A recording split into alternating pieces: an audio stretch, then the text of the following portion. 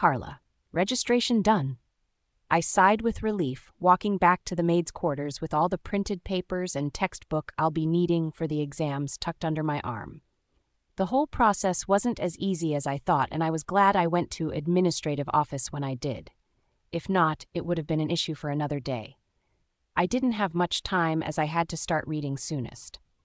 I supposed as I hurried back to the maid's quarters. Let's forget about this morning. Carla, I told myself, Emma must be waiting for my call. Hey, you! I heard a shout from behind. I stopped walking. Looking behind me, I saw the scowling face of the headmaid approaching me in a menacing and intimidating manner. I couldn't help but withdraw some steps back. Whoa, who let the dogs out of their cages? I said to myself, wondering what I had done. Yes, ma, I stuttered, bowing my head as a sign of respect. Did I really respect her? I wasn't so sure. I have no idea how you managed to annoy the alpha so soon. I mean, you've barely been here 24 freaking hours, she yelled, spitting saliva into my face. All the maids stopped, sent me pitiful glances, and resumed their duties. Am I even surprised? She threw her hands in the air dramatically, asking no one in particular. No, I'm not. You rankless wolves are as useless as your wolves. I wonder why you even bother to exist in the first place. She lashed out, yanking my hair as though she was held a grudge against me. All the white papers in the GED revision textbook I just got sprawled onto the wet grass, soaked in the water and melted into the grass for a second. No, 10 seconds. Time stopped. I watched in horror as the only thing that gave hope here turned into ruins before my eyes. Ah! I cried out in agony with the pain searing through me. My skull throbbed as though someone was setting my whole head on fire. I tried to grab her hand, but she punched my hands away, tightening her grip on her fist, full of my hair. Hot tears burned my eyes as she dragged me along. My pupils stung of unshed tears, but it wasn't long before they came flowing down, wetting my cheeks.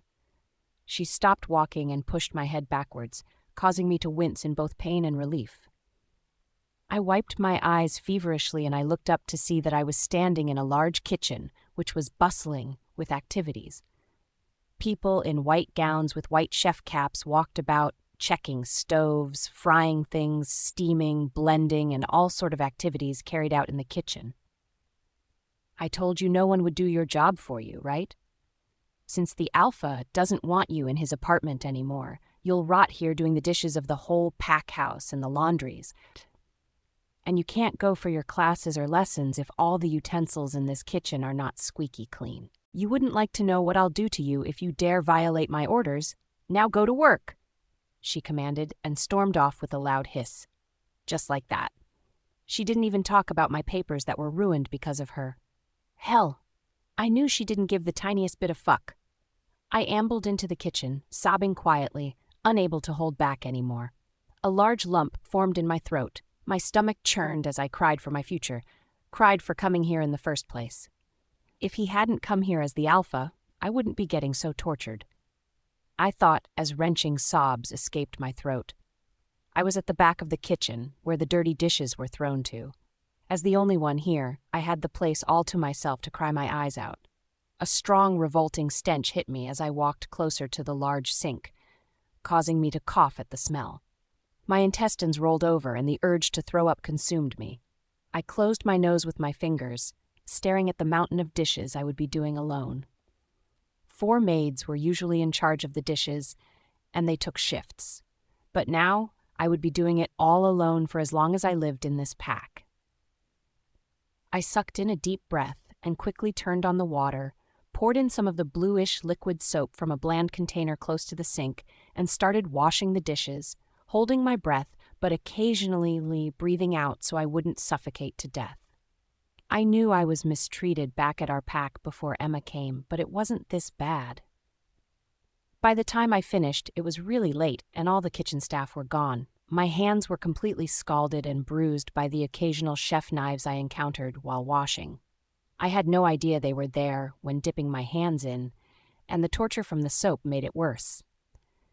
But I ignored the pain, rushing down to where my textbooks fell to see if I could salvage anything from them. I wasn't sure the people at the PAC's administrative office would lend me their ears or even bother to give me new ones again. I got to the spot and fresh tears gathered in my eyes afresh. My books lay on the wet grass, shredded into pieces by someone who wanted to make sure I couldn't make use of them anymore.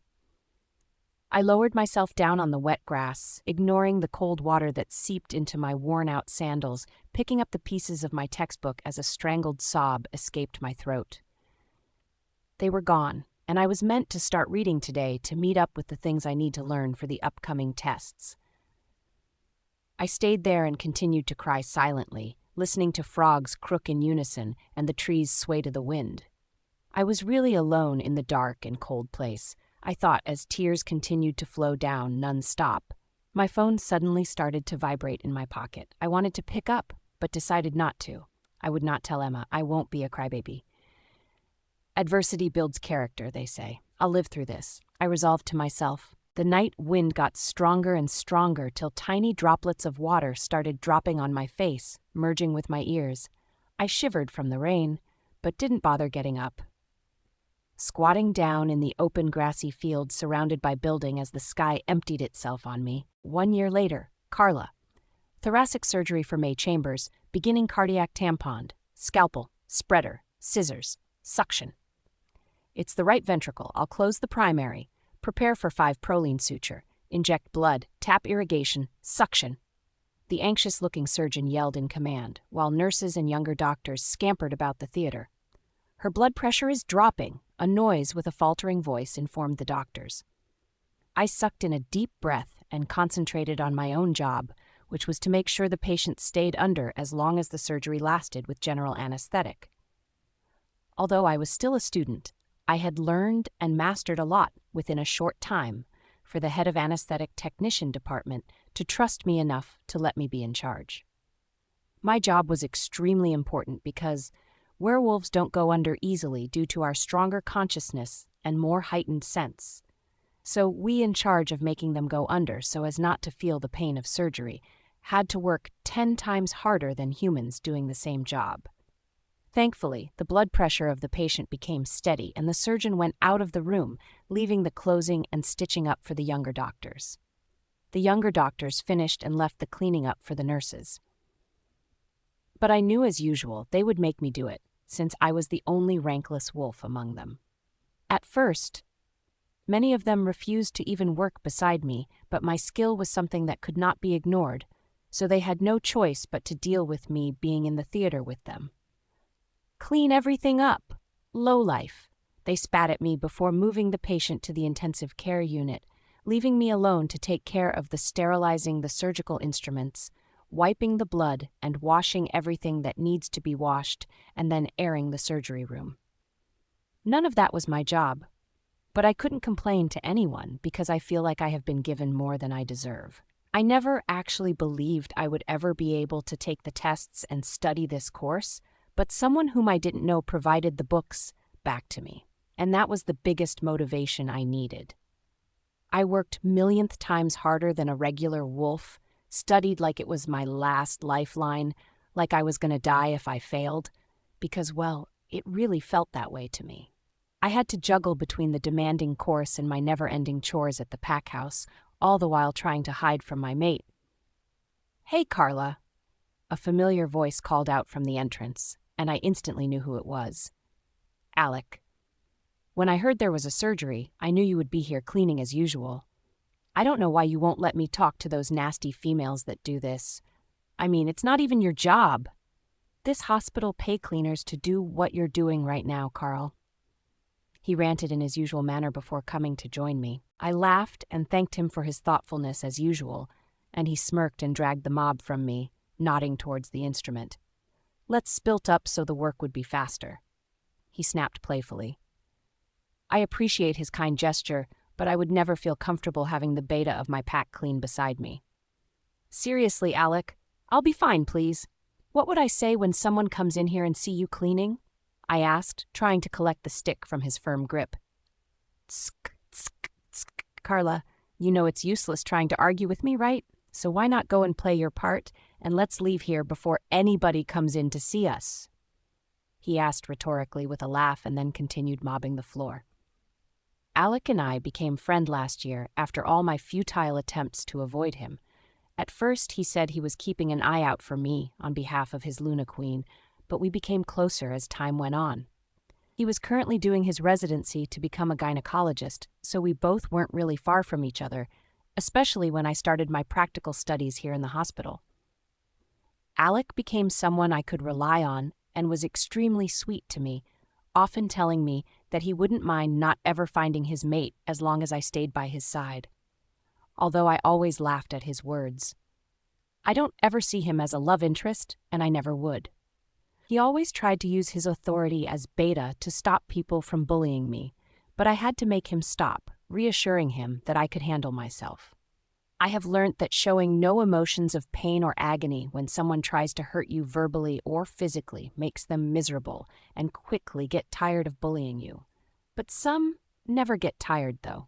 People couldn't understand our relationship, but I know he was my friend, a friend the goddess sent to me after I got here.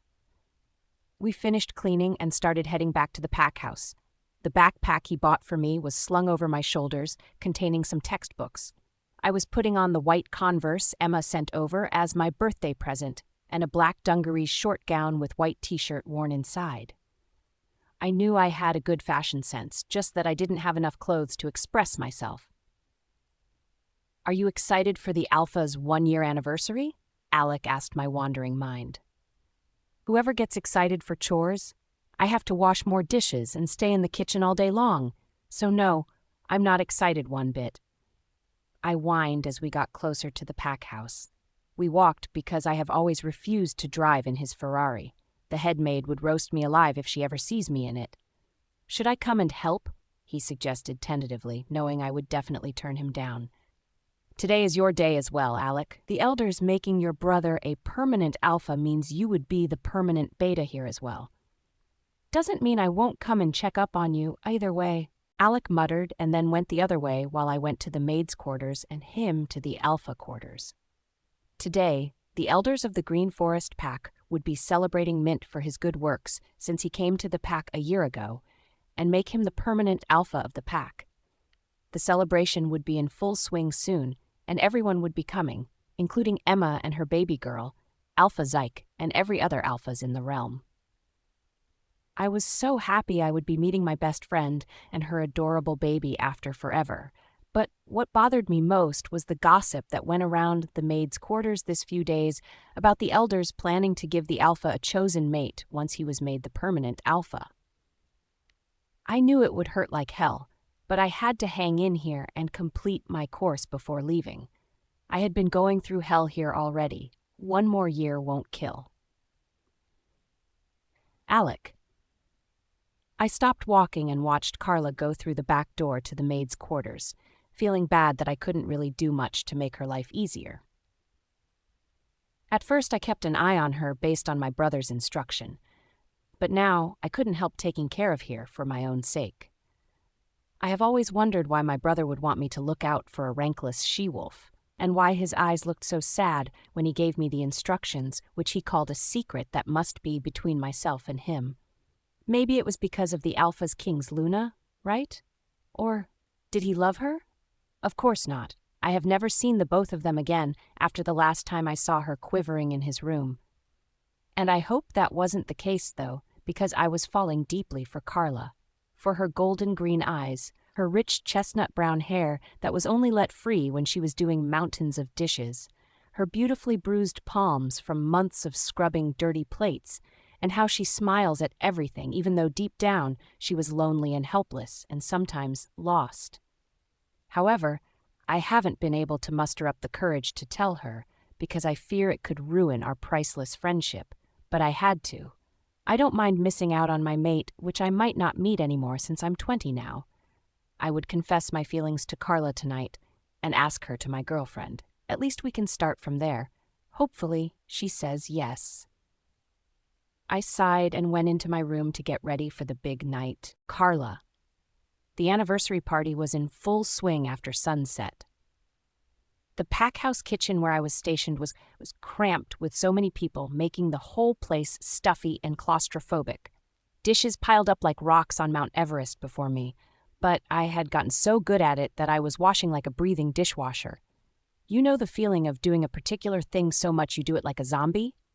The more I washed, the more dirty dishes flew in. I checked the time. It was past 7. I really wanted to at least have a peek at what was going on outside. Unfortunately, I wouldn't be leaving this spot till the party was over. My back ached and my palms hurt like someone was prickling sharp needles into them. Faster, faster, everyone! We have more guests rolling in. Where are my waiters? Guests want more drinks. Marcus, make that baking snappier, will you? Our snarky head maid yelled at everyone in the kitchen from the entrance. She loved giving orders without actually doing anything herself. And she wasn't snapping at me because I was doing my job more efficiently than she expected, so she couldn't find any fault, to her chagrin, I thought, but I was wrong. Madame Rosa was glowering right at me from many feet away. "Carla, get that! Oh, my goddess, your grace!" Her spiteful voice instantly metamorphosed into a sweet, cheerful voice. I raised my head to see a breathtaking Emma at the door of the kitchen. She looked super hot in a black off-shoulder dress that stopped below her knees, highlighting her beautiful pale skin, which was now tanner than before. My jaw literally dropped as she marched towards me in her sophisticated Vecmi gold-colored heels. Her hair had grown longer and styled wavy. Dear goddess, my best friend was a sight for sore eyes. "Carla, what the hell?" she shrieked at me, her blue eyes glowing red with fury. That was when I realized she had caught me washing dirty dishes. Oh my God, I quickly dropped the plate I was holding back into the basin. "Why are you doing dishes, Carla? Who made you do this? Don't tell me you have been doing dishes since you came here." She turned to glare at the head maid, who was quivering like a dried leaf in an evening wind. "Emma, it's not what you think, really," I struggled to say. Yes, Your Grace, it's not at all." Madame Rosa suddenly seemed to be at loss for words. "Don't you ever make her do this again?" Emma warned the head maid and dragged me out of there to everyone's shock. They probably didn't know their Luna Queen was my best friend. But I wanted to keep it that way, though, not wanting anyone to treat me with favoritism. She took me straight to the Pack's guest apartment without saying a word to me, except when I asked after Aileen, and she told me Aileen was with her father and grandfather. When we got into one of the guest rooms, I gasped out as gorgeous dresses were displayed before my eyes as they were arranged on the bed. Somehow, I felt something like this might be happening, so I came prepared. Emma muttered breathlessly, "It's a good thing you are a great stylist already, so go wash that kitchen stench off you and come get ready. We have so much to catch up on, including mint." She let out the last sentence icily. I rushed into the bathroom and took my time washing my body, wishing I could wash out the nervousness forming in the pit of my stomach off as well. As I came out of the bathroom, Emma was calmer and her eyes softer. She enveloped me into the warmest hug I have had in a really long time. "If they were going to treat you this way, you should have just stayed back," she whispered with a heavy voice. She broke the hug and sniffed back, which I was sure were tears. "Get dressed. We don't have all day," she concluded and nudged me to the dresser where makeover instruments were neatly arranged. I went to work, and a few minutes later, I was done. Emma suggested a beautiful sleeveless shiny silver dress slit from the end up to above my knee. The dress was tight-fitting, accentuating all my curves that were swallowed all these months by that effing oversized maid's gown. Gazing at the mirror, I literally took my breath away. Anxiety made my stomach churn as I instantly thought of what Mint would think if he saw me like this. I wasn't putting on the blonde wing, it was me this time around, and I wonder if that would make any difference. I don't know if Emma knew Mint would be taking a new chosen mate tonight, but there was nothing any of us could do. The elders of the pack have decided. Emma and I walked out of the room and headed to where the party was being held. It was an outdoor party held in the most beautiful part of the park house.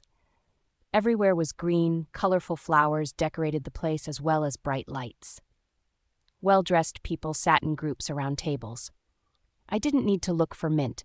His smell was the first thing that hit me as soon as I walked in. His table was in front where he sat with the rest of his family. Emma ushered me to her table where her father, her mate, and her child was. Little Aileen was curled on her father's arms, sleeping. I was queasy from too much anxiety, feeling suddenly too self-conscious and aware of people's eyes on me. I ambled with Emma by my side to their table, bowing to the alpha and saying hi to Emma's father. I was about to take my seat when Alec rushed up to me, with his mouth wide agape in utter shock. "Oh my God, Emma, you look amazing, geez," he exclaimed, seizing me up carefully from head to toe.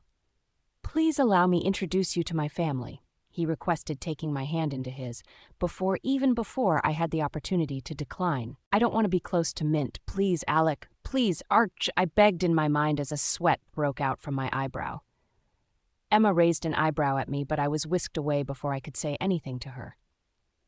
With my hand still placed in Alec's palm, I stood in front of Mint's family's table, directly facing him, totally aware of only him. He looked dashing in his white tux, exuding so much grace and dominating aura. His features were hardened and his gray eyes as well.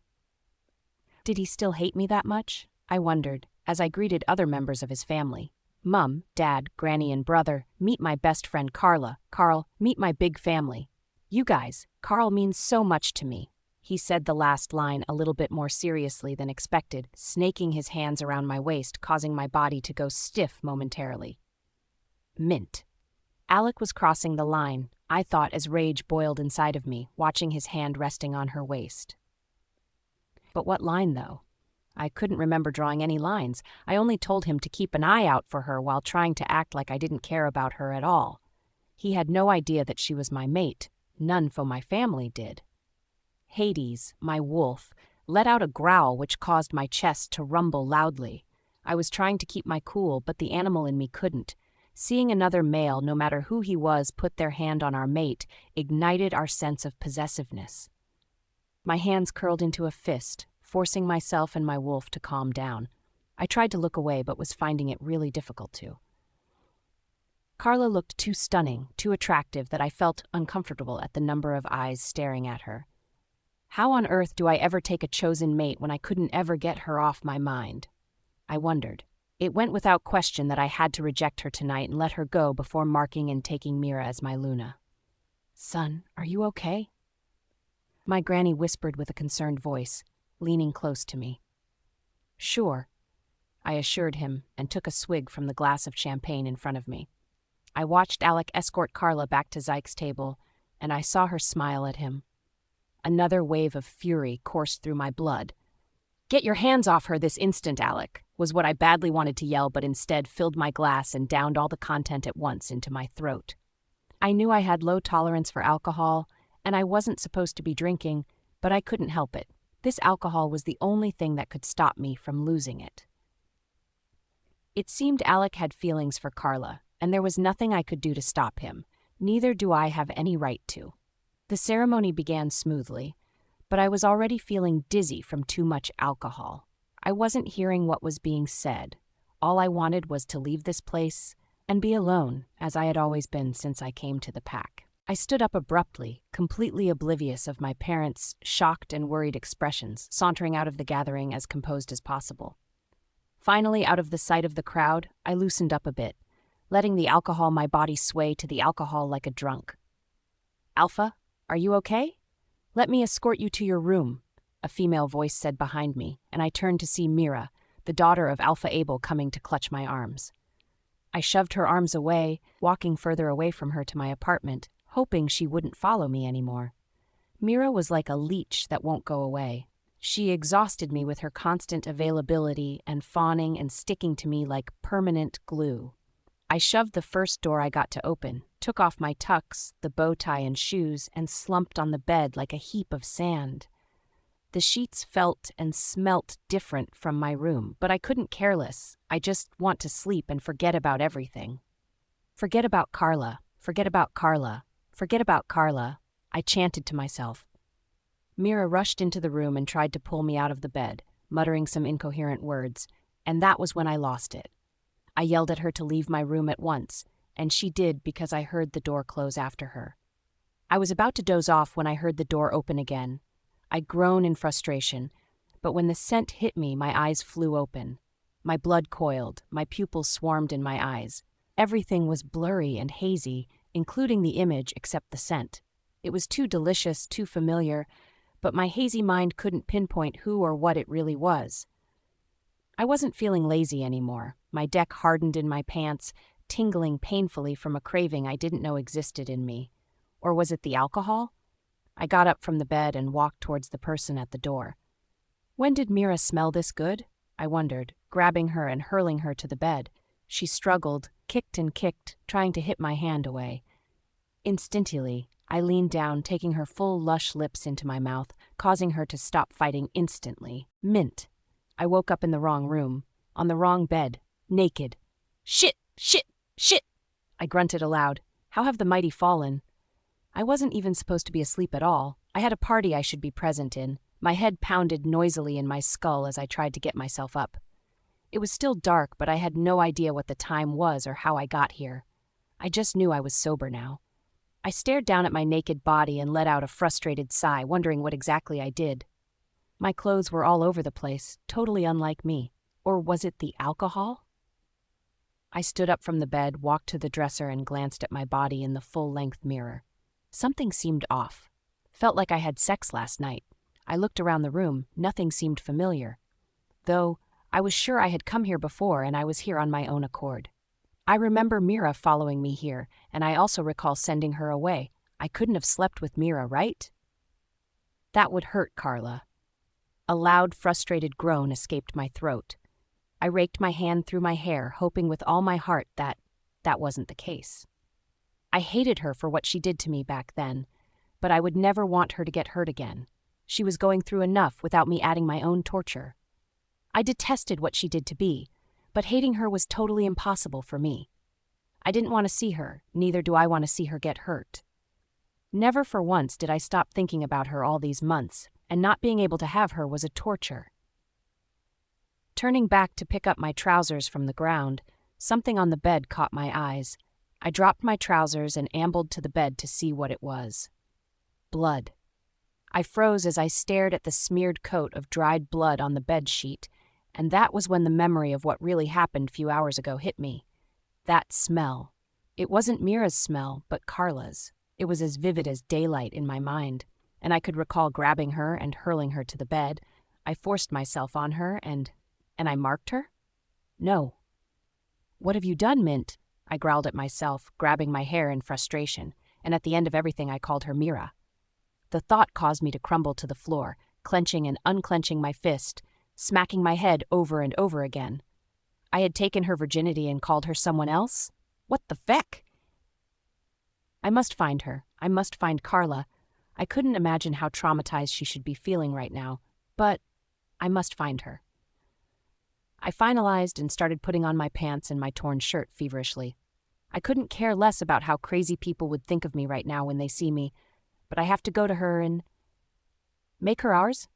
Hades stirred in my head. I don't know yet, Hades. I just have to find her first. I snapped at him and rushed out of the room with my shirt flying open and my pants barely zipped. Hurrying over to the maid's quarters, everyone there was staring at me like I had lost my mind, but I really lost it when I asked about her and was told that Carla wasn't there. Neither was she at the party. Trying to avoid the elders and the ceremony, I ran like crazy to my apartment, grabbed my car keys from my bedstand, hopped into my fastest car, and zoomed into the night. I took other side of the pack house, which led into the woods, hoping that she wouldn't have gone too far. Somehow I knew Carla would be running away. It was something the both of us were extremely good at, and this time, the situation was enough to make her run away. I drove through the wood in a crazy speed with my headlight turned on, and my heightened sights scanning every single corner of large trees and shrubs. Maybe she was hiding somewhere and refusing to come out or was feeling too scared. These woods were dangerous, but she must have been so devastated to have to come here in the first place. Carla, where are you? I whispered to myself, totally unaware of the dangerous speed I was driving at. My sharp hearing sense caught a sound from about 100 meters away. It was the sound of footsteps on dead leaves, like the person was running, or was she in danger? I slammed my feet into the accelerator as the thought of Carla being in danger sent a shiver of tremor down my spine. Did I care for her this much? Then how did I manage to hold back all these months? My thoughts strayed for a moment that I didn't see a baby deer jump out from the wood and stood in the middle of the forest. I swerved to my left, impulsively, as a left-handed person without looking at the direction I was taking to avoid hitting the deer. But instead, crashed straight into a sturdy tree. The impact sent the car tumbling downhill because I wasn't able to hit the brake on time. The airbag smacked into my forehead, drawing a painful groan from me. I tried to shift to my wolf to be able to handle the situation better, but my head slammed into the steering. Countless pieces of broken glasses pierced into my skin, and the car continued to somersault. My head pounded like crazy. My vision became more blurry. I tried to stay conscious so I could go get Carla. Who knows, she might be really waiting for me. Carla? I muttered, my head slumped upside down and my whole body twisted in a way I couldn't move at all. Suddenly the car stopped. I could feel a warm streak of blood run down my eyes. My doctor's instinct kicked in. I strained my mind, trying to evaluate my situation in this cold and dark place, trying to deduce how long I could survive if help didn't come on time. But what was most important was knowing if Carla was safe. And that was my last thought, as a searing pain suddenly knocked me out cold. Emma. Carla wasn't coming back. The party was almost over, but she didn't come back at all. Aileen didn't need a napkin. I only asked her for help because I sensed she didn't want to be here. But then I thought she was going to come back, or was she that depressed? Without further ado, I handed Aileen over to Zyke and strode out of the gathering, heading towards the guest room first to see if something was holding her there, or maybe she had suddenly fallen asleep. I noticed that Mint had left the party earlier, or were they together now? Did Carla go look for him? I wondered, hoping that was the case. Still, though, Mint and I was going to have a long talk when I meet him. How could he let Carla slave away in this pack, despite who she was to him? Despite knowing who she was to me? I knew she must be going through tough times, especially since she always avoided talking about herself whenever I called her. My heart broke again as I remembered seeing her like that in that crammed kitchen, with her pretty face drawn, looking gaunt and extremely sad in that depressing oversized gown. I ignored the stomach-churning thoughts and entered the room she got dressed in. But it seemed as though no one else came in here since the both of us left earlier. I sniffed the air to see if she was close by, but she wasn't, so I ran to the maid's quarters where she told me she stayed. Luckily, I bumped into the head maid and asked about Carla, and she told me the last time she saw Carla was when she was leaving the kitchen. Gutted, I asked her to show me where Carla stayed, just to be sure, and I was taken to the tiniest room I have ever seen. The sight of the room my best friend slept in made me clench my fist in frustration. My heart tugged in my chest. I fought back tears, promising myself to take her back to Red Forest by any means possible. Carla wasn't in the room. No one was. Everyone stood outside staring at me like I just dropped from the sky, but I ignored them and hurried to the Alpha's apartment. I continued to sniff the air around me, using advantage of my extra heightened senses, but there wasn't a single trace of my friend. Fear crept up inside of me, and I quickly mind-linked my mate. I can't find Carla. I'm losing my mind here. I shrieked in our mind link, and he instantly felt how desperate I was. Mint has been missing for hours as well, but word just came that an accident occurred in the woods about 30 minutes ago. We don't know who it is yet. My mate's voice sounded urgent, causing a lump to form in my throat. I tried swallowing, but it wasn't working. My heart was racing rapidly now. Where are you now? Can you give me the location exactly? No, Em. Go get Ailey and stay in the guest room. I'll let you know the situation of things when I get there. He instructed while trying to calm me. You realize it's my best friend we're talking about, right? I asked, my whole body quivering with fury. How can I stay still after hearing something like that? What if she's really in danger? Emma, I'm going to make sure she isn't, okay? You're not familiar with these woods, please. What if you get hurt? Would that help Carla? I could hear his ego talking again. It's fine if you don't want to tell me. I'll find her myself. I retorted and cut our link. The fact that my mates still think me weak despite my abilities because I was female is extremely and completely annoying. I thought as I marched into the woods, though the back gate of the maid's quarters. My eyes adjusted to the darkness so I could see everything as clear as daylight, and as soon as I walked some few meters into the cold woods, my nose caught the smell of blood. Without thinking twice, I used my super speed to the spot where the smell came from. On the wet grass, filled with dead leaves in front of me, was shreds of silver clothes, the same clothes Carla wore to the party. I recognized them instantly. The black matching underwear she had under her clothes was on the floor as well, and then blood. But she wasn't here. She wasn't anywhere here. I couldn't sense her or smell her. The realization of what could have happened here struck me like a bolt of lightning. I knelt beside her clothes, letting the tears that stung my eyes flow freely. I picked up the shredded silver cloth from the ground, squeezing it against my chest.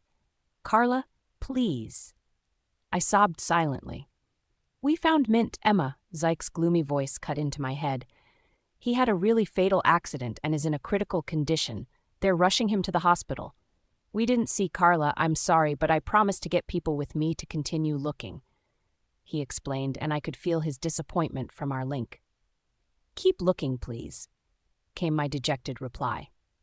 I pushed the wrenching feeling down my throat and tried deducing what exactly was going on. Carla's clothes was left here in shreds, and Mint had a fatal accident miles away from here. What happened to these two exactly? "Carla," I yelled in a strangled voice, and was replied with a blood-curdling silence. "Carla." I opened my eyes to an unfamiliar environment. Everywhere smelt like a flower I couldn't place my finger on, and at the same time came with a great feeling. The bed I was laying on felt soft and soothing. However, it didn't smoothen the incessant throbbing in my head and the agonizing aches all over my body. I couldn't lift myself up. It felt as though I was glued to the soft bed. But where was I? I strained my ears in an attempt to listen for any voices, but heard none, just the distant sound of birds chirping. I looked around me without moving my stiff neck, trying to take in the place as much as I could. It was a large room, overlooking a stunning, colorful garden. There were glasses instead of walls, so I could clearly see what was outside. The place looked elegant, yet appeared simple and had a calming effect on my nerves. Why was I here? I wondered, scanning through my memory. I shouldn't have. The recollection hit me like a punch in the face. I winced, squeezing the sheets, desperately trying to push the horrible memories back. Mint. My mate had called me Mira after taking my virginity. Alec, whom I trusted with all my heart, violated me over and over again, despite how much I begged and screamed, and then abandoned me in that dark, cold night after having his way. Tears streamed down my eyes as it played in my head over and over again. I wish it would disappear forever. I wish I would disappear with the memories. I should be dead. I shouldn't be alive after that, and I really wanted to die. I impulsively wrapped my hands around my chest and then felt the mark Alec placed on me in my left shoulder and Mint's mark in the crook of my neck just above my right shoulders. I would have to live with these two marks as reminders of me being violated against my will for the rest of my life. A wrenching sob escaped my throat from my heart that felt as though it was being torn into shreds. "Shh!" A soft female voice whispered from behind, and I quickly wiped my eyes and forced my neck to turn so I could see her face. An old female carrying a bowl of water came to sit on a stool beside the bed I was lying on. Her whole head was covered in gray hair but looked well kept. She had a likable and trustworthy face, probably because of the easy smile plastered on it. Was she my savior? I wondered, trying to get up. "Take it easy, child. How are you feeling now?" she asked with the most angelic voice I have ever heard. "Who are you?" I forced myself to ask, wincing at my sore throat. "How did I get here? Where did you find me? Where is this place?" "Hey, one question at a time, honey, or you'll tire yourself out. We are currently in the United States, Wyoming, precisely. I'm Donna, and I found you unconscious close to a tarred road," she explained, confusing me further. That was impossible. The werewolf realm is in Europe, so how was I in the United States? Were they humans, or another supernatural creature? "I understand you're surprised, child. We drove for over 12 hours. 12 hours? How long have I been unconscious?" I could have yelled in shock if I wasn't too weak. "About 52 hours, honey," she replied patiently. "Now that's enough. Don't stress yourself out. What's your name, child?" For some seconds I was too stunned to answer. 52 freaking hours? That was over 2 days. Emma must be desperately looking for me, even though no other person would have noticed my absence. I was sure my best friend would. A warmth feeling on my right arm snapped me out of my thoughts. I turned to see the female wiping my arms gently with a warmly wet white towel. She obviously didn't know who I was, so why was she being so kind to me? "Carla, my name is Carla," I blurted out. "How are you feeling, Carla?" a male voice asked out of the blues. I raised my head to see a tall male with gray hair walking towards my bed from the entrance of the room. He had a relieved look on his face and a gentle smile like the woman. "I'm Richard, Donna's husband. Welcome to our home, Carla." He introduced himself to me, and for a moment, I felt important. Their kindness was causing tears to well up in my eyes, but I blinked them back rapidly. Donna asked if I wanted to try getting up, and I nodded, trying to force a smile. They both helped me sit up, putting a pillow behind for me to rest my back on. "Would you like to tell us what happened to you, Carla?" Richard asked, standing behind Donna, who was carefully cleaning the other parts of my scalded body. I felt the urge to cry instantly, so I turned my face away, chewing on my lips.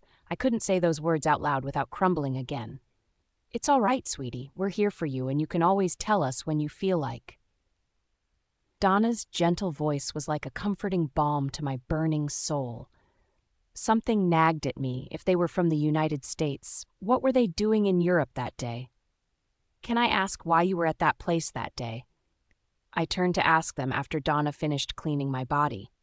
What I really wanted to know was if they were humans, or if they even knew that I was a werewolf. They both looked at each other, and I noticed their face fall. Maybe I wasn't supposed to ask, I thought, and I was about to tell them not to bother. Donna sighed and spoke up. "We lost our daughter 21 years ago and couldn't find her husband or her 2 daughters anymore, so we go back there by this time every year to look for clues of the whereabouts of our granddaughters. We never found them, so we turned it into a yearly ritual where we drive for hours to Europe. That was how we found you in one of the packs." "I'm so sorry, ma'am," I said, watching as her husband resting his hands on her shoulders, as if for support. "Did you just say pack? Are you werewolves?" "You can call me Donna, and we're not werewolves, we are humans. I know you have a lot of questions, but you need to take your drugs and rest. I'm sorry we can't really contact people back in your realm. Your parents must be so worried." "I don't have parents," I muttered, and Donna patted my arms and smiled at me. "We don't mind being one now, Carla. Eat your food, take your drugs, we'll leave you to rest," she told me, pointing to a tray with covered food on the bedside table. I nodded and watched them exit the room, shutting the door after them. "Alec, it's been 2 whole days, and despite all the search parties, we still haven't found a trace of Carla or where she could have possibly gone to." I stood in the same spot where I had done what I couldn't take back, where I took her innocence without her permission, where I hurt her. I never wanted to come here ever again, but this was the last place I saw and abandoned her. I had woken up the next morning after the party when the memories of the evil I did the night before rushed at me like a moving train. I had prayed to the goddess that it wouldn't be true, that I wouldn't hurt someone I cared about so much. I wanted to bring her close so badly, but ended up pushing her away, probably forever. Other terrible things happened that same night, like my brother's ghastly accident in the woods, which sent him into coma since that night. But this was what haunted me day and night. At least we knew Mint's condition, and he was being taken care of. But we had no idea what would be happening to Carla or where she might be at this point. My heart shattered into pieces as I stared down at the dead grass. The images of me tearing into her, the sound of her screams and cries and voice as she begged me to stop. Me, who was meant to protect her, traumatized her instead. "Hey, Alec." Someone called my name, suddenly causing me to jump. I turned to see our Luna Queen walking towards me. She was the other person devastated by Carla's missing case and has refused to go back to their pack since that night. She refused to let the search party stop searching, even when they couldn't find Carla after combing through everywhere in the woods. She looked gaunt, with dark circles around her eyes, indicating that she hadn't slept a wink for days.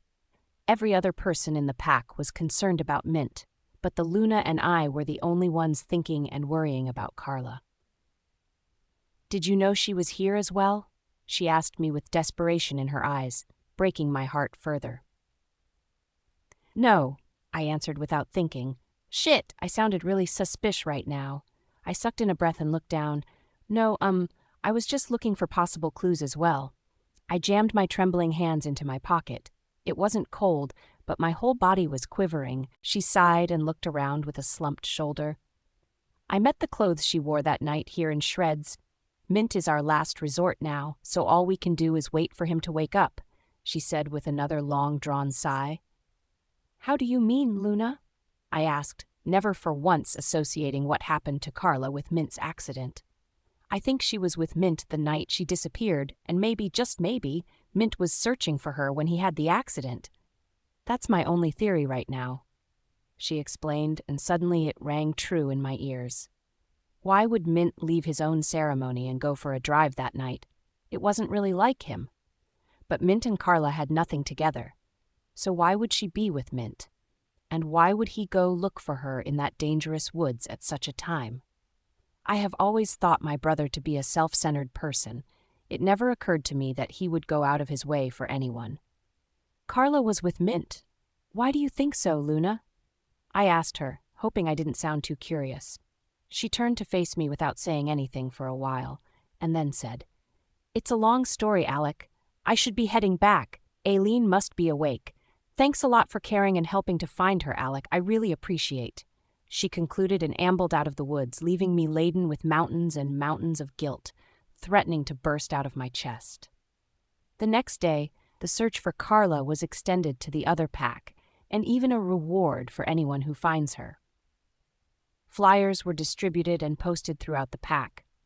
I couldn't sleep, but kept looking as well, hoping to find her first so I could apologize to her and come clean, knowing that if she was hurt or dead, it was my fault.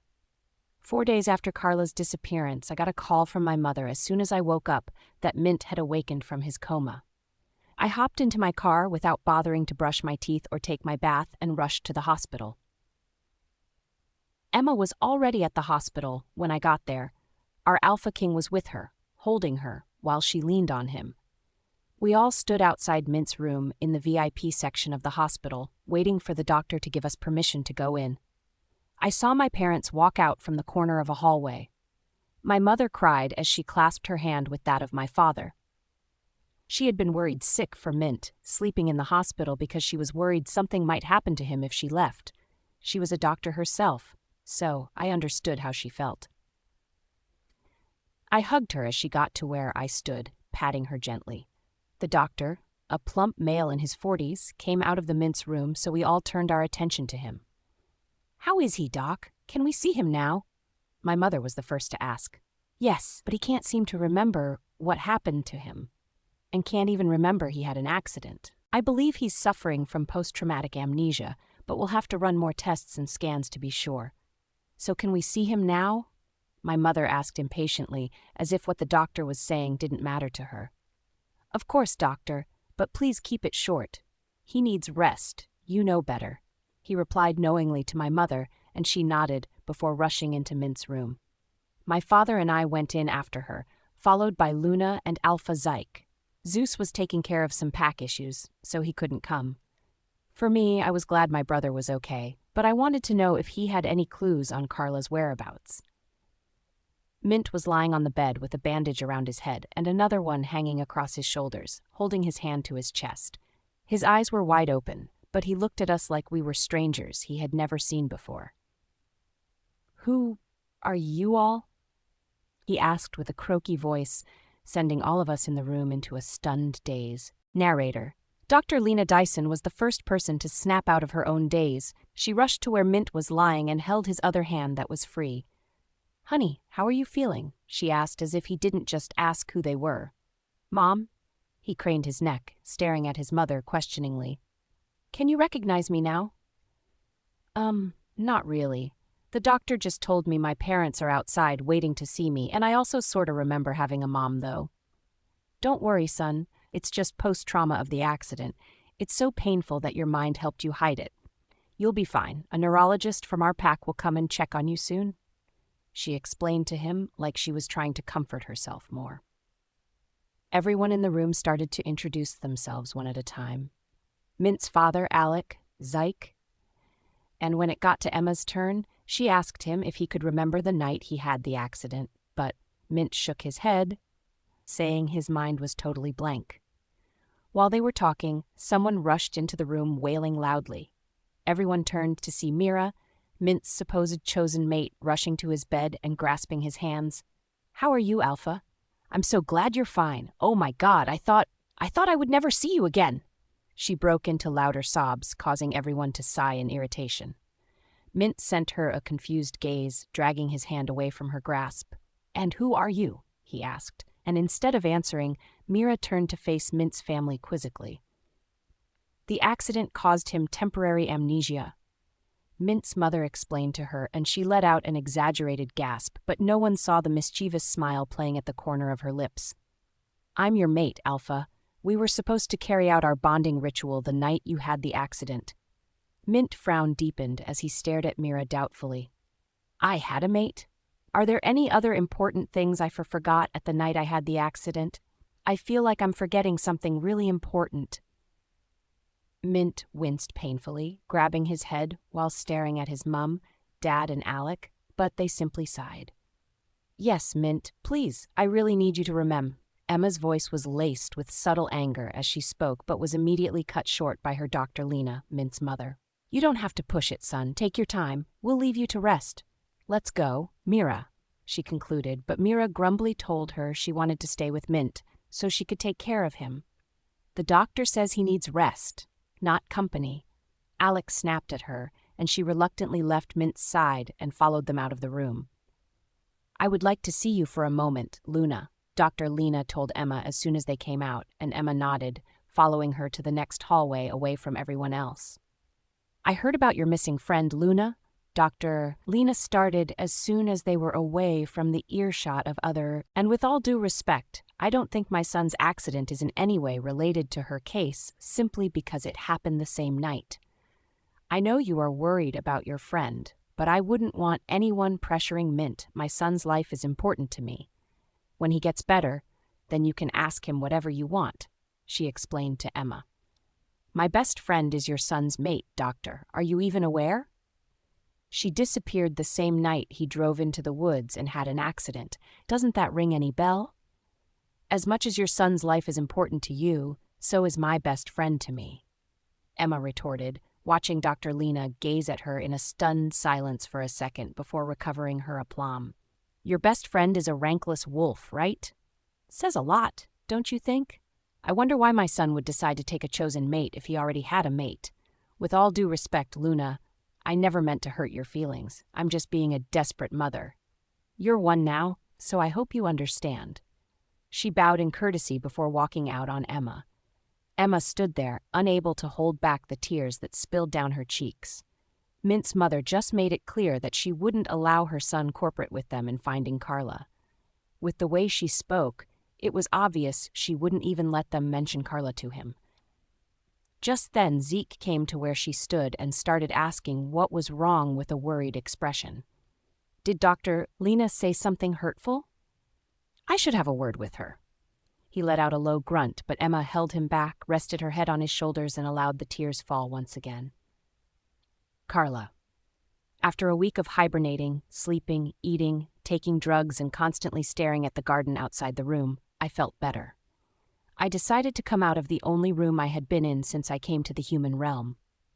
Donna and Richard has been taking care of me selflessly, bringing me food and drugs, and most times, their company, even though I always lie that I wanted to be alone. They still stayed with me, sometimes without saying a word, and that was more than enough. On the day my stay completed a week, I decided to join Donna and Richard for breakfast in the dining room. I couldn't keep making them bring in food to the room all the time anymore, so I woke up, took my bath, and put on turquoise blue loose-fitting summer gown with flowery designs I found in the closet of the room I was staying. Determined to make them believe I was fine, I brushed my hair, held it in a loose ponytail, ignored the glaring dark circles under my eyes, and then stepped out of the room. I wasn't scared anymore. Even if I was, it wasn't for the amazing couples. Donna said she felt an unexplainable attachment to me, and I in turn felt completely comfortable with her and Richard. Although I'd been able to tell them what happened to me the day they found me, it wasn't like I was trying to hide it from them. I still hadn't been able to muster the courage to tell anyone, to say those words. Although all the physical bruises are healing just fine, my heart was still raw. It ached so much sometimes I found it hard to sleep and always had nightmares. Nightmares of Mint and Alec chasing me, tearing me apart, and no one coming to my rescue. I still cried myself to sleep every night, and some morning I wake up to Donna caressing my hand gently and wiping tears from my eyes. Would the hurt ever go away? Would my heart ever stop tearing into tiny shreds? Could I ever be happy again with those memories intact in my head? "Carla, you're eating with us today?" Donna started as I walked into the kitchen, but paused, almost holding her breath as soon as she saw the clothes. I felt guilty instantly. Wasn't I supposed to wear this clothes? I wondered, feeling my skin prickle as Donna gazed at me with her mouth agape. "Richard," she gasped, and her husband turned from broccoli he was washing to face his wife and then me. "Heaven, Carla, where did you see that dress?" he asked as him and Donna walked to where I stood at the entrance of the kitchen. "I saw it in the closet. Had nothing to wear out. Oh my God, I shouldn't have worn it, right?" "I'll go take it off right now," I said to them, suddenly feeling worried and afraid that I had offended them.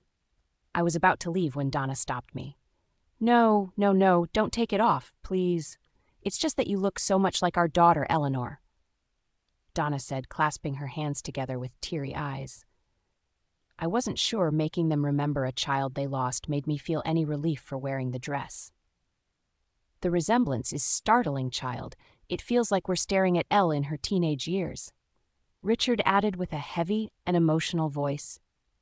"I'm so sorry for making you remember her like this." I felt awkward, but Donna wiped her tears quickly before they spilled out.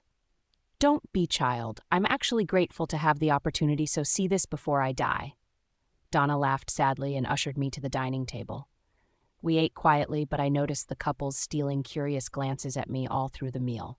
I insisted on clearing the dishes after, and Donna said they would like to have a talk with me. She and her husband asked me to tell them everything that happened. They had a really concerned look on their faces as they spoke. "We also think you would need to see a therapist for those nightmares, child," Richard added, so I decided to tell them everything. They were like a family to me now. The only thing that was close to a family to me, and I wouldn't want to keep things from them. I narrated my whole story to them, starting from when I met my mate, and down to the night they both found me. I didn't leave out the details of the rape as well. I told them everything, and they were both sobbing when I finished. My lips trembled. I couldn't hold back the tears anymore, and when they both stood up to hug me, I felt a certain kind of peace for the first time in a week. "We'll take you to see a doctor soon, Carla," Donna said with stifled sobs as they patted my back. "I wouldn't want to inconvenience you more with the bills cost and all, seriously." I told them, and they both chuckled.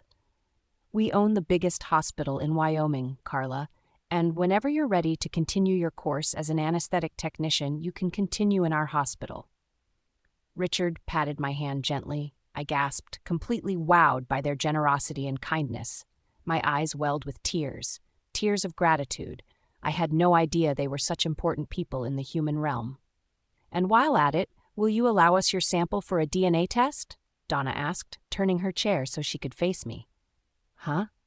DNA test? What exactly were they thinking?"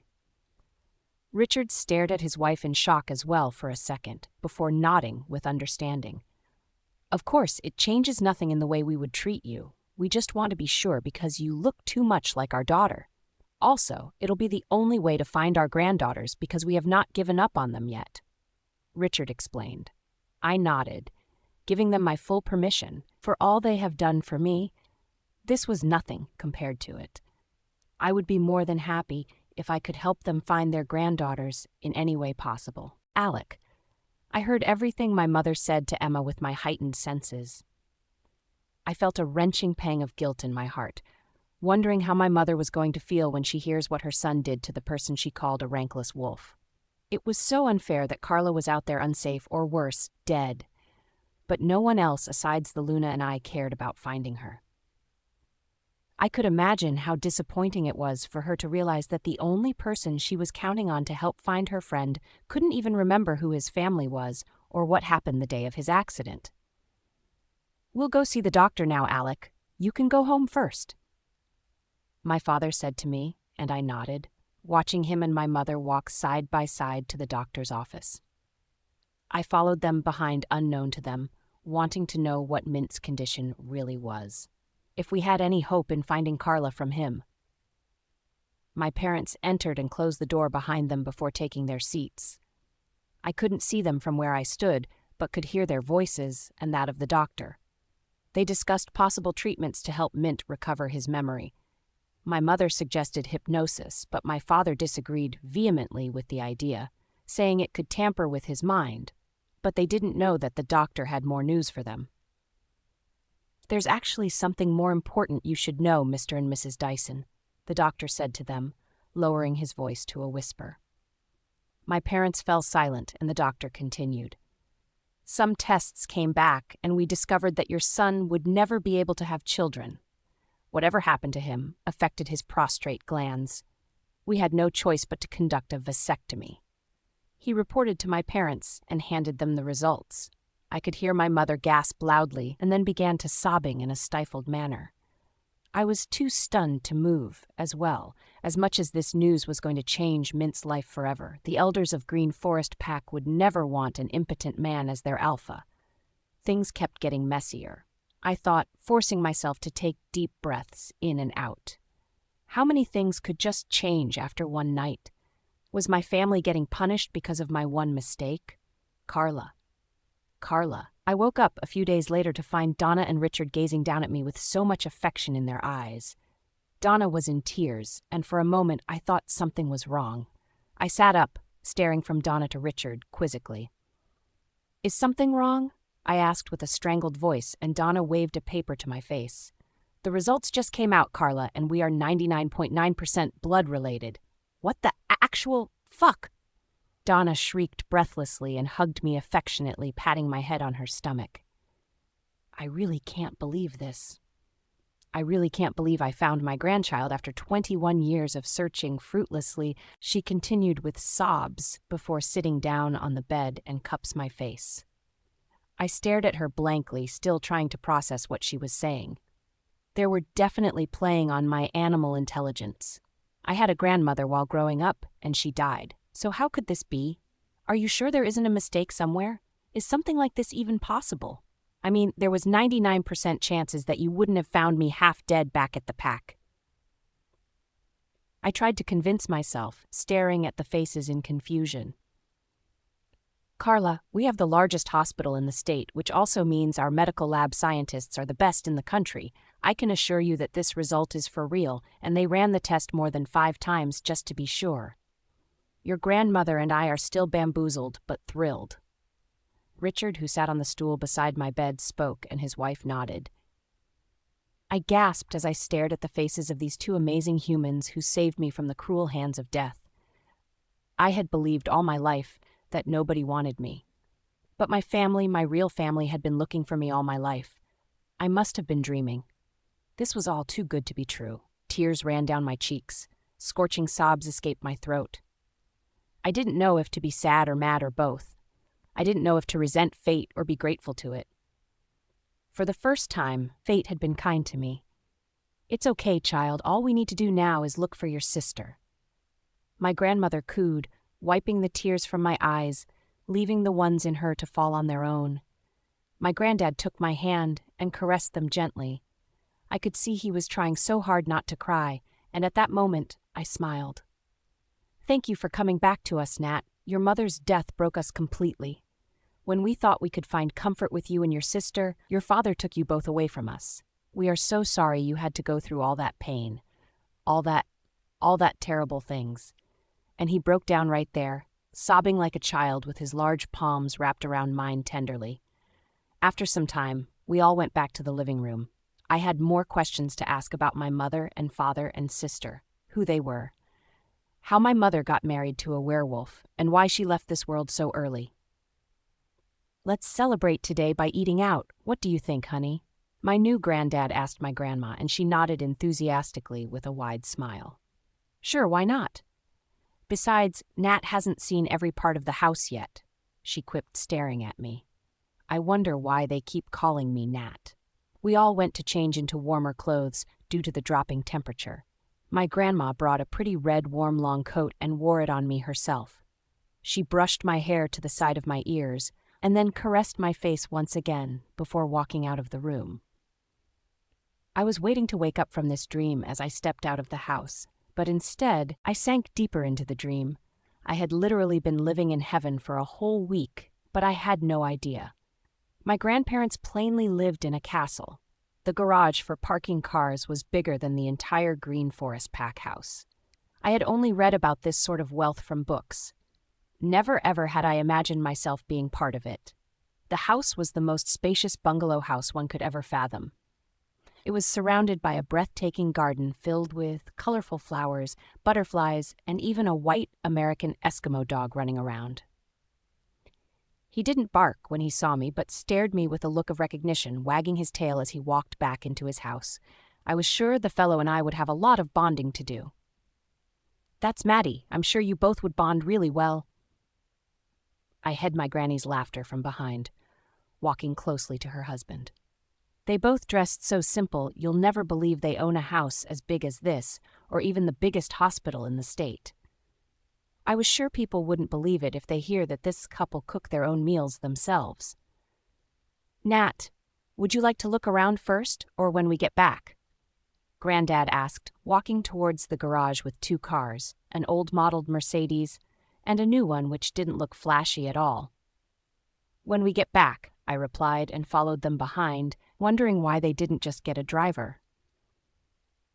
I still have a lot to learn about them and why they chose such modest way of life when they could actually live like people as wealthy as them do.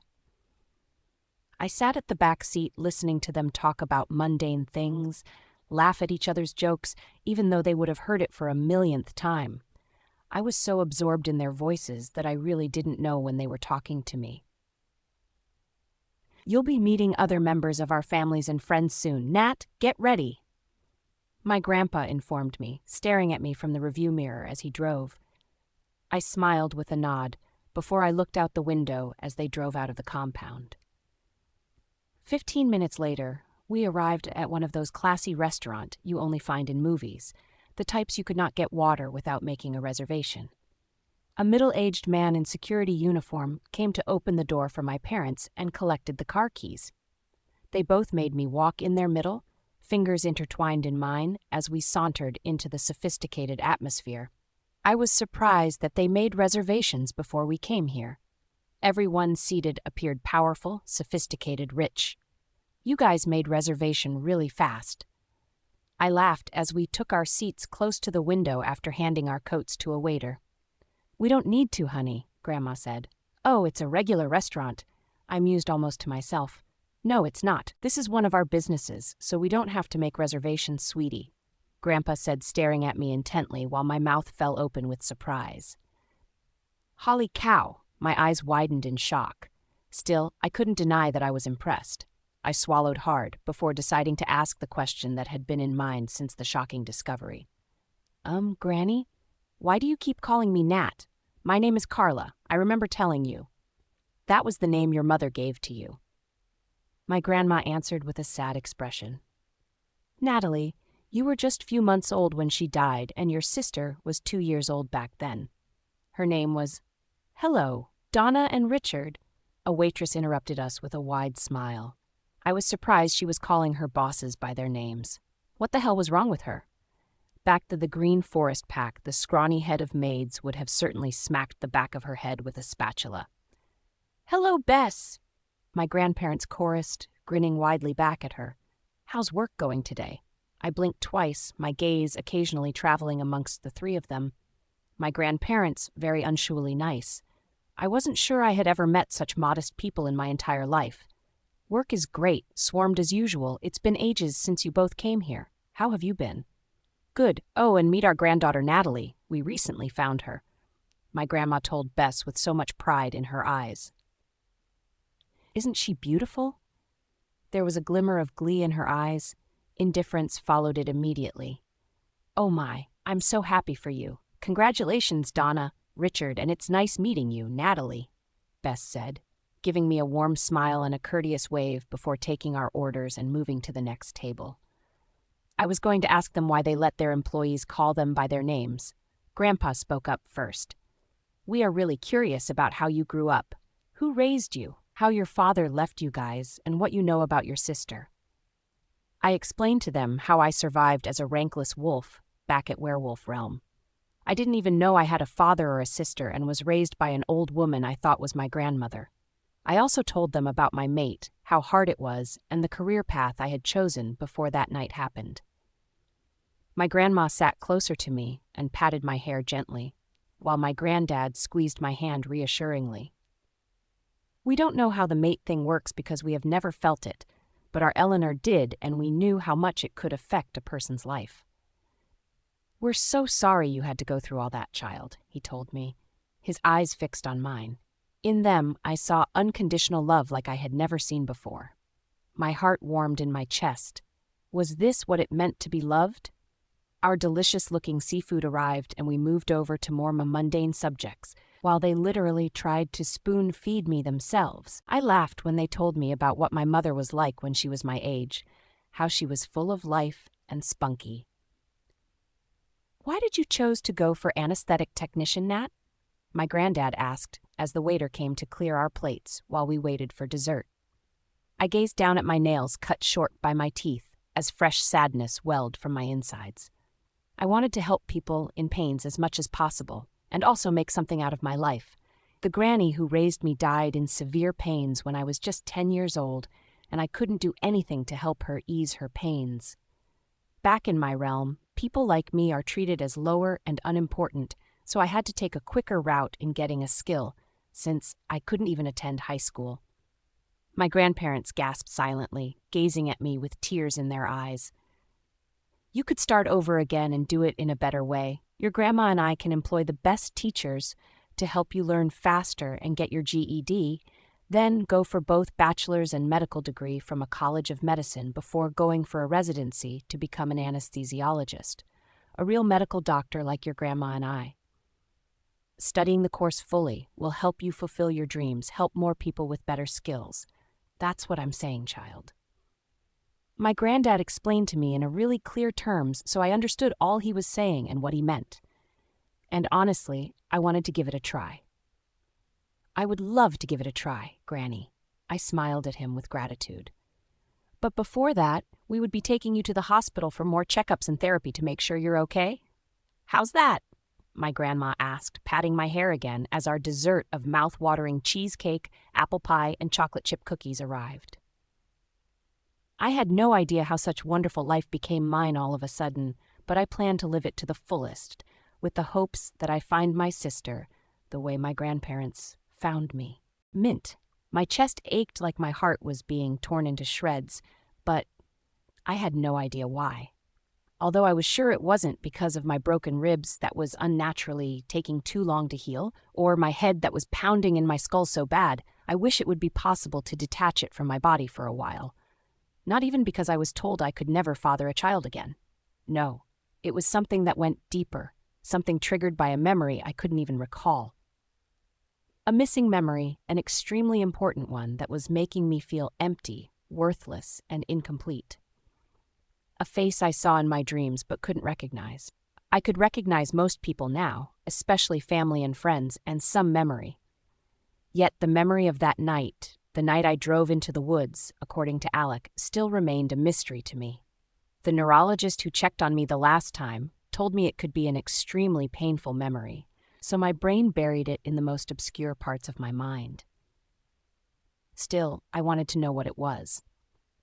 My doctor said heartbreak triggered the same areas of the brain as physical pain. Whenever I thought the unknown memory My brain sent a distress signal to my nervous system, and it elevated my blood pressure and heart rate, causing severe chest pains, which was why I kept feeling tightening, stiffening, and suffocating throbs in my chest. But why did I drive out at night? Was I looking for someone or something? How important was that thing for me to drive into the woods at the speed they told me I was going? It just didn't make sense. No one was telling me anything. Did they really not know anything like they claimed? Just try and get more rest, Alpha. Once your mind starts healing, your body would respond as well. My doctor's voice cut into my retrospection. I nodded at him and rested my back on the hard bed, even though I was already sick of lying down. Dr. White smiled at me before exiting my room, and as soon as he opened the door, Mira breezed in like the hospital belonged to her father.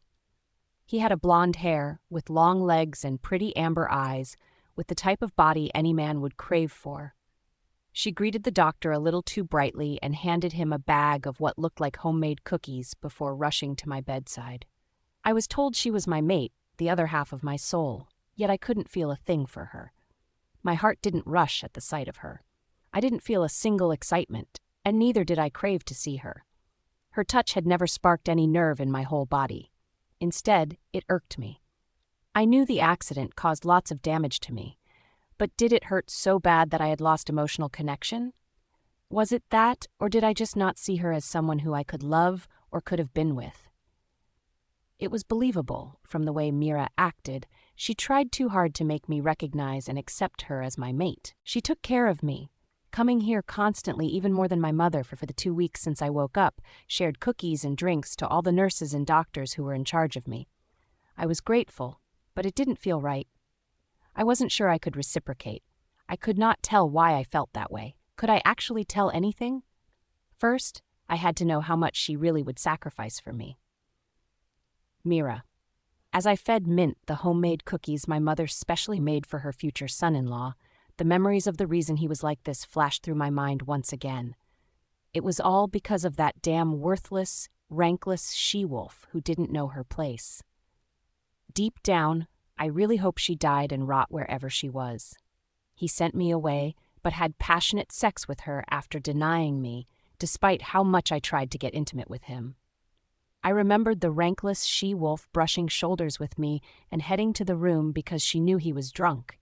And as I followed her, watched her enter into the room, I took Mint and realized they were mates.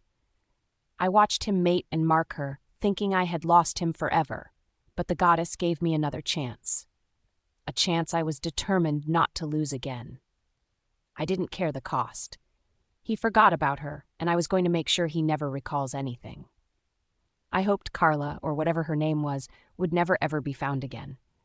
However cruel I might sound, I knew I wasn't the only one who felt this way. Mint's mother had summoned yesterday, telling me I had her support, that I was the only mate she knew her son had. It could only mean one thing. She knew about the rankless she-wolf. Dr. Lena even went as far as warning everyone never to talk about the night Mint had the accident. "Eat up, honey." I let out my charming smile as I stretched my hand to his mouth, but he docked slightly, collecting the piece of cookie from me and feeding himself. "I can feed myself, Mira," he said curtly. I scowled internally but grinned externally. "No need to fight it. Honey, I'm here for you alone. Even though your real mate comes back, she'll never have the chance to come near you." I wanted to say, but I thought it best to keep my mouth shut. "There's something I have to tell you," he spoke up after chewing the cookie. "Sure, I'm listening," I replied absently as I rose to get him a glass of water. But he held my hand and made me sit back down. This had to be serious. As a result of the accident, Mira, I was told I would never have kids anymore. So even though we consummate our bond and all, I would not be able to impregnate you, and if you stay with me, you would never mother a child. He dropped the bombshell. Instantly, I froze. "No children? Wait. No children." I impulsively released my hands from his grasp, trying to digest what I just heard. How could an impotent man be an alpha? I was sure this would be his family's top secret right now, because the elders would definitely kick him out once they knew. But why was he telling me? Did he trust me that much, or was it a test? Here's the fourth result, because I didn't believe it at first. I can still function in bed, of course. He brought out a sheet of paper from under his pillow, watching my reaction intently. My eyes scanned the medical jargons which I couldn't understand to the end of the page, and it turned out to be true. What the freaking hell? Then a thought hit me. This discovery could prove useful to me in the future, or even now. A great blackmailing tool to make sure Mint would never leave me. Who cares about kids when I can be a Luna to the hottest alpha in the realm? It doesn't matter, Mint. I'm your mate, the one made for you by the moon goddess. Your pain is my pain, your secret my secret, and I'll stay with you through whatever challenges life throws at you. I smiled benevolently at my mate, patting his handsome palm, Carla. I had finally followed my grandparents to their hospital, and I couldn't get my mouth to shut. It was too good to be true. Everything about my life now was actually too good to be true. It was as though I had woken up into a fairy tale. Those times I was treated like garbage felt like a distant dream. Here, people treated me like a very important person. I wasn't invisible anymore. The bright personality I once slowly returned, and I was making new friends in the night school I attended. Among them was Jen Snow, the most cynical and skeptical person I had ever met, and sarcastic as well. She was always trying to emphasize that she wasn't a bastard, and Snow was really her family's last name. It made me laugh really hard, and anyone who got the joke always joined in. The first day we exchanged names, she asked me the last time I had an organ. Of course, I was taken aback at first, but then told her it was the last time I had sex. She was alarmed and asked me if I couldn't get orgasm without sex. I said no, and then she said, "You have been clit-sealed by the shackles of patriarchy, my friend." Although I didn't understand much of what she said, I loved her free-spiritedness and lack of restrictions. I loved humans and their way of life. One of the best things about being human is having the freedom to choose who you want to be and who you want to be with. There was almost an absence of rank here.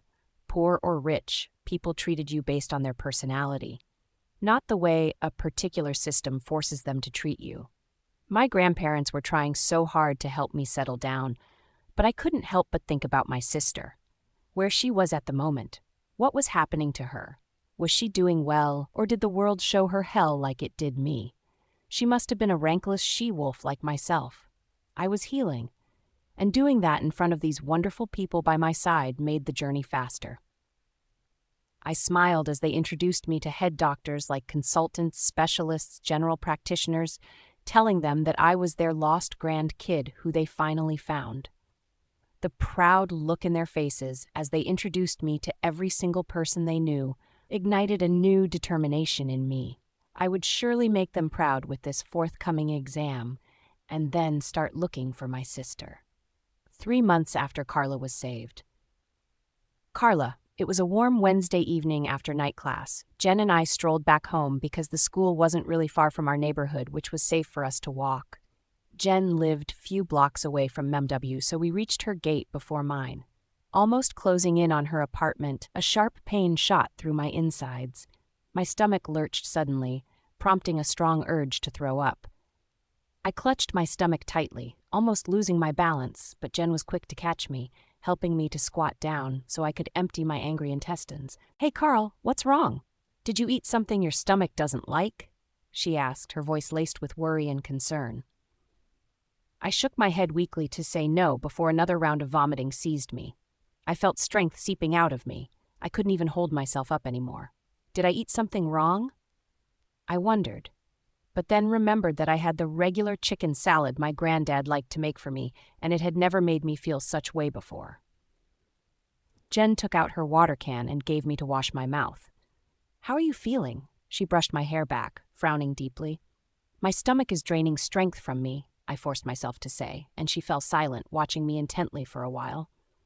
"When was the last time you had your period, Carl?" she asked with an even voice that made me look up. "I haven't since I came here. Why?"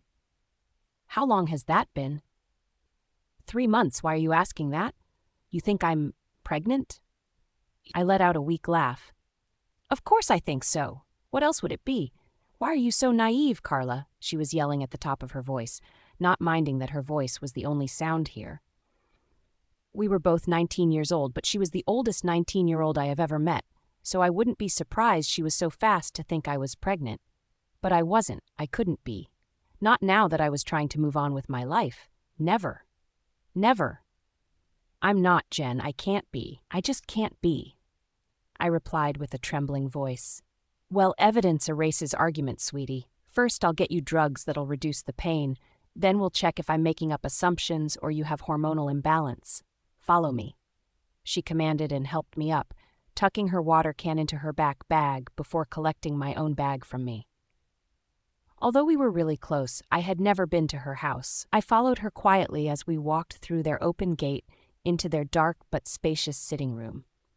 Her little brother, whose eyes were fixed on the action movie, looked up at us and flashed me a smile, while her aunt, drinking water in the dining with her eyes on her phone, looked up and said hi to me. Jen showed me the door of her room and asked me to head in first, that she would be with me in a jiffy. I went into her room, still clutching my stomach, but was surprised to see how hip but tidied her room was. It looked like the room of a 19 years old, unlike mine. My grandparents wanted to redecorate the room where my mother stayed before she left, but I asked them not to, as it was the only way to feel more connected to her. My mother had a good taste, even though it was a bit outdated. I walked into Jen's room, admiring the shiny crystal balls lined up on the shelf of her library. On the wall facing her bunk bed was the picture of an Asian male artist. Other part of her walls were painted sky blue. When I sat on her bed, my eyes caught different types and sizes of dildos on the floor close to her closet.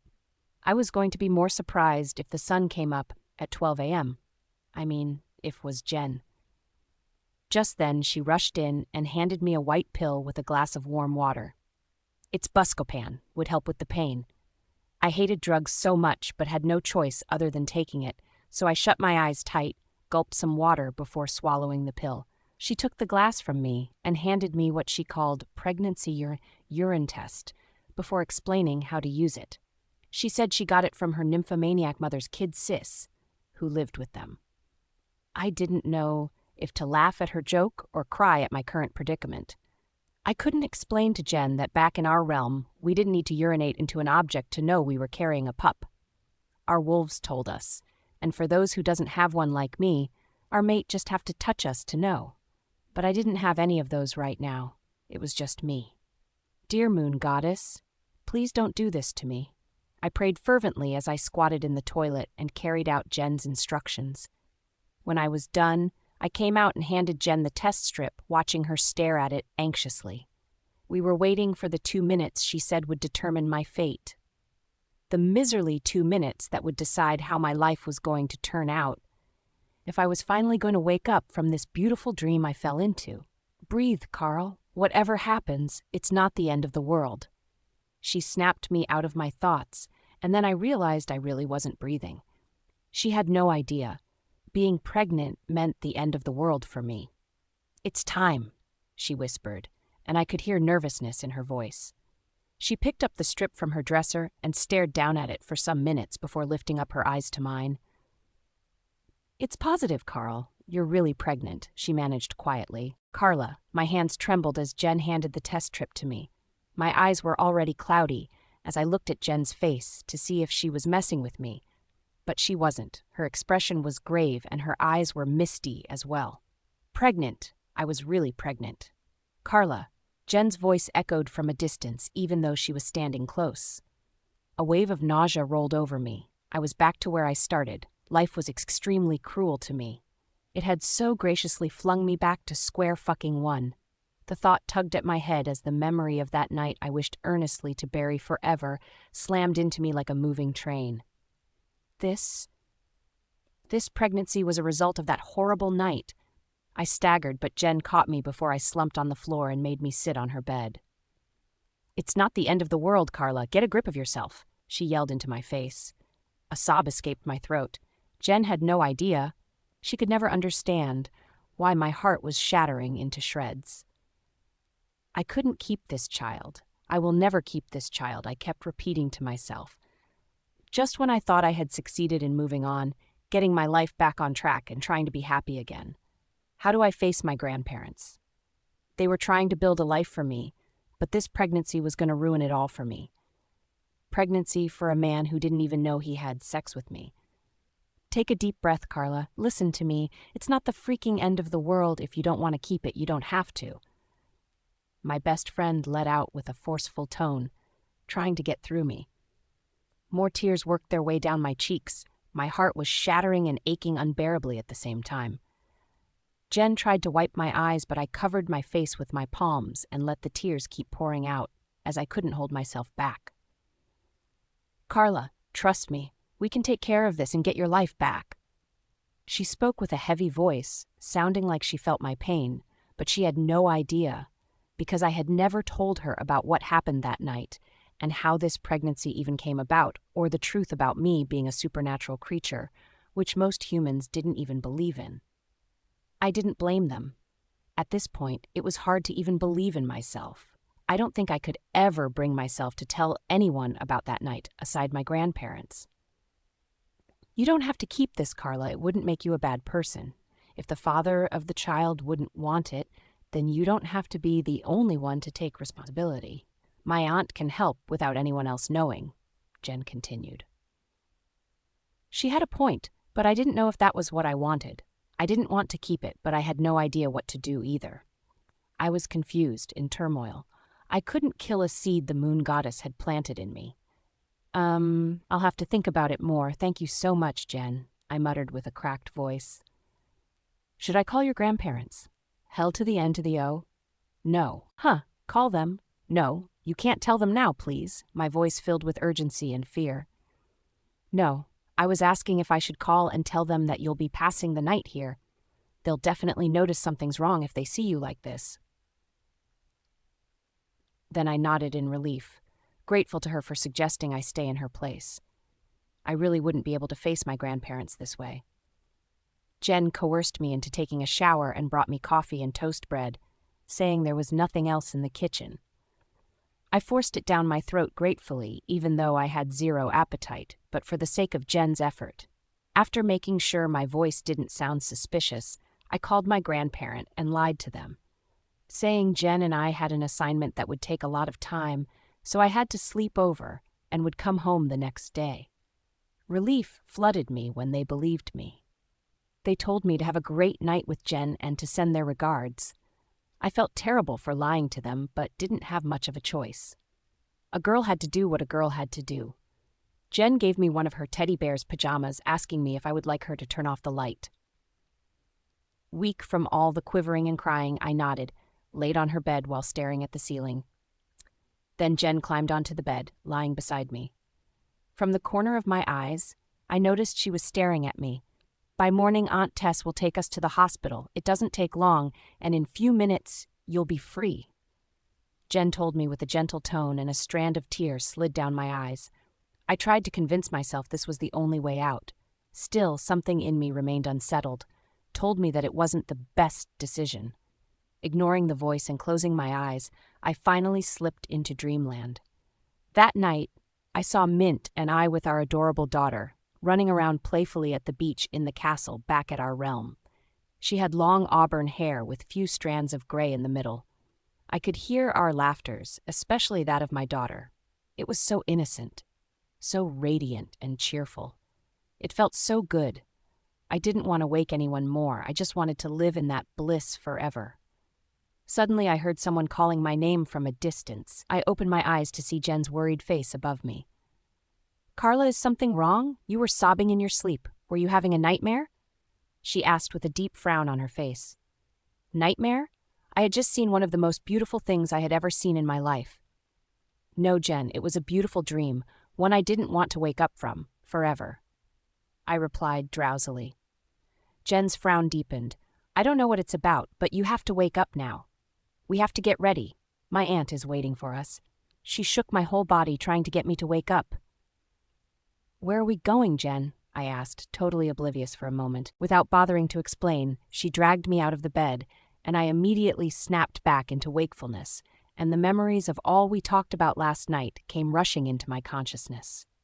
A wave of fear gripped my bones at the gravity of everything. It was too fast, too soon.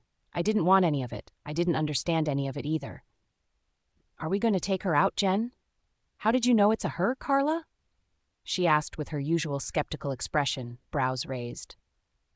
Besides, you said you couldn't keep the child and you haven't told me your reason for making such decision, but I know I would always support whatever reason it could be. So there's no point dwelling on it and being indecisive. There was a note of finality in her voice, and for a moment I was convinced, even though it felt like I was too quick in making such a heavy decision. I had to make one quick. It was the future I had the chance to build versus the future I stood a risk to lose. I thought of the girl in my dream. She looked just like him. Mint. Pain shot through my chest at the thought of his name, at the sight of his face. I was going to do this one thing for myself. Few minutes later, with a deep sigh, I told her I was ready, and we both prepared and left her house. Her parents were still in their rooms when we came out, and when we got outside, Jen's aunt was waiting for us in her car. It was still dawn. I was feeling heavy and listless. Jen told me it was happening to me because of the pregnancy. As soon as we entered into Tess' car, she informed me that we were leaving this early because she had to go to work after the procedure, and then I can go back home and rest. Don't worry, it won't take a lot of time, and in just few minutes, you'll be free. She let the words slip out of her lips like she wasn't about to take a life, like she had done it so many times it didn't mean anything to her anymore. Even though I was literally shivering on my sit with the both of them totally oblivious of the oceans of doubt in my mind, I really had not been able to comprehend what was going on and was still in a state of denial. However, I trusted my best friend's good intentions. This was the best way. Jen was definitely right. Mint probably won't even notice I was gone. He didn't even have an inkling that I was the one he had sex with that night. How could I possibly bring a child to this world whose father has no idea he or she even exist? The thought sent a sharp pain through my heart as hot, threatening tears stung my eyes. How sure was I that the child belonged to Mint and not to Alec, who took advantage of my vulnerability when I was expecting him to help me? I knew that Mint was my mate, but Alec marked me that day as well. Forcefully, against my will.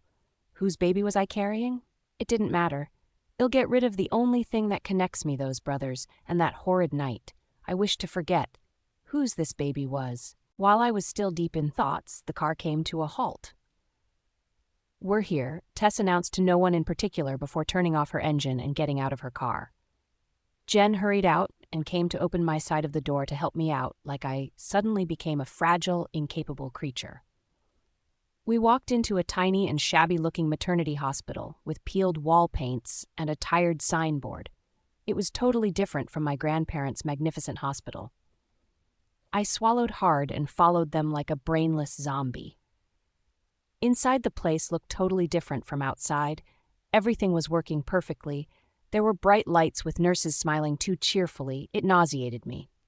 However, what made me more nauseated was the sudden sensitivity of my nostrils. The strong smell of antiseptics and drugs in here increased the urge for me to throw up, but I clutched my stomach and sucked in my breath in an attempt to hold it in. I was asked to take a sit at the reception while Jen followed Tess to make an appointments and all the necessary things. I had no idea how this worked, but I knew what I was getting myself into. If I had this child, I would simply hate him or her for the rest of my life, so this was the best I could do for it. Jen came with another pregnancy test kit, asking me to run through the exercise again. She returned few minutes later and told me I had to go for an ultrasound. It was to make sure the doctor determined how long the pregnancy was and how much the fetus had formed. I instantly felt nervous as I got up and followed her to the ultrasound section. My palms were sweaty by the time I was ushered into the room, even though it was colder than the other places in the hospital. The human male doctor in the room rose from his chair as soon as I came in. He had a polite smile on his young, boyish face. I guess the smile was meant to put me at ease, but my stomach was quivering. Jen didn't come in with me. I really needed her for emotional support. "You're Carla, right?" his deep voice inquired as he walked out from his desk to a single bed at the end of his tiny office. "Nice meeting you. I'm the sonographer here. You seem nervous. Don't worry, ultrasounds don't hurt." It's only a process to know how much the fetus has formed and check for any abnormalities to know the procedure best for you. So relax and breathe. That was probably supposed to put me at ease, but failed. Listen to the doctor. Breathe, Carla, breathe. I mentally yelled at myself and nodded with a forced smile to the young doctor.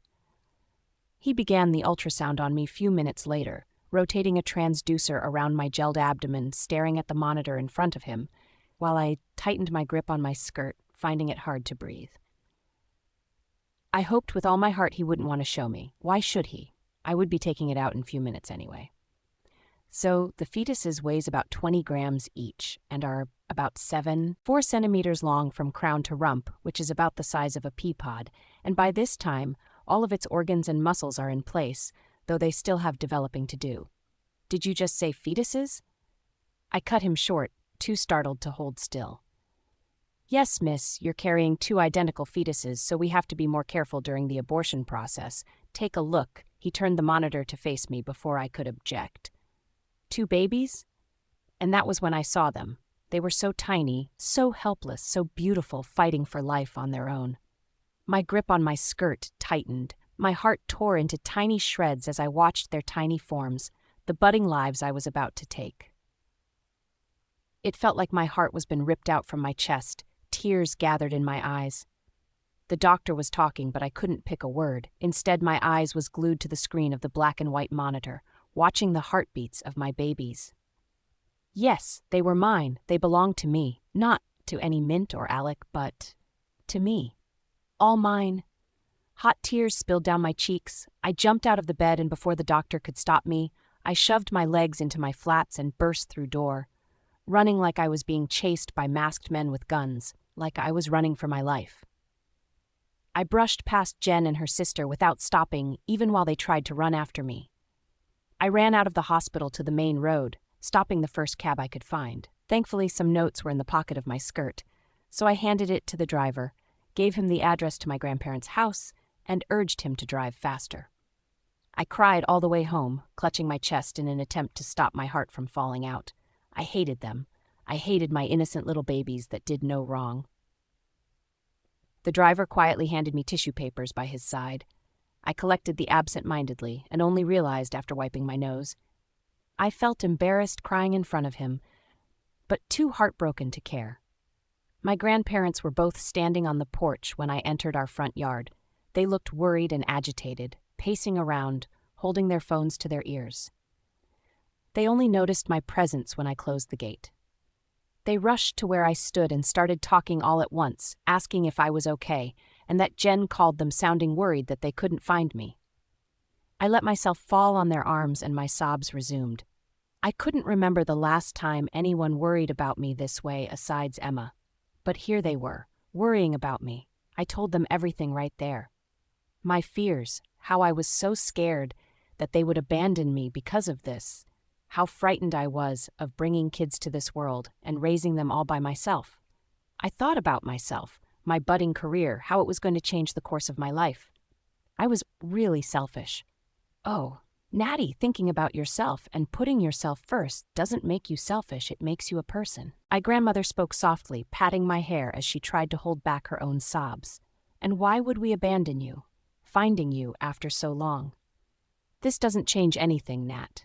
Your grandmother and I will never abandon you for any reason. That's why we are family. And we promise to be by your side through it all. My granddad encouraged me, letting me rest my head on his firm shoulders. Your life isn't over because of this child. You can do whatever you wish to, and you have our support. It isn't your fault. None of this is your fault. We'll take care of you and our great-grandchildren. He drew back, mopping tears from my flooded face. Everything is going to be okay, Nat. Grannies will make sure of that. Trisha. The pain in the child mother's eyes made me realize I had to take action and help the child. Although I didn't study medicine or have any experience whatsoever, I was always attracted to sick people, or they attracted me. Whichever the case was, I always ended up rendering help. Though at first I was scared of doing anything. It was the kind and soft-hearted Curtis anyway. He would never look away from anyone in need, and somehow his belief in my skills, even when I had none, gave me the push I needed. "Thank you so much, miss. Thank you, thank you," the sick child's mother chorused again and again, clasping my hands together in hers. "If you had not been there at that moment, I would have lost my son like I lost his sister," she sobbed, breaking my heart further. "The doctor said he would have died if the first aid hadn't been given to him. May the goddess bless you and grant you your heart desires, miss." I nodded and smiled at her, unable to muster a word. I didn't think I did much as she claimed, but I felt a deep satisfaction that I took part in saving a life. "It's nothing, really, ma'am. Please take care of your child. We'll be on our way now." Curtis spoke softly, patting the red-haired woman whose eyes were watering. She nodded, released my hands, and wiped her eyes. "You don't look like you're from here. Where are you from?" she asked, staring intently at our faces. She was right, though. We weren't. We were currently at the outskirt of the Indigo Pack, which was geographically the last pack of the werewolf realm. It stood like the Antarctica of human realm. But unlike penguins, the weaker wolves were more here. Amidst the weaker or rankless wolves here were also ranked wolves who were either hiding from the law or wanting to live simpler lives. I couldn't believe we'd come all the way here for my quest and still not find a single clue about my parents, my family. The journey was extremely excruciating, waking up each day and finding out that I wasn't any step closer to finding them than I had been the day before. Curtis and the people I was able to help on the way was the only solace I had, and without him, I wouldn't have been able to come this far. We weren't even mates, but he went out of his way for me. Left his position as the third most respected wolf in our realm, his newfound cousin, his uncle, and followed me, who didn't even give him a chance to my heart. I remembered when he told me I was running away, that I was afraid of being abandoned, but it wasn't just about that.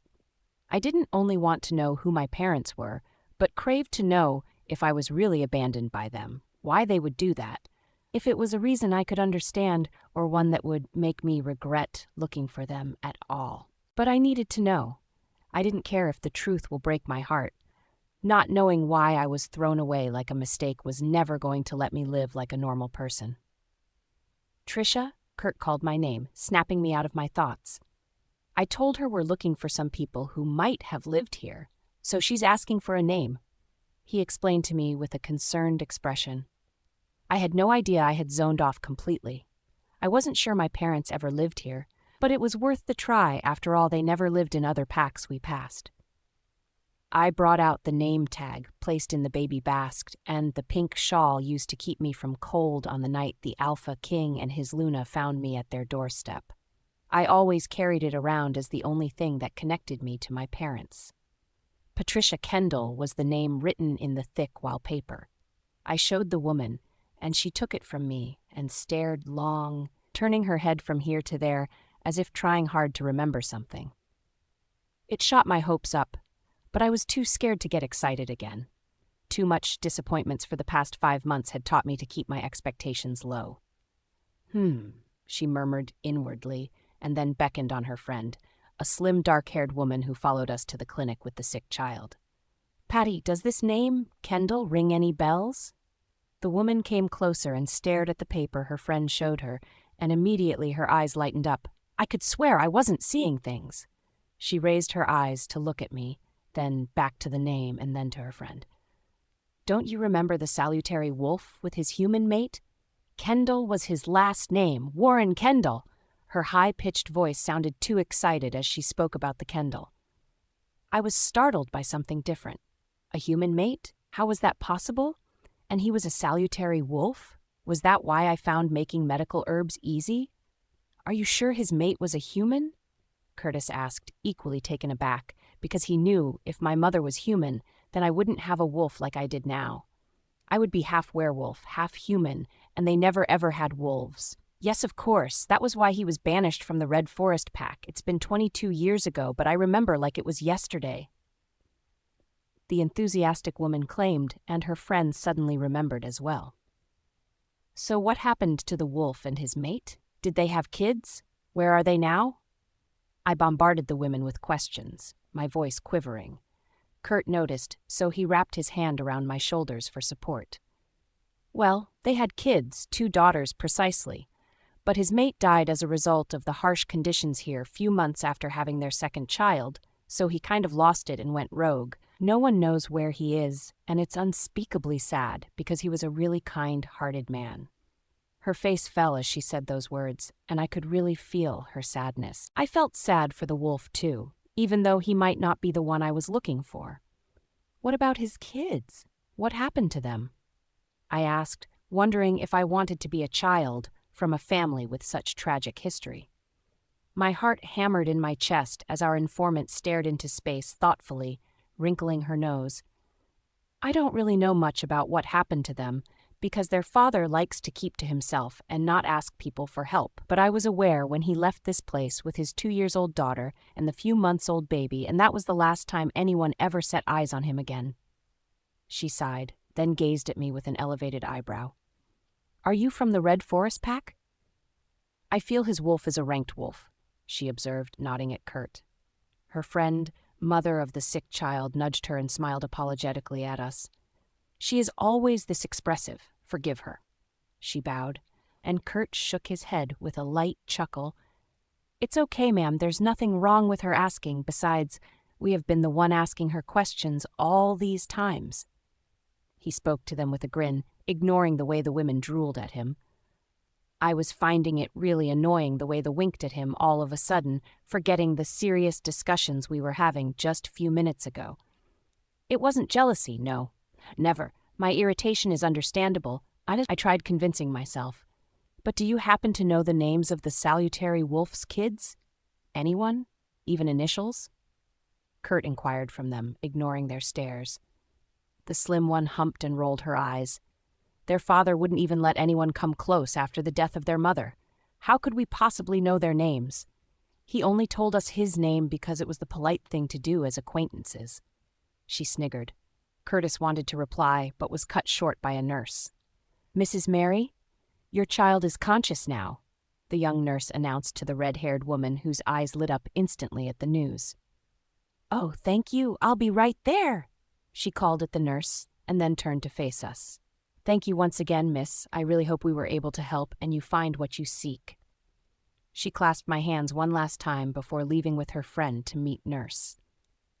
Kurt and I went back to the inn we stayed in since we got here. It was the only decent place to rest our heads in the whole of this outskirt. We both had our different rooms because, well, I wanted to be careful. I wasn't sure about my feelings for Kurt yet. And right now, I wanted to be alone, to think about what I heard from those women. I burst into the tiny room with only a mini closet, a single bed, and a joint bathroom and restroom. Kurt followed me inside my room, calling after me, but I ignored him, pacing around restlessly. All I could think about was, what if? What if Warren Kendall was my father? What if that tragic story happened to my own family? Tears welled in my eyes at the possibility, or maybe I was overreacting, right? You have to calm down, Trish. Stop getting yourself worked up over something that has low probability of being true. He shoved his hands in his pocket, walking to where I stood. He held my shoulders and made me face him. I have an idea, okay? I'll call the person in charge of records of every workers at the castle, both existing and old, for that name if there's any records of him. He suggested, squeezing my shoulders lightly. When? When you calm down. What do you say? I'm calm, Kurt. I really am, I promise. I exhaled, dropping to the bed. Good. Stay this way while I go make the call outside. Reception here is bad. He patted my shoulders and left the room. I clasped my hands together, unable to stop my legs from fidgeting, then wanted to stand up, but remembered Kurt's instruction. The door creaked open probably thousands of minutes later. I jumped up, staring at his expression to see if I could get anything out of his face. However, there was nothing there. His expression was stoic as he walked to my side and made me sit back on the hard bed. Told you to calm down, didn't I? Well, Luna, Emma's assistant, will get back to us soon. I gave him the year and some of the key information we got from those females, so her response would sure be fast. He reported with a smile he always made to make me feel better. Just then his phone rang out and he tried to get up, but I held him back and glared at him till he finally picked up. I couldn't hear all the person was saying to him, but after a while his eyes widened in shock, He almost dropped his phone but managed to thank the person before hanging up. He turned to face me, his lips quivered, and looked down at his palms. "Kurt, tell me, please," I begged, hoping, praying, and wishing it wasn't what I was thinking. Warren Kendall worked as a salutary wolf in the castle during the reign of Zake's father. He was banished as soon as he accepted a human as his mate 22 years ago. I instantly felt all the air in my lungs dry up. The room suddenly seemed too stale and claustrophobic. Breathing became a difficult task. I was dazed, too shocked to say a word, but a question stood still in my head. Where was my sister now, and who was she?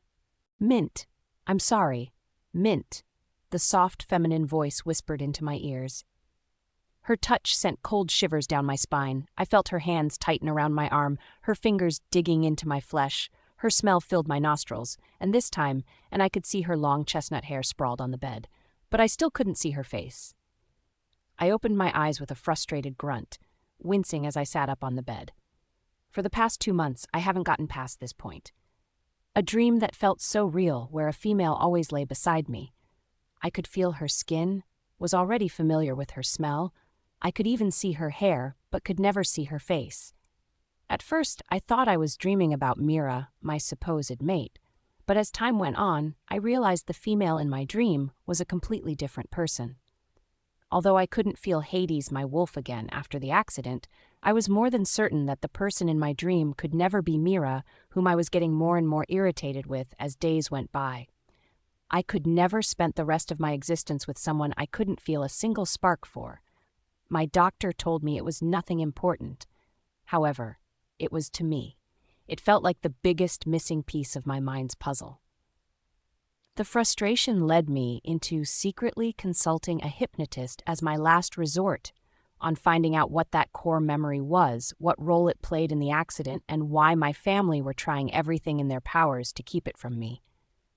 For a particular dream to keep occurring with the same person in it, it has to be either a past life regressed memory, according to the hypnotist, or an extremely important memory before the accident.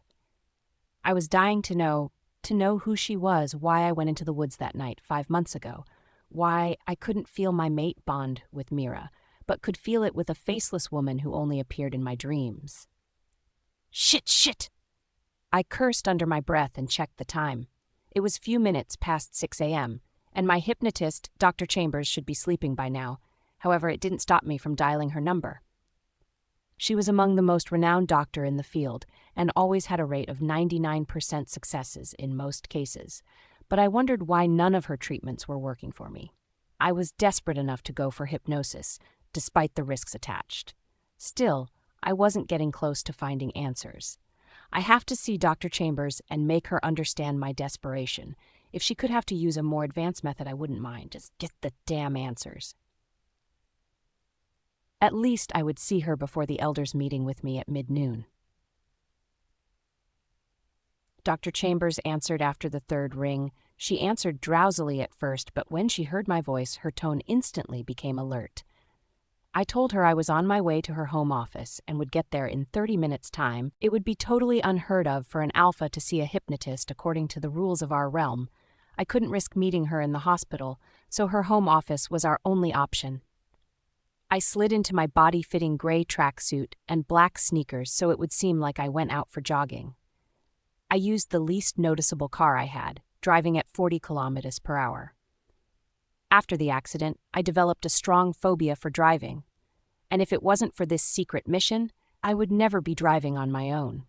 I arrived at Dr. Chambers' house 45 minutes later. She was waiting in her front yard when I drove in. She bowed and quickly led me to her office. The hypnotist workspace was environmentally friendly. I could see green trees from where I sat on a black mid-century lounge chair. The doctor stood in front of me, pressing a remote that caused all dark curtains to cover the whole place, making it dark. I could still see her in her high-waist skirt and white shirt, with her bluntly cut bob hair. "You had the dream again, Alpha?" she asked with an even tone.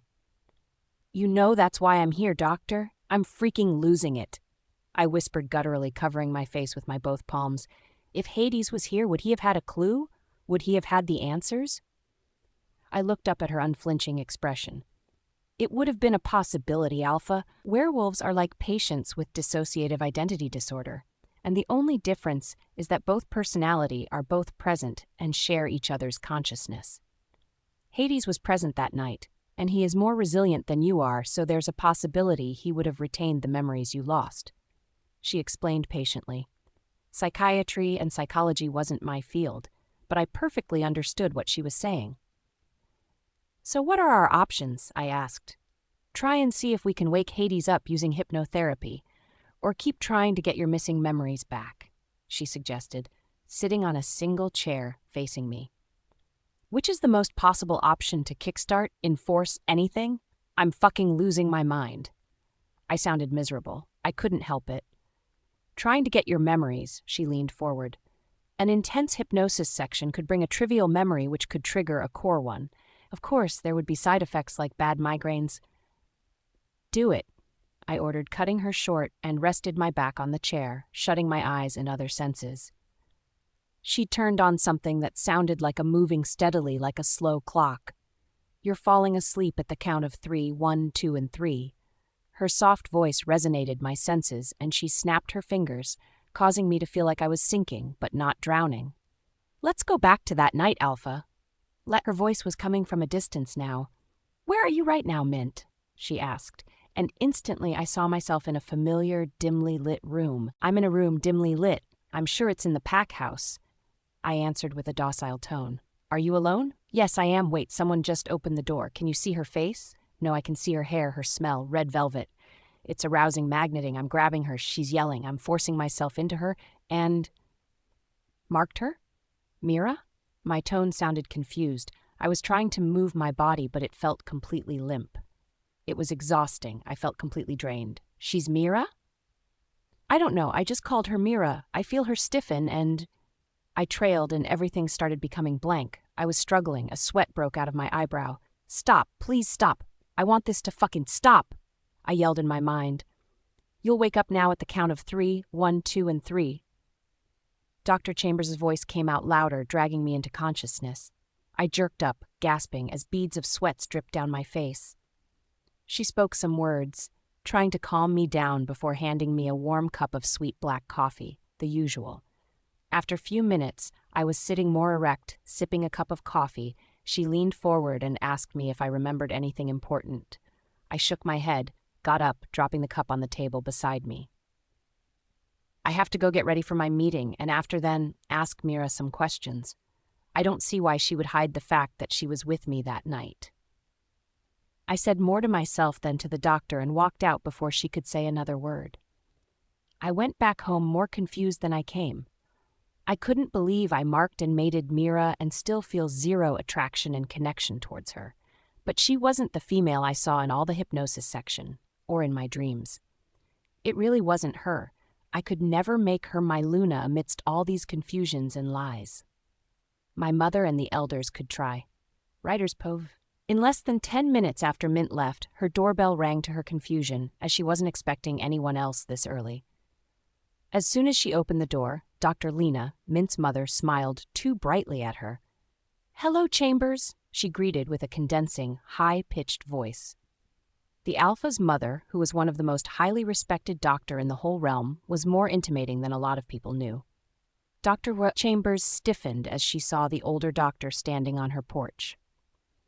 She wasn't surprised. She was just irritated. It wasn't the first time they were meeting. She just hated the fact that the doctor would grow the balls to come to her house. She didn't bother inviting her inside. "Did he remember anything important?" Dr. Lena asked coldly. "He didn't tell me anything. He simply left after the section." She lied, trying not to sound exasperated. "You know I won't buy that." "Chambers, try harder," Dr. Lena snapped. "Why don't you go ask your son what he saw? Why can't you leave me the hell alone?" Dr. Chambers shrieked, losing her cool. "I never told you to conduct hypnosis on your Pax Alpha, did I?" Dr. Lena didn't even flinch. She let out a dry chuckle that made Chambers cringe. "Quit threatening me. Your son's life and throne is on the line as well. I won't be the only one going down." "You really wouldn't be going down. You'll be rotting at outskirt of Indigo Pack as well, after losing your license, of course. And as for my son, he'll remain one of the most respected surgeons of the werewolf realm. Mint's mother threatened with smile that ended halfway. Dr. Chambers sighed in resignation, giving Dr. Lena the leverage she needed.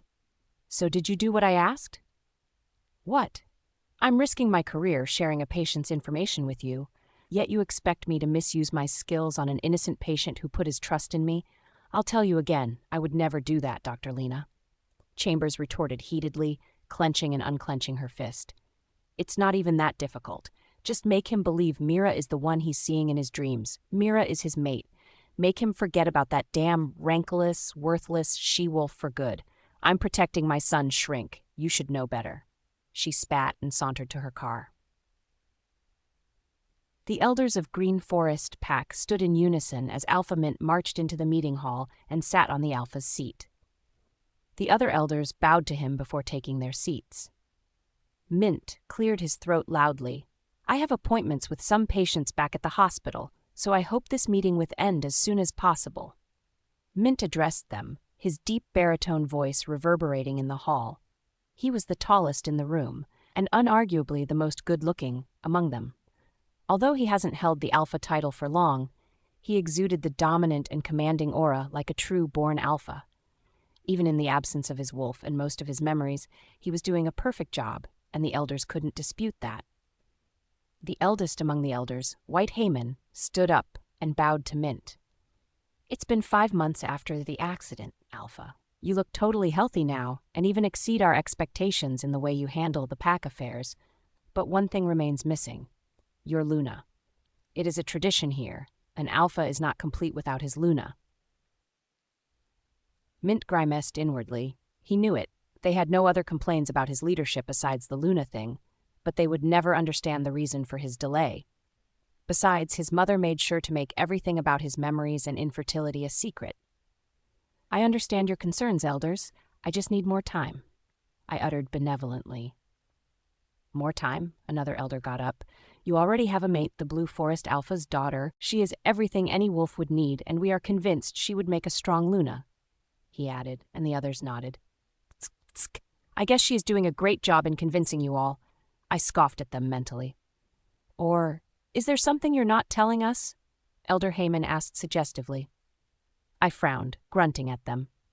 I had had enough, I thought as I banged on the table, causing them to jerk back in fear. You made me your Alpha because you trusted in me. Why can't you trust me now and wait? I barely escaped the claws of death, and now I'm being pushed to take a Luna? I growled aloud, knowing that I had beaten them at their own game, but only for now. They would find a new tactic soon, that was sure. We're sorry, Alpha. All we want is the good of the pack, they all muttered. So do I concluded and walked out of the room. I got outside to see Mira standing in front of her car. I almost jumped in fear at the sight of her. Her nails looked like claws. She dyed her hair from her natural blonde to grayish ash. Her makeup made her look like an overpriced doll. She rushed to where I stood to my disgust and linked my elbows in hers. Babe, I haven't seen you all day. Her loud voice pierced my innocent eardrums. I didn't know where was a fashion show going on today. I scoffed sarcastically. I wanted to ask her about that night right away, but had a rethink. I might have seen something that wasn't correct. Don't be so mean, you know it's all for you. She flapped her elongated artificial eyelashes that could blow me away if I wasn't careful. I shoved her hands away from mine. Which way are you headed? I asked. Why? She raised her eyebrows with a triumphant look. So I can go the other way. I deflated her bubbles remorselessly before walking out of her. On my way out, a red car stopped in front of me, which I identified as Alec's car. He didn't come to the meeting as usual. I wondered what he was doing here now, winding his glass down and pushing his head out. You care for a drink, brother? He asked with a wide grin, shocking me. He had literally gone ghost on everyone, saying he was having some hard times which he refused to share to anyone. My mother said he was going through late puberty, but I knew it was more than that. The bright and cheerful Alec suddenly stopped talking and smiling with everyone, avoiding me with every opportunity he gets since I woke up wasn't just late puberty. But whatever it was, I hoped to find out today. Mint. Alec was going for his 3rd pint of drink. At this point, I had grown tired of asking him why he wanted to drink with me. What was on his mind? why he had been cold and withdrawn from us since I woke up from coma, why he had been especially avoiding me. You have to take it easy, Beta. The liquor is a really strong one. The dark-haired bartender whispered, staring worriedly at Alec. He chuckled dryly, gazing at her unsteadily, and was about to take another swig when I caught his hand. Even the bartender is worried about you, Alec. Did you call me here to watch you get wasted? He surrendered and dropped the glass on the table. Staring at his drink, he smiled sadly, his light brown hair dazzling under the bar's red light. I knew he had so much to say, but can't just wrap my head around why he won't saying anything. You won't understand, Mint, he muttered miserably. Trust me, I'm trying my best to, but I can't read your mind, so you'll have to tell me for me to understand. I pressed him, laying emphasis on understand. It's so heavy. It's so heavy, and the fact that you don't remember anything relives and frustrates me at the same time. He burst out into sobs, covering his eyes with his palms. His face had become so red from all the drinking because of his paler skin. But I was too stunned by his words to comfort him. The bartender walked to the other part of the bar, realizing the both of us needed space. What the hell do you mean by that, Alec? What are you saying? You're relived by my memory loss? I grabbed his hand from his face to get him to look at me, but he looked away and continued sniffing. I felt more confused than hurt, more angered than curious. Wait, it's about that night, right? Can you just please tell me what is going on, what everyone is trying so hard to hide from me? I'm losing my mind, Alec. It's driving me nuts. I keep seeing a strange female in my dreams who feels really familiar. She's like a huge missing piece in my mind's puzzle, and I don't even know if she actually exists. I trailed off, noticing that we were already attracting stares. Alec wiped his eyes but refused to look at me. I noticed a shift in his expression. I'm sorry, brother. It was all my fault. I don't even know where to start atoning from. Alec stuttered, bowing his head. I had no idea why, but my heart broke for him. This was the first time I had ever seen him looking so miserable and pitiful. I don't know what you would want to atone for, but I wish you'll start by telling me what you know about that night, please. I'm literally losing my mind here. Everyone is telling me Mira is my mate, but I don't feel a single shit for her. I keep seeing a totally different person whom I feel connected to in every way anytime I close my eyes. I spoke calmly to him, hoping that would get him to open up, and I won't be able to help if I don't know what the problem is. The girl in your dream isn't just your mind playing tricks on you, brother. She's...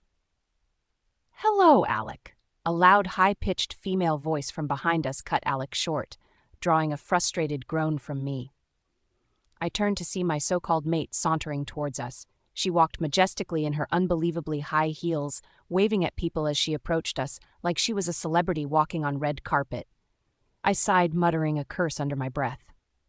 When she got to where we sat on the high stool, she tried to kiss me, but I drew my lips away, irritated at her audacity.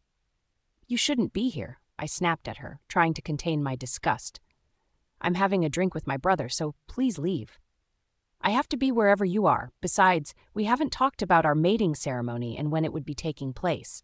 The elders are anxious for a Luna, and I'm more than ready. She whispered in my ears. I should excuse you guys, Alex said, and was about to get up, but I stopped him. He wasn't really sober yet, and we were in the middle of a really important discussion. I'll talk to her outside and come back to join you. Just take water for now, okay? I told him, and he nodded. Then I dragged Mira outside. Whatever you want to talk to me about can wait till I get to the pack house. I mean, you literally live there now. My brother and I were in the middle of an important discussion. I snarled at her and started to walk away. Why can't you just be happy with your current life like you have been given a clean slate and just freaking move on? She yelled breathlessly behind, causing me to halt in my tracks. I twirled around and grabbed her shoulders roughly. What do you mean by those words? What do you know, Mira? I growled furiously, wanting to shake her till she coughed out every single thing. She looked up at me, a mischievous grin playing at the corners of her lips. What I know is, if I can't get you, no one else will. Remember, I have the power of making you lose your title as the alpha of this pack, she whispered forcefully. I dropped my hands from her shoulders, letting out a dry scoff. You think what I actually care about is the alpha title? Wake up, Mira. I know you're only with me because of my position and what you stand to gain, but you got it all wrong. What I care about is my mental health, and I won't let you, or a freaking title I never wanted in the first place, to mess it up for me. I concluded and walked back to the bar. Alec was nowhere to be found by the time I went in. I dialed his number, but it was switched off, so I came out and looked around, but he wasn't anywhere in sight, and his red car was gone. I knew he had something extremely important to tell me, but that bitch came and ruined it all. The last look in Alec's eyes made an unexplainable fear eat at me. Somehow, I felt like I may never get another opportunity to hear what he wanted to say to me. I called my driver to come pick me up from the bar, and in 10 minutes he arrived. I asked him to drive straight to my quarters at the pack house. I hopped out of the car as soon as we arrived and ran straight to Alec's apartment, but discovered that he was not there either.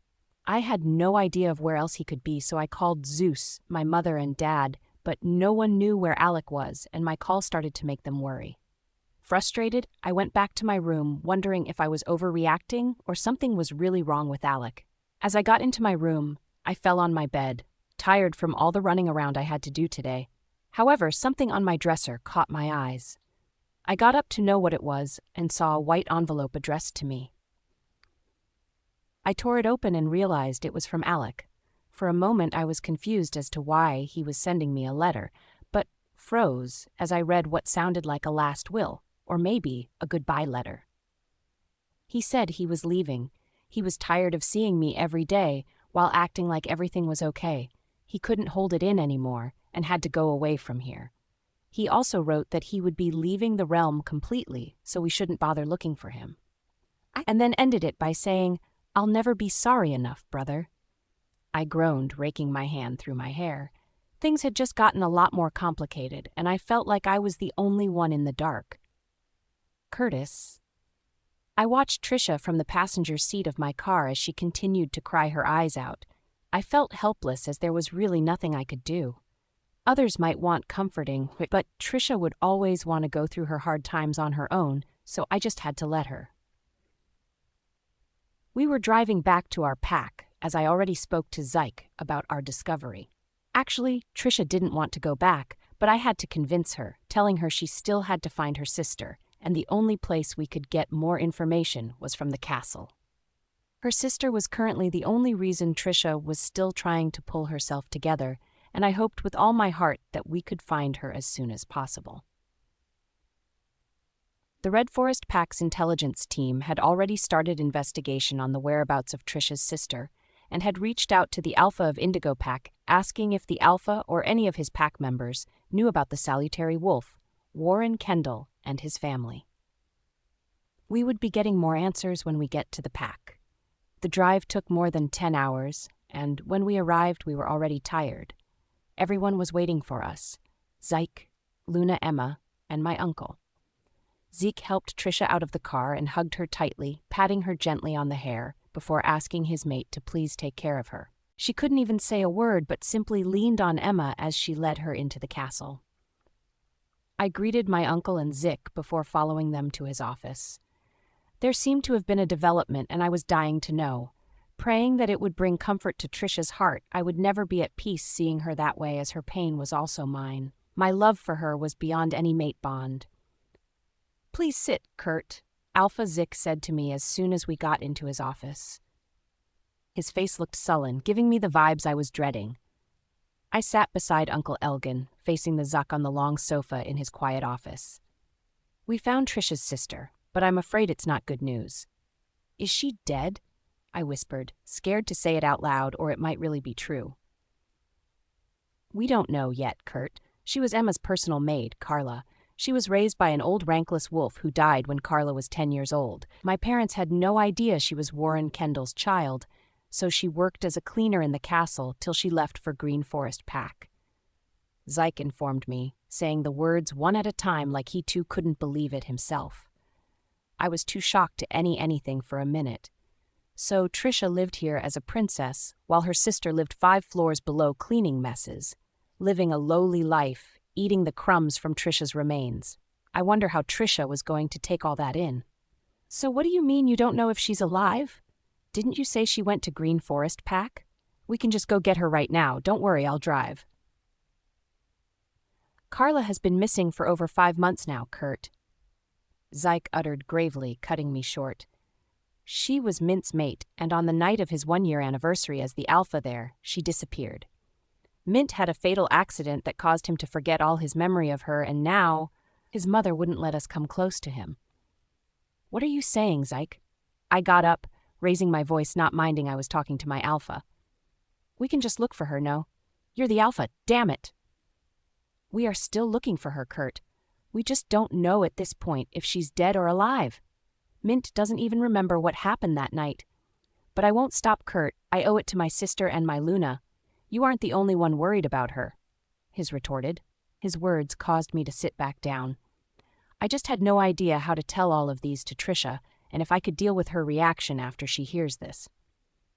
I think for now, we shouldn't tell Trisha that we know who her sister is. Let's just keep telling her we are looking until we really find her. I suggested, knowing the risk, but also knowing the repercussions of telling Trisha the truth now. But what if we don't find her? Uncle Elgin spoke up for the first time. We'll just have to hope like hell that we do. We don't have another option. Alec. I sat on the plane heading to North America, a place where no one would find me. A place where I would blend in with humans and act like one. I would live there volunteering as a health worker, if that would make me feel any better. I knew I was a coward for running away, but it was all I could do. My mother promised me to look for Carla if I kept quiet and didn't tell Mint, but seeing my brother frustrated and in pains was driving me to the edge.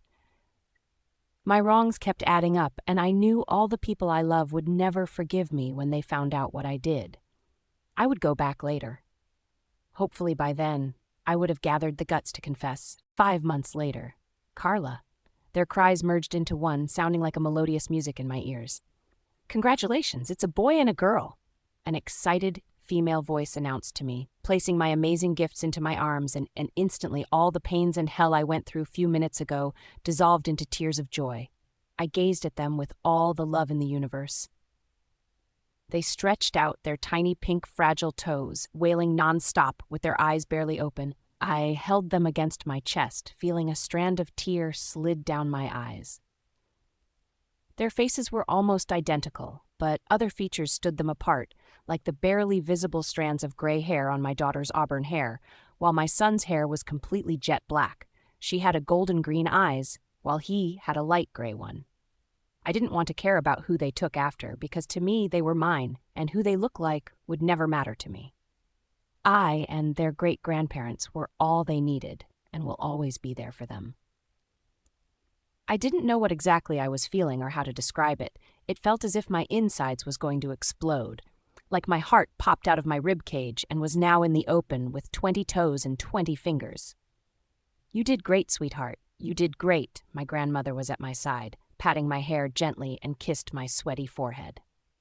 There were unshed tears in her eyes as she looked at me with so much adoration.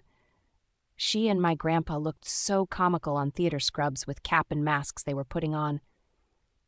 My granddad caressed my arms, smiling down at me. Both of them were with me through it all, through those restless nights. Those days people asked them who the father of the pregnancy was, but they simply brushed them off. They both followed me to every single antenatal I came to, acted as the father of the babies wholeheartedly. They were never ashamed of me, never tried to hide me away from people who thought highly of them as one of the most influential couples in the state. I thought I was going to be alone in this journey when I decided to keep the pregnancy, but I was so relieved that my fears didn't come through after all. Thank you for being here with me, Grannies. My voice was so laden with emotions, it was hard to form the words I actually wanted to say. I was grateful, immensely grateful. Oh, nonsense. Thank you for making us great-grands, my grandfather argued, and everyone in the room laughed. I chuckled quietly and nodded in surrender. I could never beat these two with it came to words fight. You have to rest now, sweetie. You've been through a whole lot. She coaxed me calmly till I allowed the nurses carry my babies to the cradle. When you feel better, you can let us know the names you've been wanting to call them, okay? Sure, Granny, I replied her, resting my head on the pillow. Actually, I had written out over hundreds of twin names but have been so confused as to which I should call them. I begged my grandparents to help me pick, but they insisted that naming my babies myself were part of the fun things of being a young mother. After my grandparents and the nurses left, I closed my eyes to let the sleep from exhaustion swallow me when I heard someone bursting through the door of room I was moved to, and I knew exactly who it was. If it isn't the latest and sexiest mother of twins in town! Jen Snow shrieked, rushing to hug me. Congratulations, Carl. I'm so proud of you. She kissed my both cheeks and sat beside me with a thrilled look on her face. Here was my cheerleader. As much as she voiced her opinions about me having the kids at the wrong time in my life, she also supported me in every way possible. She assisted me with school, shared her notes, helped me with my course registration, and a list of so many other med school activities as soon as we got in. Everyone thought I was going to drop out of school when I decided not to get rid of the pregnancy, but I knew that wasn't me. It wasn't like me to give up on anything. Besides him.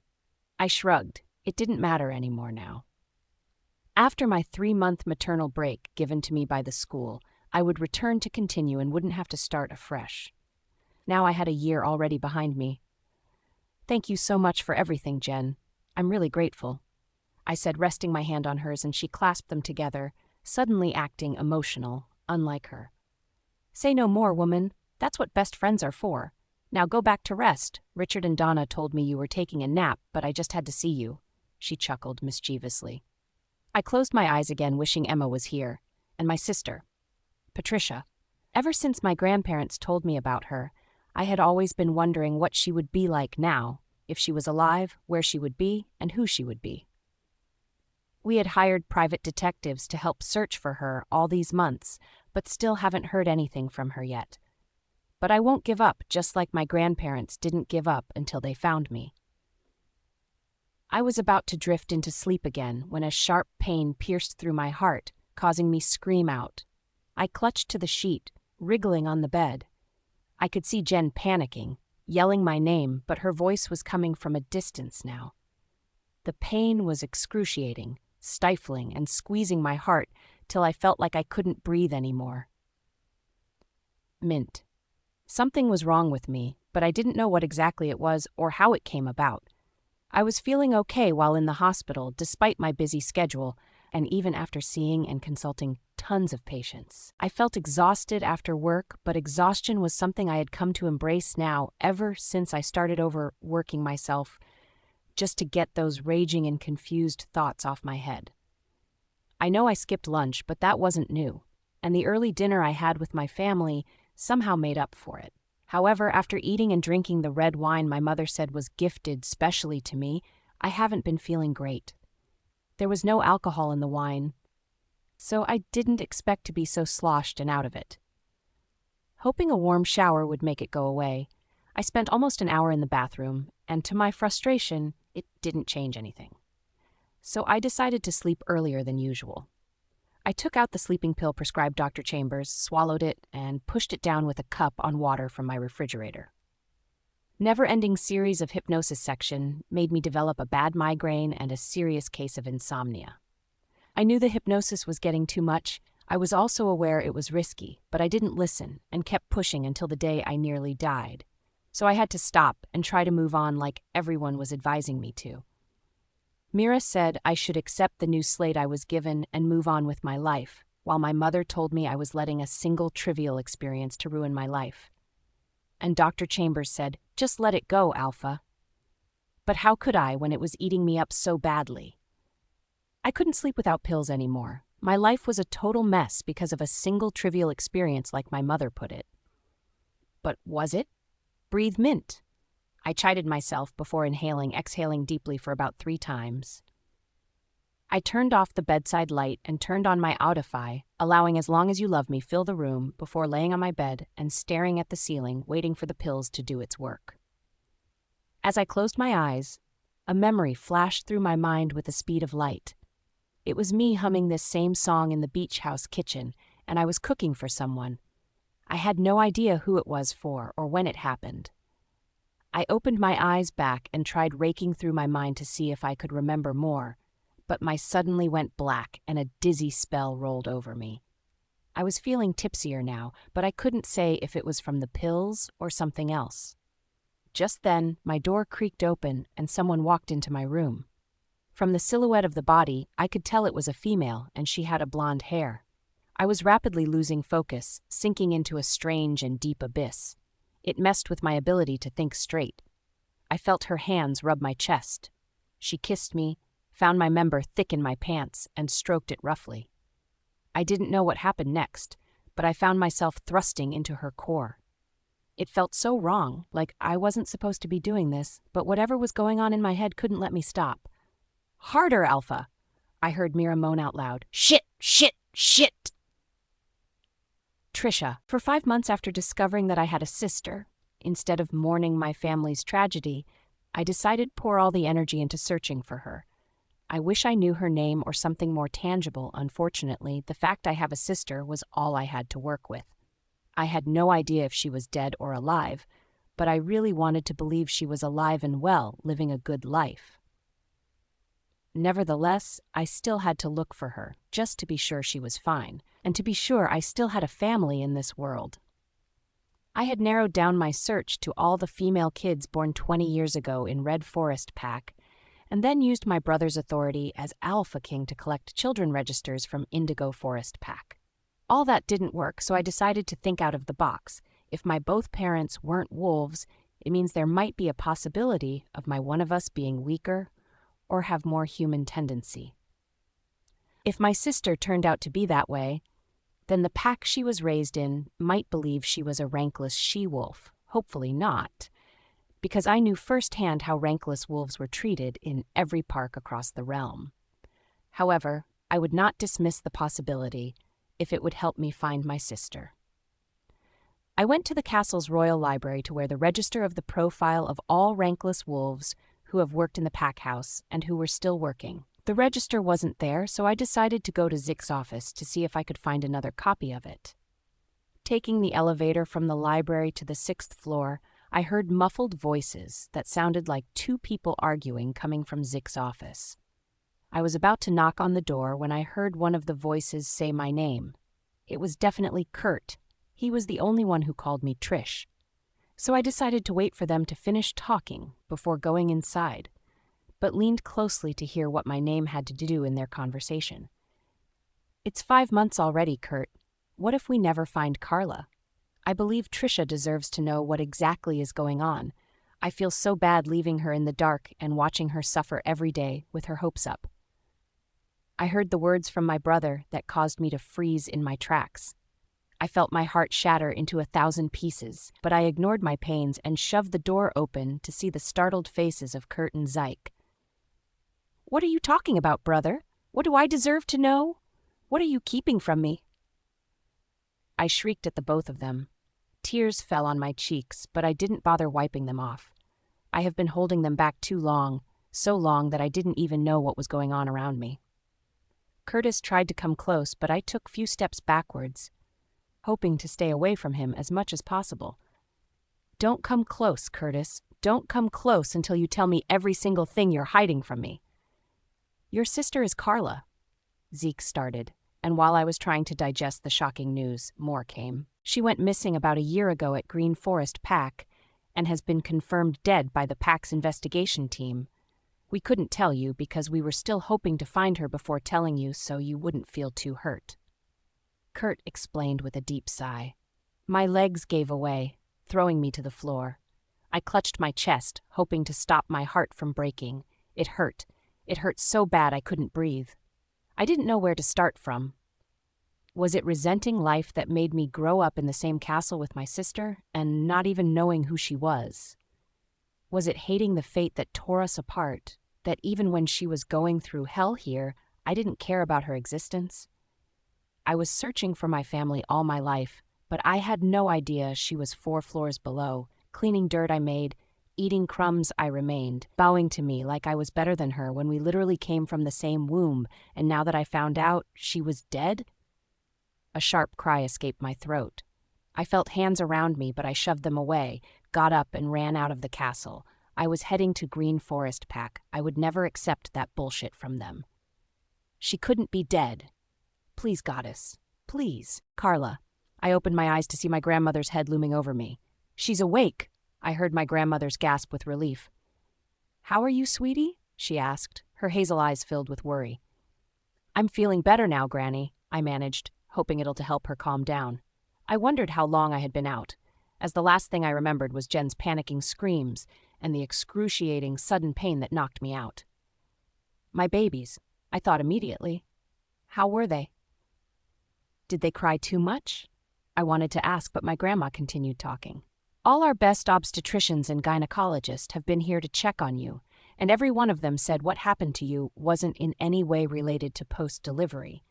So we called in our most experienced cardiologist, who did a heart scan for you, and she said nothing looked unusual. It's so confusing. Child, you were in so much pains, and your babies were crying nonstop. The thoughts of my babies pushed every other thing she said down the drain. Where are they? How are they now? Are they still crying? Can I see them? I bombarded her with questions, trying to get myself up. They're fine now as well, child. Your grandfather and Jen with some nurses helped coo them till they fell asleep. You'll see them when your IV fluid is finished. I believe you need more rest, Natty. She patted my palms gently. I didn't need more rest. I just wanted to see my babies, I thought, pushing myself up. I think I'll be able to rest better after I see them, Granny. It'll be quick.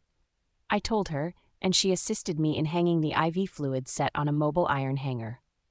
She led me to the room where my babies with some other babies were kept. The room was a little above normal temperature with mild blue lights. Bright enough to look around, but not too bright to disturb the baby's eyes. Jen and my grandpa sat in front of a cubicle at the far end of the room. I walked to meet them, and after assuring them I was perfectly fine now, I carried my baby girl in my arms, ignoring the needle and plasters on my hand. Hello, Eleanor, I whispered, dipping my index finger into her tiny clenched fist. She opened her eyes, tightening her fist around my fingers. It was the most amazing thing I had ever witnessed. I looked up to see teary eyes of my grandparents. Oh, child. My grandma was sobbing as she folded me in a side hug. She would be so proud of you, sweetie. If this was the only way we could keep my mother's memories alive, I would do it in a heartbeat. Extremely thoughtful of you, Natalie, my granddad said, and picked you my son, with one head under his head and the other holding his back firmly. So what do we call him? He asked, looking up at me encouragingly. Elliot Gray Singer, and she'll be Eleanor May Singer, I recited, earning a quiet clap from Jen, who had a really proud look in her eyes as she gazed at me. I had started answering my grandparents' last name as soon as I came here, so my kids would definitely do the same. Beautiful names, Carla, Jen mused, and my grannies made sounds of approval. We have to leave here. We don't want to wake up all the babies here, do we? Besides, Elliot and Eleanor needs to rest as well as you, child. Grandma collected Elle from me and placed her gently back in her cot. My granddad did the same with Elliot. He was asleep while she was half awake, stretching out her little hands stubbornly. I watched them breathe, completely smitten and fascinated by the mere sight of them. I could stay like this all day looking at them and not get tired. What are they eating? I asked like the naive mother I actually was. They're being given formula feeding, and by tomorrow you'll have to decide if you want to go exclusive or continue with the formula. She explained, and I nodded. Antenatal clinics and classes I attended taught about all that, and I already knew I wouldn't be able to go exclusive even if I want to. They were 2, and I would have to go back to school. You have to go now. The nurses in charge will come to check on them every 30 minutes, Grandma informed me as she tried to shove me out of the place. 30 minutes? I whispered in alarm. Yes. Why? That's too much. Can't they come and check them every 5 minutes? They might as well sleep here with them, Jen jeered jokingly. My grannies escorted me back to my room before leaving, saying they were going to get fresh clothes and food for me by morning. They also informed me that some doctors will come check on me every 2 hours even while I was asleep. Imagine them jeering at me that I was being too worried about the babies when they were clearly much worse than me. Jen insisted on staying with me, and since I was in the VIP section, my room was more than enough for the both of us. After helping me to bath and wash my body, she freshened up as well and laid on the bed beside mine, munching on a late-night snack of the chocolate cookies my granny makes. We talked about random things, and I was falling asleep when her voice woke me up again. "I was thinking, Carl," she started. "Uh-huh? About the pain you felt earlier today. You know, all the doctors that came said they couldn't see what was actually wrong with you, right?" So I was told. I opened my eyes and turned my head to look at her, wondering what she was driving at. "Ever since you told me about you being a werewolf and having a mate and everything that's happened, I've read every single article and books about it I could lay my eyes on. If what happened to you couldn't be explained by science, then do you think it has to do with the mate thing?" she asked, sounding reasonable as usual. I had told Jen everything during the late stage of the pregnancy, and she had taken it with more aplomb than I expected. What she was saying made a whole lot of sense, but I had promised myself not to think about them anymore. They were my past now, and I was trying real hard to move on, if not for anything, for the sake of my babies. "You know I wouldn't want to talk about this, Jen, please." There was a note of finality in my voice as I turned back to face the ceiling and closed my eyes. "I'm just saying, Carla. According to an article I read, your mate getting laid with someone else will inflict that kind of pain on you. And what if he continues? Are you going to continue going through that every time when you did nothing to deserve it? With what you told me about him. He isn't a monk, and he sure doesn't give a fuck about you, babe. Don't ignore this, please." Her voice was thick with worry. I understood her point perfectly. I should be worried. Getting laid with someone else. Who had I been trying to fool? Of course he would. He was a grown wolf with blood flowing through his veins. Truth be told, I was during the early stages of the pregnancy, but nothing happened for these past months, and I slowly began to relax. Now I wished I had accepted his rejection when he tried to reject me back then. I would have dealt the pain once and for all.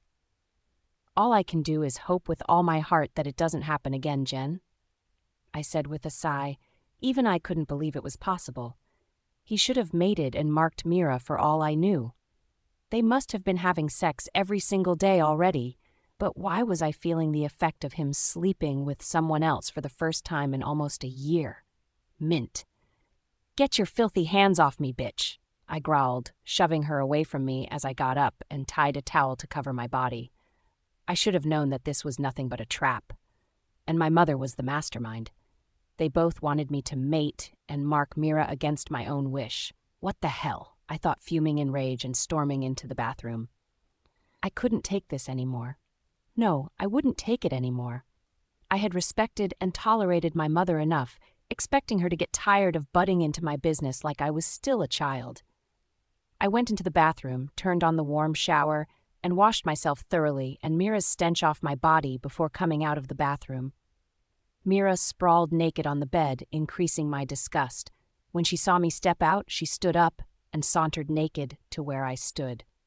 "Why are you so worked up, Alpha? It's just sex," she let out with her high-pitched irritating voice.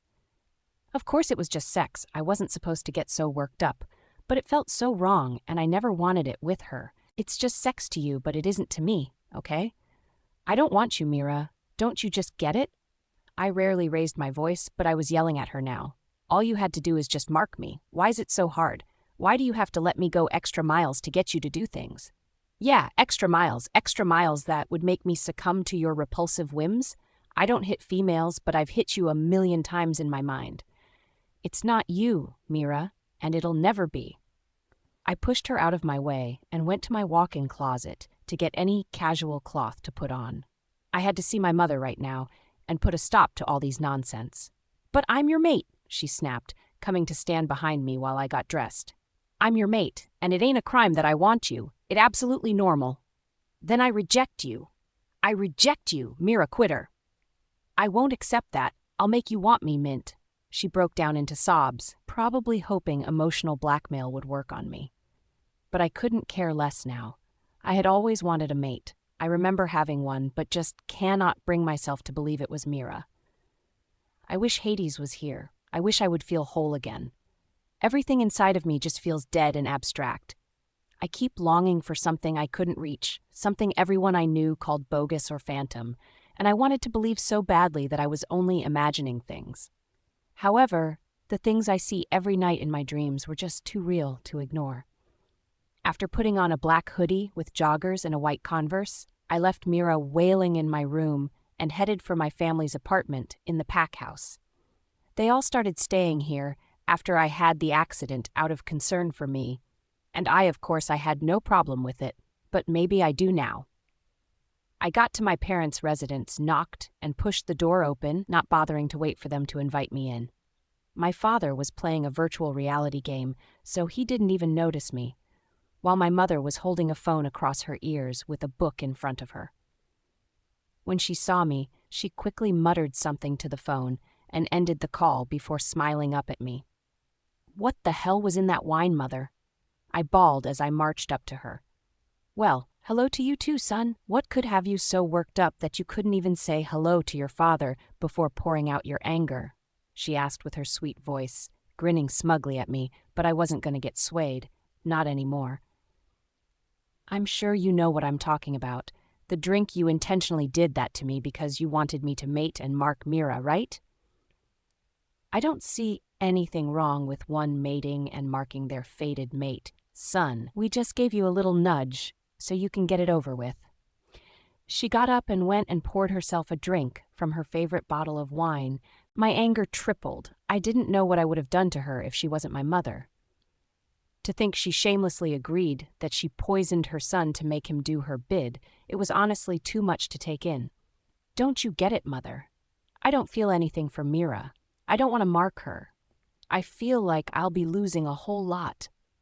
"Losing? You'll be gaining so much more, son. Mira's father has actually agreed to give us a good land to build one of our branch hospitals in the Blue Forest Pack.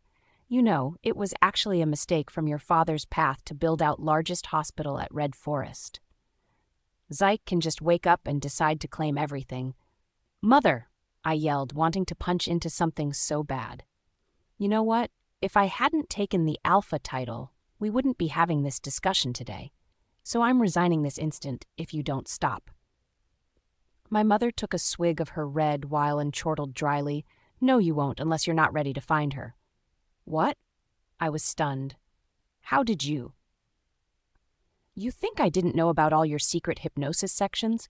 I'm doing this for your future, son. I just need you to be a bit more cooperative." I was hurt and dumbfounded. My own mother just threatened me with the most sensitive part of my life. "You seem to have ruled out your priorities, Mother. Where's Alec? Where's your son right now?" "You don't think I'm that inattentive not to know, right? My sons are my life. Mint, I would not let any one of you destroy your future for any trivial reasons. I'll be giving you 2 years to get your shit together. Hopefully you'd have started seeing the Luna material in Mira by then," she concluded, raising her glass at me before turning and strolling her room. And I just stood there stupefied into speechlessness. Everyone knew everything asides me. Everyone knew what was even going on in my life more than I did. Just then, my phone rang out in my pocket. I brought it out and saw it was Zyke calling. He spoke up immediately. I answered. "I know it's late, Mint, but I'm on my way to your pack. It's really important." Sure. I'll be at the Pack's hospital lounge waiting for you," I told him. I wouldn't be passing the night in the pack house till further notice. I thought as I drove to the hospital, wondering why the Alpha would want to see me so urgently. ZYK. I couldn't let Trisha go to Green Forest on her own. For one, she was too mad. Also, letting her travel all that way would be too risky due to how late it was. Emma followed after leaving Aileen with her nanny. Emma knew lots of details about Carla and most of the things that took place that night, and we were hoping she could help Trisha calm down a bit more. Kurt drove quietly, with a solemn expression, probably mopping over the fact that Trisha would not want to speak with him till further notice for hiding something so crucial from her. I sat with him at the front seat while Emma sat with Trisha at the back. I could see her wiping her eyes with the tissue Emma handed her from the review mirror. I knew it was a lot to take in, but I still had to let her on to some details as per what was happening to Mint and his family currently. Trisha, there are some things you need to be aware of before we get to the pack. I spoke up, and she raised her head to look at me from the review mirror with a slight nod of her head. Carla was Mint's mate. What? That means she was to be the Luna of Green Forest. For the first time tonight, Trisha's eyes lit up, but I had to burst those bubbles real quick. No, he was going to take a chosen mate as his Luna the night Carla disappeared. So he rejected her? No, Trisha. Mint and Carla's relationship was a bit complicated. That was why we really couldn't say much when he decided to take a chosen mate. Emma helped me explain to my great relief. That is no excuse, Luna. Mates are supposed to look past each other's wrongs, right? What if his decision to take a chosen mate caused Carla to hurt herself? She asked more to herself than to us, her eyes starting to water again. We really don't know, Trish. The whole situation is just so confusing. Mint had a terrible accident that day that made him lose all his memory of Carla and some other core memories. But the place he had the accident was miles away from where Carla's shreds of clothes were last seen. My mate slowed down as she said the last words. It was still too much for her, and saying it like that when she was still grieving her best friend was a whole lot to take in. Trisha drew a deep breath and covered her face with her palms, certainly too emotional to even say any words. I'm so sorry, Trish, Curtis muttered, slowing down the speed of the car. I continued, Emma and I tried our best. We sent out search parties. Even our pack search team and hunter wolves all went in search for her. We found nothing except her torn clothes behind the walls of the maid's quarters. And after Mint woke up from his coma, we wanted to ask him, but he didn't even remember anyone then. And his mother told us not to push him according to his doctor's instructions, and that he would remember if it's important enough. I turned to look at her, and she was trying really hard to hold herself together. She's a bitch. What? No, certain things are out of our control, sis. Mint's mum was just trying to do what's best for her son. I tried to correct, but Trisha lifted her face to glare at me. Her eyes were bloodshot red. I don't care. She's a bitch for saying it that way. I honestly didn't know what to make of Mint's family. I didn't know what or who to believe. 1 hour after Carla left to get me Aileen's napkin that night, Alex said he was going to look for her at the maid's quarters because she was taking too long. I wish I hadn't sent her on that dumb errand that night. I wish I had gone myself. She would still be here with us. Emma burst out of the blues, and then it was Trisha's turn to collect the box of tissues from Emma's laps and hand it to her. None of it was your fault, babe, I reminded her again, as calmly as I could. Why do you all keep saying maid's quarters? Was she working as a maid where her mate was Alpha? Trisha was yelling at no one in particular. We all fell silent, leaving her to guess the answer herself. I'm honestly trying to understand what is going on right now, but I can't seem to get how Mint's mother can be so insensitive to a matter that concerns life and death. What if Mint has a really important piece of information that could help us find Carla, but everyone turned pussies because his mother is trying to protect her son? Trisha, asides his mother's overreaction, Mint is actually going through a really tough time currently. Zeus told me he has been going for hypnosis sessions to remember something, even though he knows it's prohibited for alphas. Also, he has refused to make Mira his Luna, despite the fact that the elders are threatening his position if he doesn't soon enough. I felt bad for Mint and wanted to reach out, but Zeus told me to let him be. He didn't know Zeus was aware of anything and needed a lot of time alone at the moment, and their mother wasn't making things easy for him. I faced the road and sighed. We had finally arrived. I realized as Kurt eased the car into the hospital's garage.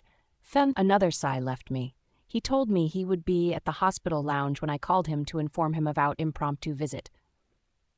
I'll love to see the last place Carla's clothes were seen. Trisha spoke, sounding confident, but I knew it was only a facade. I asked Kurt to drive her and Emma to the pack house so Emma could take her there while I walked to meet Mint at the hospital. What should I tell Mint? How should I make him remember Carla? I knew there were chances that he might have a good piece of information that would help us find her, but somehow my guts tells me he knew nothing about her disappearance, or did he? Mint. I was surprised to see Zeus coming out of the hospital when I arrived. He greeted me warmly with a knowing smile before asking what I planned to do with the former Alpha's family, as it had been more than since they moved into the pack house. I replied by reminding him that I had delegated the responsibility to him because I trusted his judgment. Aside from being my bigger brother, he was a diplomatic, thoughtful person. He wanted to say more but hesitated, as if thinking better of it, before entering his car and driving away. "Let's have a glass or two sometime soon, brother," were his last words to me, and I agreed with an enthusiastic nod and a forced smile. He was so lucky. My mother allowed him live his life, but kept trying to help me live mine. I walked into the hospital's spacious and noiseless lounge, strolling to the vending machine to get a canned coffee. I went to sit on one of the reclining chairs, close to the eco-friendly windows. I had stayed at the lounge for an hour and a half before I saw my friend stride purposefully towards me. Typical Alphazik, but he had a weary look on his face, one he couldn't even mask. It was 11:45 p.m., almost midnight, so I reckoned whatever brought him here wasn't a light issue. I stood up and wanted to shake, but he ignored my outstretched hand and engulfed me into a warm embrace. I was taken aback at first, but then allowed him. I needed this too, more than I imagined. We broke the hug and shook hands just like old times, smiling genuinely because we have missed each other a great deal. He took his seat on a chair beside mine, and we both watched the night sky together. "How are you, Mint?"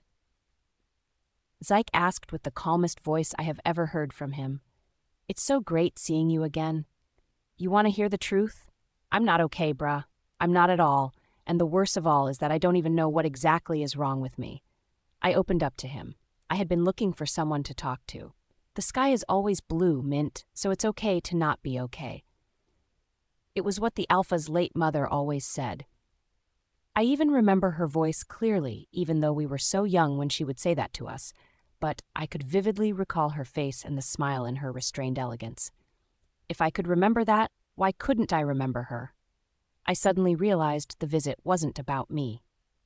"Sorry, I got caught up in my shit, Zyke. I forgot it's not about me. So tell, what's wrong? Another fight with your Luna?" I asked with the last slice of humor I could summon. "No. What? It's not about Emma. At least it won't be if she stops overworking herself." He paused and turned to face me. "It's about you actually, Mint, about you and some other people important to me." I didn't see that coming. He came all the way from Red Forest because of me? Did I do something wrong? "Not any of what you're thinking, Mint." He read my mind and chuckled a bit. "My sister found her sister and she's supposed to be here." He turned back to face the window, his face tightening. His words confused me completely. Was I supposed to, understand that? Your own sister found her sister and she's supposed to be here? I don't even know where to start, Mint. Your mother wouldn't let us talk to you about what happened the night you had the accident, and you don't seem to have remembered any of that, or the person involved," he said, almost groaning in frustration as he raked his hands through his hair. What was I supposed to remember? Was I really not out of my mind? I thought I was. My mother made me believe I was searching for something that didn't even exist. Even Alec, who would have told me the truth, left all of a sudden. I'm the most confused person in the world right now, Zyke. I leaned forward, abandoning the beautiful view in front of me, and turned to fully face Zyke. Trisha's sister was your mate, your real mate. While running away from each other, the both of you ended up here. Your relationship was a complicated one, so I couldn't interfere. And even on the day you were going to be made permanent alpha and take Mira as your chosen mate, I still couldn't. Hold up. I cut into his words thoughtlessly. She had a chestnut brown hair? I was stunned, but needed to get my facts clear. It was the only details I could remember from the female in my dreams. Yes. And her name was Carla? Yes. I held my breath at the revelation, waiting for some outflow of my memory, for anything about her to come up, but my mind simply stayed blank. Where's she? No, wait, you said she's here, right? Please take me to her. I spoke with anxious urgency, getting up from my seat. I wanted to see her right now. I couldn't believe the person I was searching for was with me all these while. Oh my God, Mira wasn't my real mate. Carla was. The brown-haired female I always saw in my dreams. Take a deep breath and listen to me, Mint. Zyke stood up and grabbed my arm to stop me. I'll take you to her, he said with a grim face that unsettled me. Trisha, I was trying to put myself together as Emma and I walked out of the back gate of the maids' quarters. We came into a forest filled with long trees, short grasses, and shrubs. My eyes adjusted to the darkness as I quietly followed beside Emma. Could my sister's eyes adjust to darkness like mine? Did she have a wolf like me? I wish I had gone to find out a year earlier, just 1 year, and I would have known. I would have been able to protect her. She wouldn't even come to this stupid pack in the first place. I wonder what drove her here. Maybe she came for the mate who couldn't even protect her. Here. Emma's voice dragged me out from my thoughts. I looked up to see her blue eyes had turned red. Her pale face looked whiter. I stared down at the place she was pointing to, see a cairn of stones arranged up to my waist level. A wave of fear swept past me at the sight of it. It was suddenly too real, too final. I had no idea they had made a show of it this way. But she's not dead. I took a few steps back, feeling myself going hysterical. Emma grabbed me by the shoulders. You have to calm down, Trisha, please. Her authoritative voice suddenly dissolved into sobs. We both held each other and cried for some minutes before getting a grip and wiping our eyes. I was glad it was just Emma and I as Curtis opted to wait back in the car. He already knew how angry I was at him. Emma and I sat on a clearing close to the cairn quietly while I nursed the urge to shove it down. My sister wasn't dead. She was just missing, and all we have to do is search for her till we find her. Come to think of it, I think I see the resemblance now. You both have almost the same hair color and face. I can't believe such familiarities slipped past me all those months. Emma broke the silence with a fondness in her voice, gazing into space. Her countenance was sad anymore. It was like a still waters after a raging tempest. The only time I was in the same space with her was the day you called for the family dinner, and I didn't even acknowledge her that day. I never acknowledged her for once.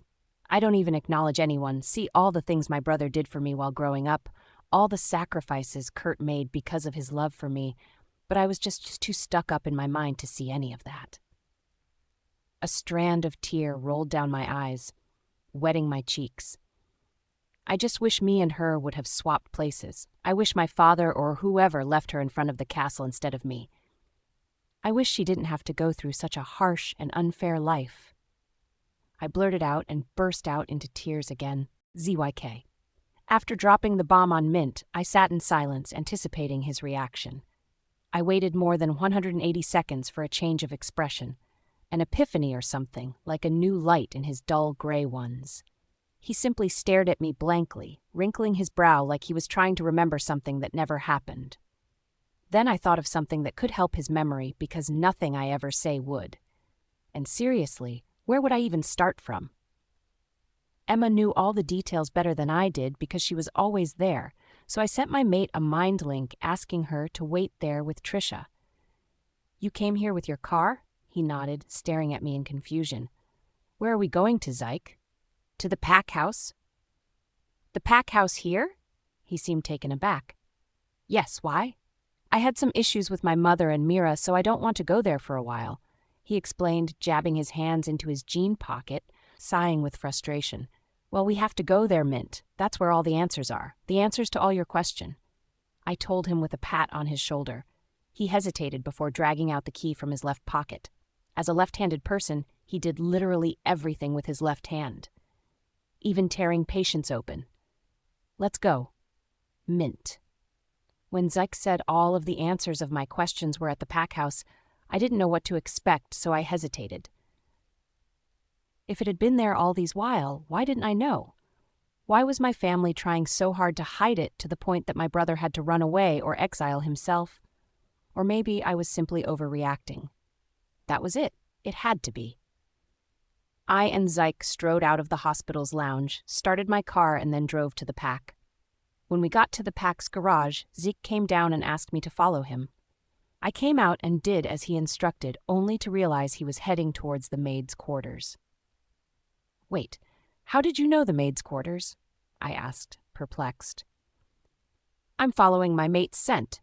Keep your voice down. You don't want to wake them up, he said with a whisper, placing his index finger on his lips before he resumed walking. As we got into the middle of a group of detached bungalows with maids' quarters written above the entrance door of each house, a memory that I didn't even know I had flashed through my mind for a second. I didn't think I had ever been to the maids' quarters, but in my memory, I was definitely here, standing beside one of the houses, waiting for someone. I was waiting for her but didn't want her to see me. I stopped walking, trying to process what was just happened. The memory came with a feeling of what? Anger? Irritation? Frustration? Resentment? While I was trying to decipher, another memory flashed through my head.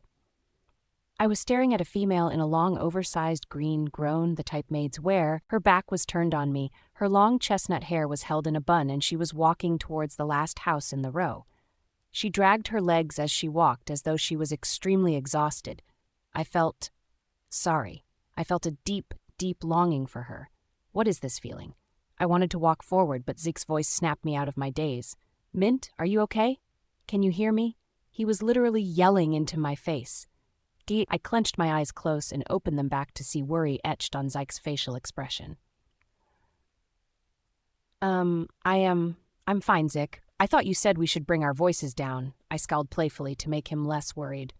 I'm not buying that. You were out of it for about 2 minutes. I wouldn't mind yelling the roof down till everyone scramble out of their beds if it'll bring you back. Thanks, man. I'm fine, actually. I just remembered something. What?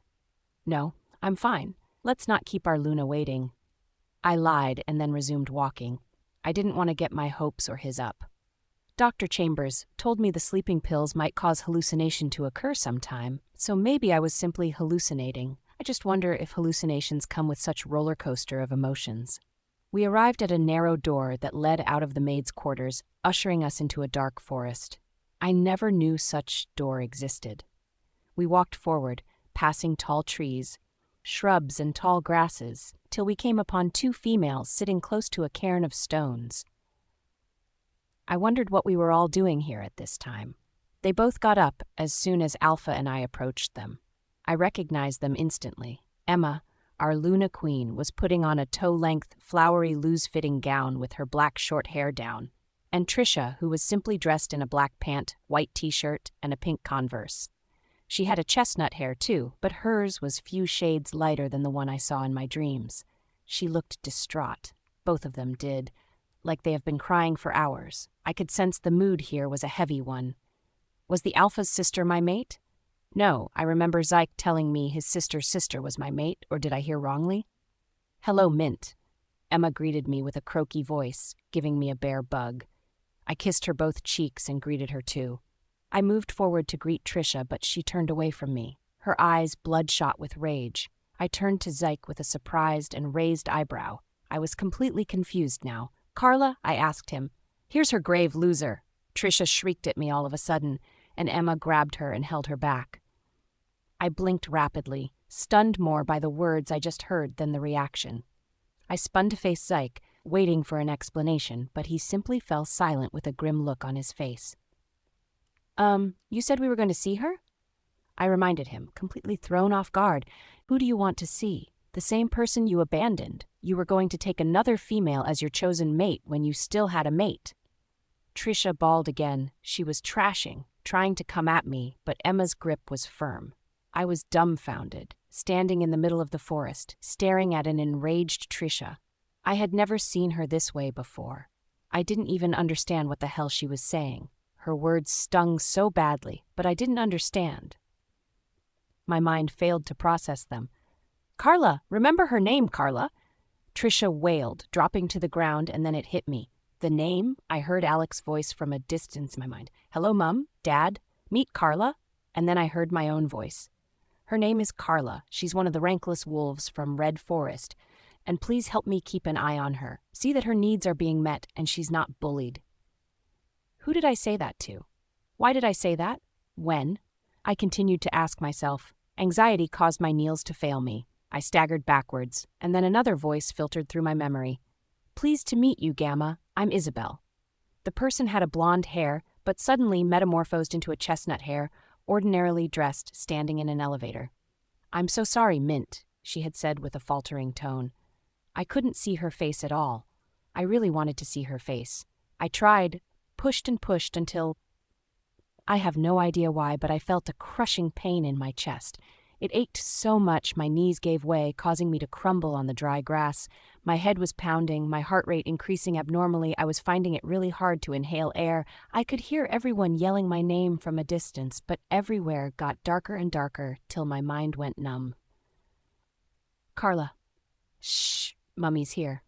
I whispered down at Elle and Elliot, trying to stop them from their sleep crying while rocking their cradle bed gently.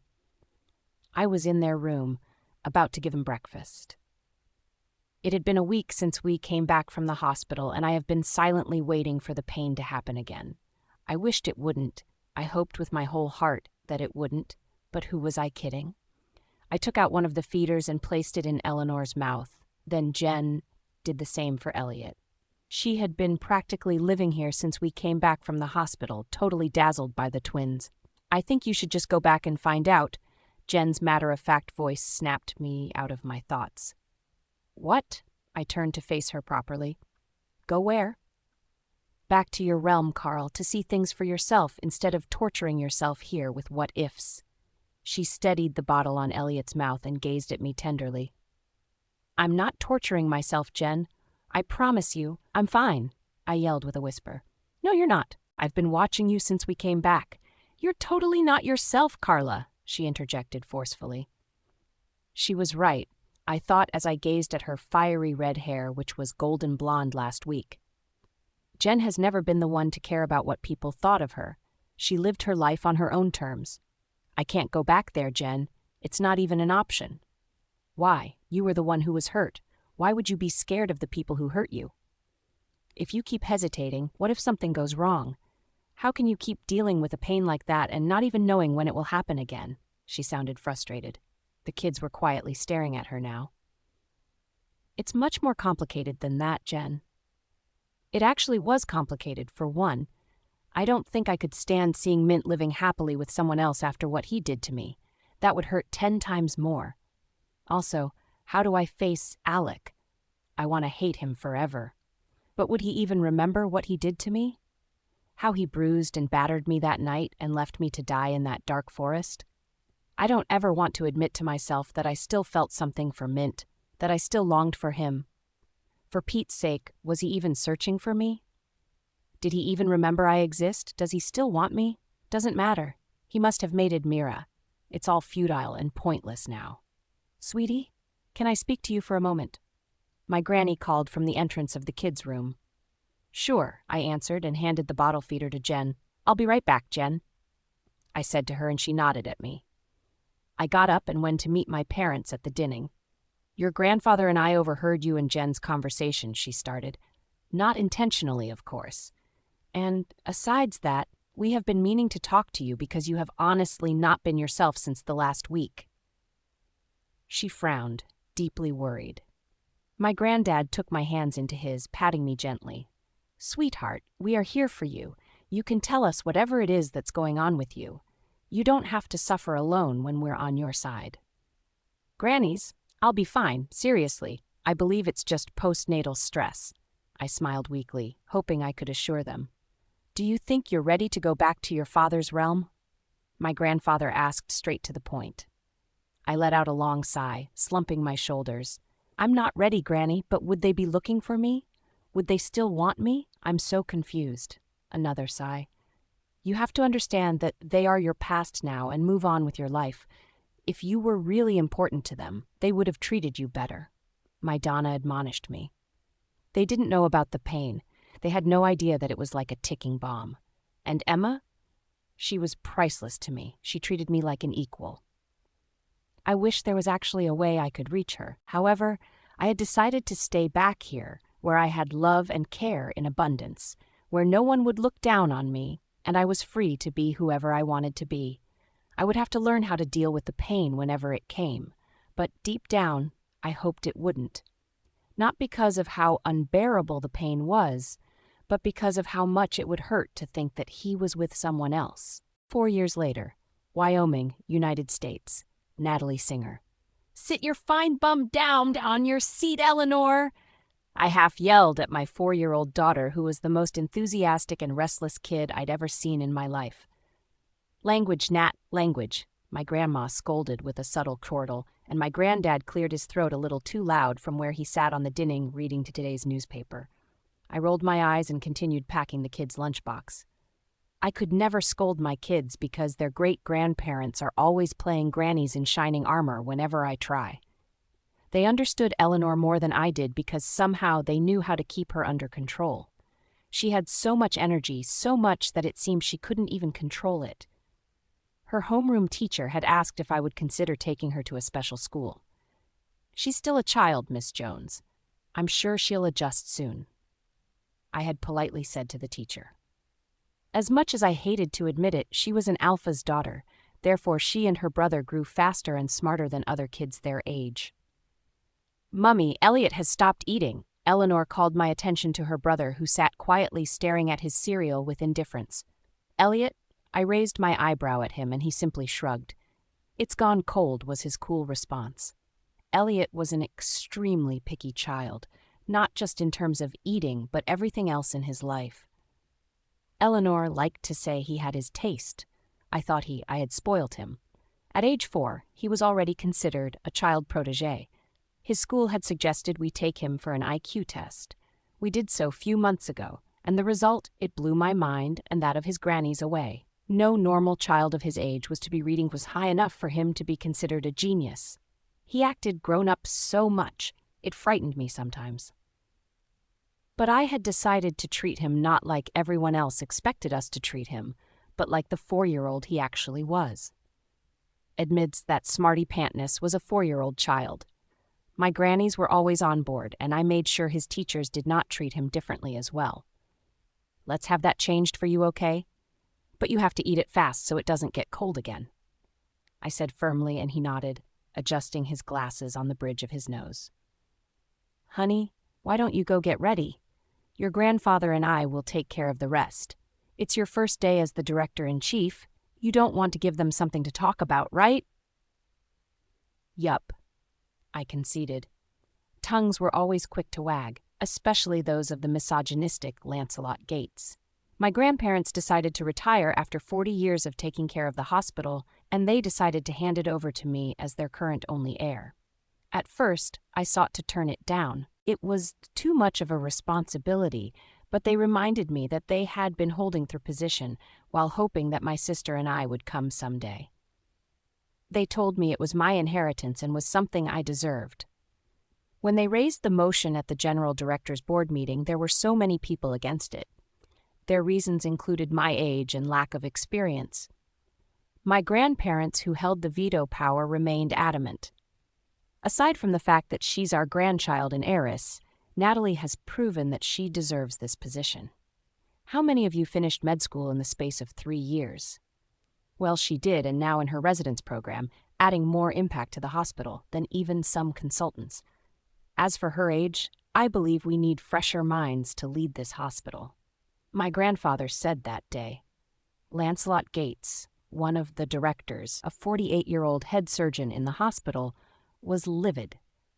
He took it upon himself to see that I failed, and I knew. He argued that he had been in the hospital longer than every other director or employee. He addressed the board, asking that they shouldn't forget he began his residency program at age 17. He bragged about the face that MIT wanted him, but he decided to save lives more than machines. If the Singers are not unjustly favoring her, I should be head and not some woman who's going to have her nostrils hung up in family issues. That was the end of the road for him. The females in the board shut him up immediately. They threatened to dismiss him if he wasn't going to be more respectful. The meeting ended with me getting the position of director-in-chief. My granny's decision was final, and today was going to be my first day at the job. Something in my stomach turned.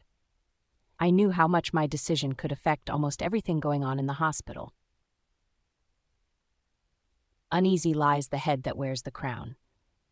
I made a lot of research and read. My residency program as an anesthesiologist was there to juggle along with everything. I didn't mind all the work. I needed to work a lot in order to get my mind off things. Still, I wanted to do well. I wondered if I would, but they couldn't stop me from trying. Nothing ever happened if we didn't try. A car horn blasted outside, dragging me out of my retrospection. Jen was here. My granny padded into my room. "Jen is here, sweetie. Are you ready?" my grandma asked, poking her head through the door. "I'm almost done, Granny. Just makeup left to do," I replied, sitting in front of my dressing mirror. "All right, the driver will soon be here to take the kids to school. Your granddad will go with them," she informed and went back to the dinning. I turned back to face the mirror and decided to put on a light makeup today. I had to do a lot of moving around today, and it was one of the hottest days of summer in Wyoming. After applying mascara and carving my eyebrow, I finished with a light powder. I got up and stood upright, accessing myself in the mirror one last time before picking up my bag and stuffing them with my books and leaving the room. I was more armored than dressed. I needed something that would make me look and feel smart and confident, so I went for a tailored, light brown suit, trousers, and blazers with a black camisole inside. I put on a black stiletto heels instead of my regular sneakers and held my hair in a high ponytail. "You look absolutely gorgeous, Natty," my granny gasped as I stepped out of my room. She was surprised. I had never put in so much effort into looking this good before. "That's my girl," my granddad beamed proudly at me. I went to peck him, as usual, and pecked the kids before telling them to be good at school. My Donna hurried after me as I walked towards the door.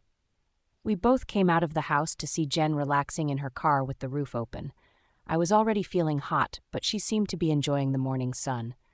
"I'll be off now, Granny. See you later." I hugged her and pecked her cheeks and was about to go when she held me back.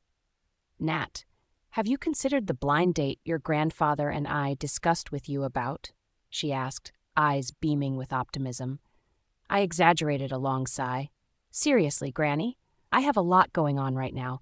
I don't have the time to see anyone," I argued. "There isn't anyone who wouldn't have time for love, sweetheart." "Well, that'll be me.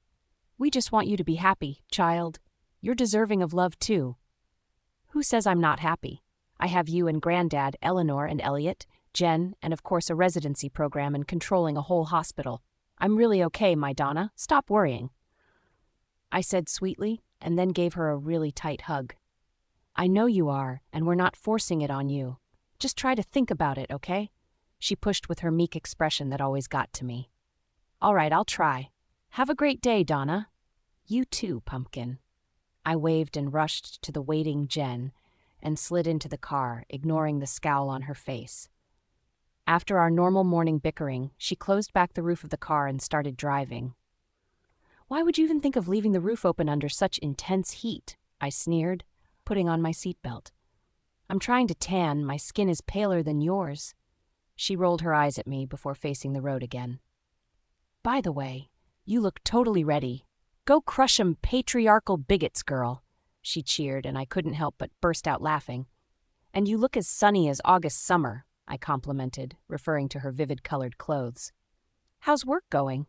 Oh, wait, and not to forget the edible lad that dropped you off the other night," I uttered slyly, folding my arms around my chest and sat facing her. "Work is great as we make it," and that was Killian William, a fellow designer who said he really admired my work. "Remember the after-party of the fashion show I told you about, right?" "Yeah?" I was a little tipsy and he offered to drive me home. I would have called for a designated driver, but he kept insisting. She shrugged indifferently, but I noticed color rising in her cheeks. Jen had dropped out of med school in our second year and started pursuing her passion of being a well-known designer and makeup artist. And in just 2 years, she was known in and out of the United States. She built her brand and worked really hard even though her parents were against it. Now she was doing so well with millions of followers on Instagram, her designs in almost every clothing shop in our country. My best friend became a badass designer and a terrific makeup artist. "He seems to like you, Jen. Will you let this one go again?" I asked more seriously this time around. I don't have the time right now, Carl, she sighed, unnaturally concentrating on the road. I knew the series of heartbreaks she had gone through, but wished she wouldn't just give up on love like me. There isn't anyone who wouldn't have time for love, sweetheart. My granny's words echoed in my head as I said them to Jen. Says you who wouldn't even try again, she muttered, sending me an affectionate glance. I tried going for blind dates you set up for me last year, remember? But none of them worked. I'm just never attracted to any male at the moment, I said, frustration laced in my voice. Don't you think it's because you are subconsciously having hope in him since you haven't felt the pain all these years? I felt a tickle in my spirit. Maybe. What? Hell no. I've moved on, Jen, and I don't want us talking about him again, please. I snapped back. I would never do that. Mint had hurt me too much already. Anything you say, bestie. But you need CX, sweetheart with lots of orgas. Miss, it's a therapy, trust me. You have to free yourself from the shackles of patriarchy, my friend. She uttered her usual words, and the both of us convulsed with laughter. We arrived at the hospital soon after, and I came down and waved her goodbye. We had both decided to drive to work every day so our careers and responsibilities wouldn't get in the way of our friendship. I stood in front of the elevator, and the first person I saw was Lancelot Gates. Great. He smiled at me suggestively and muttered, "After you, beautiful," as the elevator opened. It was gross. After he realized my grandparents wouldn't go back on their decision, he tried to woo me several times. A serial misogynistic divorcee was trying to get me to have an affair with him. The thought alone made me cringe, causing me to impulsively stand far apart from him in the elevator. Today was a good day, and I wouldn't let anyone or any thoughts ruin it for me. Writer's point of view. We have come to the end of the surgery, Mint addressed all present in the theater. He turned to address the anesthesiologists present. He can't heal fast because his wolf is weak, so I'll leave him in your capable hands. Once again, it was a pleasure working with you all. The interns can take it from here, he concluded and walked out of the surgery room. Yes, Alpha, they chorused after him, gawking, all at awe of how he managed to conduct a 48-hour surgery so diligently, without a single trace of fatigue in his breathtaking features. Mint strolled casually towards the VIP doctor's washroom. His back and legs were sore from standing for a long time, but he couldn't complain. Instead, he was grateful Zeke let him perform all the demanding surgeries in Red Forest Hospital. He came here once in every week to perform surgeries and was fully booked by the time he arrived. He was going to spend the rest of his life saving as much people as he could, though he knew deep down that it could never bring back the one life he needed to save the most. He saw her face again, her chestnut hair. Carla. Mint turned on the shower and let the warm water tickle down his face like his tears. The tears he hid so well all these years. Tears he made sure no one else sees beneath his cheerful smiles. Everyone thought he was okay, but how could he be? When the pain wouldn't stop, his heart ached so much, he felt it physically. His wolf was probably gone forever. Whenever he stood like this, he couldn't stop the tears from flowing out. Suddenly, his mind drifted back to that night 4 years ago where he got to see how much of a coward he had been and how undeserving he was of love. Her love. All the memories came rushing back to him that night in full swoop. Memories of how they met, how they ended things, and how fate decided to give them another chance when they met again at his pack. Emma had told him everything, every single detail he had been too blind to see, that she had loved him even when he didn't know she existed. She loved him so much, she went through thick and thin to get him to look at her just once. Despite knowing how difficult their love could be, she still dared to love him first. A kind of love one could only receive once in a lifetime, and he had lost her forever, lost the chance to ever make it up to her again. Despite all these, her face remained vague in his head. A wrenching sob escaped his throat as he clutched his chest, hoping to stop his heart from sinking further. He had no idea how it happened, but he had let himself plunge into self-pity, depression, and insomnia. All he did was lie in his bed and stare at the ceiling at night till dawn. Even when he drank himself to stupor, sleep eluded him. A chime from his phone brought his mind back to the present. It was a text from Luna Emma to remind him of the tea he was to have with she and Zyke at noon. It was almost time. He stepped out of the shower, grabbed a clean towel, wiped his body and changed into the casual clothes he had asked Zek bring here last night. He could almost imagine the look on his mother's face when she saw him walk around the hospital, clad in jeans, hoodie, and Converse shoes. She'd convulse with contempt. It didn't matter anymore. She had lost the right to control his life. He craved a simpler and quieter life after discovering the truth of his mother's scheme with Mira. He decided to resign from his position as Alpha and focus on medicine, but Zyke stepped forward and so did the Council of Elders. They had decided to let him till he found a second chance mate or took Mira his Luna. He scoffed. It would only happen in all their wildest dreams. He could never want a second chance mate. The goddess had to bring his mate back from the dead if she wanted him to have a Luna. He ambled to the parking lot of the hospital but changed his mind and walked to the pack house instead of driving. Getting there was faster than he had imagined. He was too deep in thoughts to notice the distance. "Hey, Mint." He heard his name from a female voice, and when he turned, Trisha waved at him with a sunny smile before sliding into her car and driving off. She always appeared to be in a hurry, carrying her pain with her everywhere she went. He knew pain firsthand. It was the reason he could see beneath the facade she had built for everyone else to see. They both had regrets. Perhaps it was what strengthened their bond of friendship. They also worked on a volunteer program together. He sauntered towards the beach where he was told they would be meeting. Dining chairs and tables were arranged outside the beach house, with classical wines placed on the table. Amused, he chuckled. Were they not to have tea? Uncle Mint. He heard the shrill voice of my favorite girl as she ran into his arms. I thought we agreed on Alpha Mint the last time. Have you forgotten so soon? He laughed, hugging her, and then throwing her into the air. Her company brightened his day more than anything else. Yes, I forgot. She shrieked, totally enjoying herself. He held her in his arms as he proceeded to meet her parents, taking a seat and placing her on his laps as he exchanged pleasantries. Aileen, Uncle Mint have had a really stressful day. I think it'll be good if you let him rest a little. Emma scolded gently before taking a sip from her tea mug. But I've missed him, Aileen argued fiercely, her red hair dazzling under the mild sun. Princess, Mum's right, you know. He tickled her, and she threw her head back with laughter. I know, and I'm sorry you had a stressful day. She sounded like an adult, even with her 5-year-old voice. Well, I believe Six wants your attention more right now, Luna said with indifference, nodding at the white hairy puppy groping under my chair. Oh no, I hope she isn't eating sand, she yelled and jumped out of my legs before running around the table to retrieve the dog from under his seat. They both ran towards the beach. She laughed while the puppy barked cheerfully, happy he had finally got her attention. He watched her with a yearning in his soul that he could not describe. She's growing so fast, I'm scared she'll be an adult before we know it. Zeke gushed from behind him, sounding both worried and excited. I know, right? He replied absent-mindedly, his gaze still fixated on Adrien. So how did the surgery go, Doctor? Zeke asked with slight humor in his voice. You should really take it easy, Mint. Emma and I worry about you.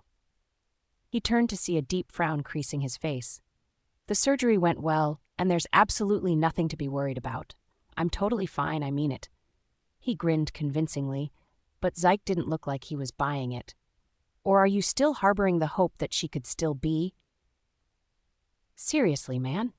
I thought we were having tea, no? But wine is better, though. He raised a glass into the air, cheering alone since everyone's face was grim before taking a swig. Having tea and talking about you, Mint. You literally changed overnight. You lost the will to do anything aside surgery, and you're overdoing it. We're family, Mint, and if everyone can overlook, we can't. Emma interjected, speaking with her therapist voice. He understood and appreciated their efforts. Still, he really wanted to do this alone. It was all his cross to carry. So I'll guess, you guys just finished speaking with Trisha? He observed, and their faces couldn't even hide it, causing my chuckle to deepen. Thank you for your concern, guys. I really appreciate. But I have to get going back to the pack. Thanks for tea. See you all next week. He got up, shaking Zeke, and went to kiss Emma on the cheeks. We'll love you to join us for Christmas dinner 2 weeks from now. Will you be okay with that? Emma asked with a trace of plea in her voice. It's the same week for the volunteer service. I don't think it'll be possible. He answered apologetically, clasping my hands together. Well, Christmas is Saturday and you usually leave on Sunday. Come to think of it, you go from here, right? How about we all just spend the Christmas together? She came up with a solution quicker than expected. He was left with no choice but to solemnly concede. What's special about Christmas? He knew he'll never understand the fuss. Alec. I walked into my house, kicked my shoes away, and took off my white lab coat that has been on me for the whole day. I turned on the lights of my tiny studio apartment, have been managing since I arrived South Carolina 4 years ago. It had a cushion, a small kitchen I had never used since I started living here, with a comfortable single bed, which was the only furniture I used since I moved in. I don't even make coffee at home, and usually get it at the volunteering center I currently worked at. As I trudged into my room, my eyes caught the unfinished confession letter I was writing to Mint on the table.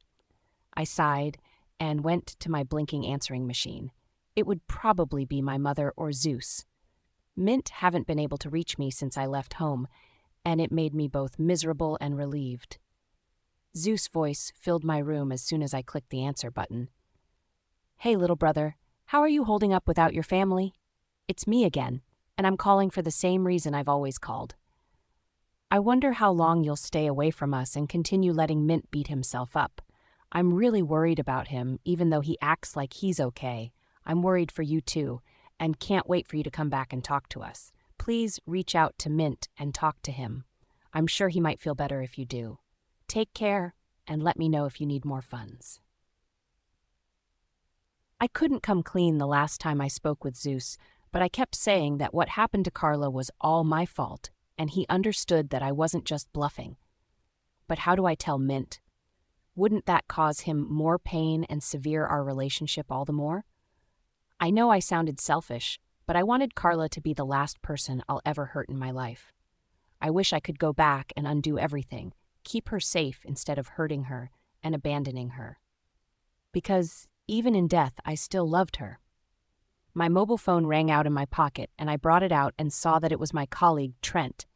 I picked up, wondering why he would be calling by this time. Hello, Trent. What's up? I asked, settling my weight on my spring bed. Great.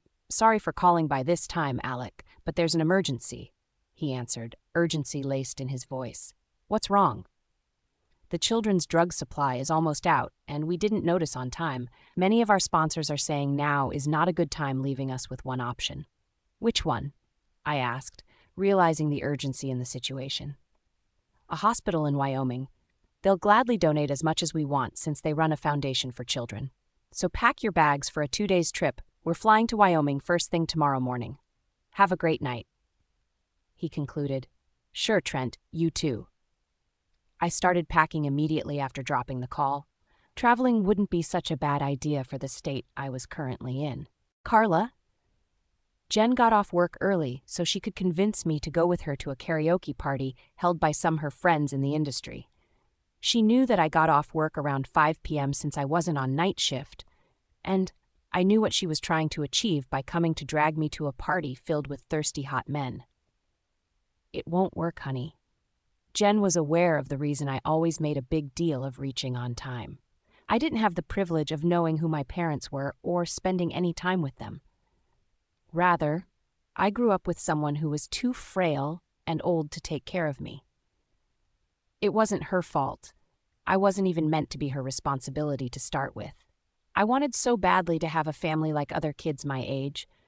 I wanted to have someone to call mom and dad, have someone take care of me, and smile at me genuinely, but it never happened. No one cared about young, orphaned, rankless wolf child. After going through such a lonely and pitiful childhood, I vowed to make sure my kids got all of me. My time, my love, my care, and my everything. They deserved all of it and more. I knew my grannies were more than ready to take care of them, but I couldn't push all the responsibilities to them. My kids were not burdens to me. Being with them was usually the best part of my day, and their company recharged me. Carla, seriously, Jen yelled, acting like a child who wouldn't stop whining until they got what they want. I'm sorry, Jen. You know I can't today. I'm really tired. I muttered with a weak smile, hoping my tired voice could pacify her. She sighed, clutching the steering, and turned to face me. You're always working too hard, Carl. You know if I had rich grandparents like yours, I'll never work. All I'll do is slacking off, watching TV, and staying sexy.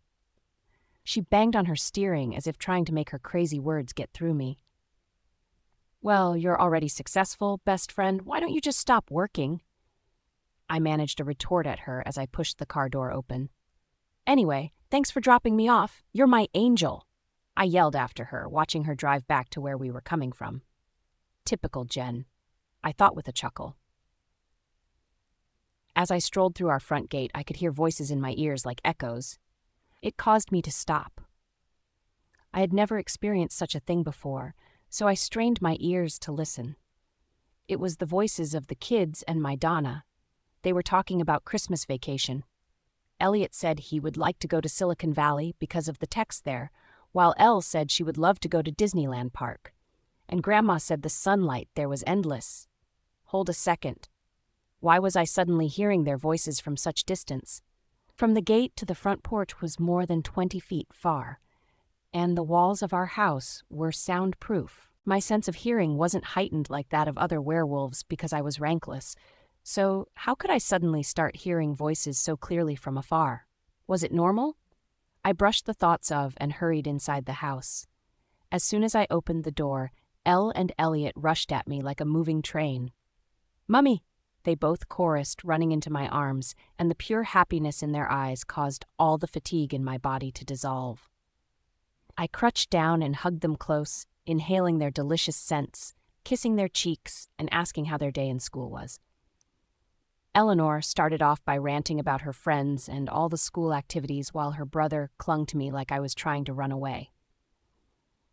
I knew he wanted us to begin the sign language classes I get with them every evening before bedtime, but I had to wait for Eleanor to finish ranting. After listening to her for about 10 minutes, I turned on the TV for them to watch Spider-Man No Way Home while I take my bath. I planned to take them to the cinema to see it during the weekend, but I knew they both wanted to see it so badly, so I allowed them after making sure Richard and Donna sat close through their 30 minutes TV time. I left them and went to my room to shower, after which I read till the 30 minutes TV time was over. Then I came out of my room and took them to the dining room, where we had an hour of our sign language classes. My granny made dinner for us, and after eating, I watched them do their assignments. Elle was starting to yawn repeatedly, so I escorted them to their room and read them their bedtime story. Elliot's favorite was Harry Potter and the Philosopher's Stone, while Elle's favorite was The Gruffalo and the Very Hungry Caterpillar. Tonight was Elliot's turn for his story to be read, thus I tucked them in and started reading. Barely halfway into the second paragraph of the first page, Elle dozed off. Elliot, on the other hand, never got tired of listening to me read his favorite story, no matter how many times we read it. He already knew every line by heart, and I know that he wouldn't sleep if I don't stop, so I had to stop reading after 2 pages. I kissed their foreheads, whispering goodnight to them, made sure the windows were properly closed, and turned off the light before going to my own room. I stretched and crashed on my bed, taking the huge anesthesiology textbook from my bedside table. I began reading. I had no idea when I slept off, but the next morning, a knock on my door woke me up. It was my Donna. She came in since the door was already open. "Hello, sweetie. Good morning," my grandma said, coming to kiss me on my forehead. "Morning, Granny," I answered, yawning and stretching. "Hope you had a great night?" "Yes, I did, child. You seem tired today, honey. Do you want to take a day off?" she asked, sitting beside me on my bed. "Huh?" "No, Donna. I have an important meeting today with some volunteers from the NGO in South Carolina. They're out of supply of drugs for the kids, and our foundation is like their last resort. Besides that, I have training sections with my assigned consultant." I tried to explain calmly, hoping she wouldn't try to force me to stay back home because I would have to disappoint her. "It's okay, Nat. I know nothing I'm going to say would work, but please, can you stop overworking yourself? Your granddad and I are really worried about you," she voiced out her concern, taking my hands into hers and patting them absent-mindedly. Don't worry, Granny. After my residence program, things would ease up naturally for me. Okay? Whatever. She rolled her eyes and stood up. I'll go fix breakfast, get ready. I'll get the kids. I got up and hugged her really tight, assuring her without words that I was going to be fine. She left my room and headed straight to the kitchen to join Richard while I threw on my robe and ambled towards the children's room. The room was blue-themed, specifically designed the way I wanted with stuffed dolls, Marvel and DC Toys collection. Elle loved DC while Elliot loved the Avengers. I got to their room to see Elliot placing a hand on his sister's forehead. He raised his head to my direction as I walked in, and I could see deep concern in his eyes. "Mummy, Elle is burning hot," he muttered, and I rushed to their bed to see Eleanor grunting in her sleep. Her eyes were closed, but she was obviously in discomfort. A gasp left my throat as I touched her forehead. Her temperature had risen to a frightening level. Without wasting time, I took out the thermometer I used for them to check her temperature and was shocked to see it was over 45 degrees Celsius. What the hell? I was in panic. The fever shouldn't have gotten this bad. I inhaled deeply to pull myself together. It's just fever, nothing more. I tried convincing myself. Eleanor has always been strong and stubborn. This wouldn't last long. Elliot, don't worry. Your sister would be fine, okay? Just go tell Granny Donna to bring a bowl of cold water and towel, then help Grandpa in the kitchen. Can you do that for me? I asked, wanting to distract him from how overwhelmed he must have been seeing his sister like this. He hesitated for a minute before nodding and climbing out of the bed. I tried to wake Elle up, helping her up and resting her head on my laps, but she could barely open her eyes. Her breathing was really slow, increasing my panic. "Baby, how are you feeling?" I asked her, trying to keep my voice as even as possible. She opened her mouth, forcing herself to speak, but nothing came out. My heart started racing. It couldn't have gotten this bad just now. Why didn't I sleep with them last night, like I did sometimes? Why did I leave them on their own? Just then, my granny walked into the room with a bowl of water. "Elliot told me Elle is sick. What happened?" Her voice filled with urgency as she placed the bowl of water on the bedside table. "I really dunno, Granny. She's running over 45 degrees Celsius. Why? It's not normal, so why?" I choked on my words as sobs left me. I shouldn't be panicking. She was only running a fever. I'm a medical doctor. I shouldn't be scared. Damn it. "Nat, calm down. I'm sure it's one of the flus they catch once in a while. She'll be fine." Her voice was steady as she spoke to me. Then she went to work immediately, placing a wet towel on her head while I added more pillows under Elle's head. Then I went to get lighter clothes and blankets and took off her other cotton pajamas. "Can you drive?" she asked with a firm voice without raising her head to look at me. "Sure, Donna." "Good. Let's go to the hospital." My grandpa rushed into the room, and after my granny spoke to him in whispers, he gently hurled Elle into his arms and instructed me to get the car keys. I ran to the sitting room to get the car keys close to the TV set, carried Elliot in my arms, and followed my grandparents outside. I was finding it really hard to think straight. My heart was thumping really fast, and my palms were sweaty. How could I drive in this condition? I had no other choice, actually. My Richard's legs hurt, and Donna had stopped driving for over 20 years now. Without thinking again, I went around the car, placed Elliot on the front seat since Granny's were at the back with Elle, and made sure I strapped him in well. I went back to the driver's seat, strapped on my seatbelt, turned on the ignition, and drove like crazy to the hospital. On a normal day, my parents would have told me to slow down, but they didn't today because they knew the urgency of the situation. My baby wasn't even talking anymore. She was barely breathing. My energetic child, who was always so active, was the one lying so still on my grandparents' arms. That temperature wasn't normal at all. At first, Donna thought the thermometer was broken, but another thermometer confirmed our fear. In all my years of studying medicine, I'd never ever come across a temperature like that or a case like that. It wasn't even in theory. She would have been dead if not for the werewolf genes in her. Or did that have anything to do with this? I shook my head violently, throwing the thoughts through the car window. I had made a vow to myself never to associate any of that with my kids. They're human. They're with humans, so they're humans. They have to be, damn it. Alec. The flight to Wyoming from South Carolina took about 3.5 hours. We arrived an hour earlier than the scheduled time for the meeting, which should begin by 10 a.m. We left home as early as 6 a.m., and our flight quicker than expected, despite the fact we took the cheapest one. There was no time for luxury. We found our way to the administrative office of the hospital using the map given to us by former volunteers who have visited the hospital. The hospital was huge, so we could easily miss our way since it was our first time.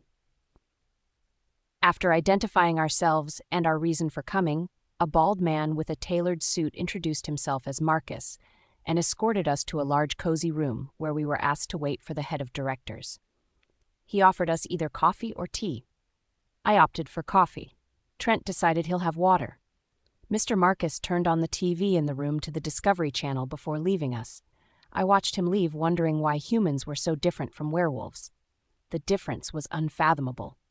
Lifestyle, behaviors, and even down to the way we choose our partners. Humans didn't have the rigid rank system like us, where some are treated better than others. Where you had to watch someone you love slave away because there was nothing you could do about their bloodline.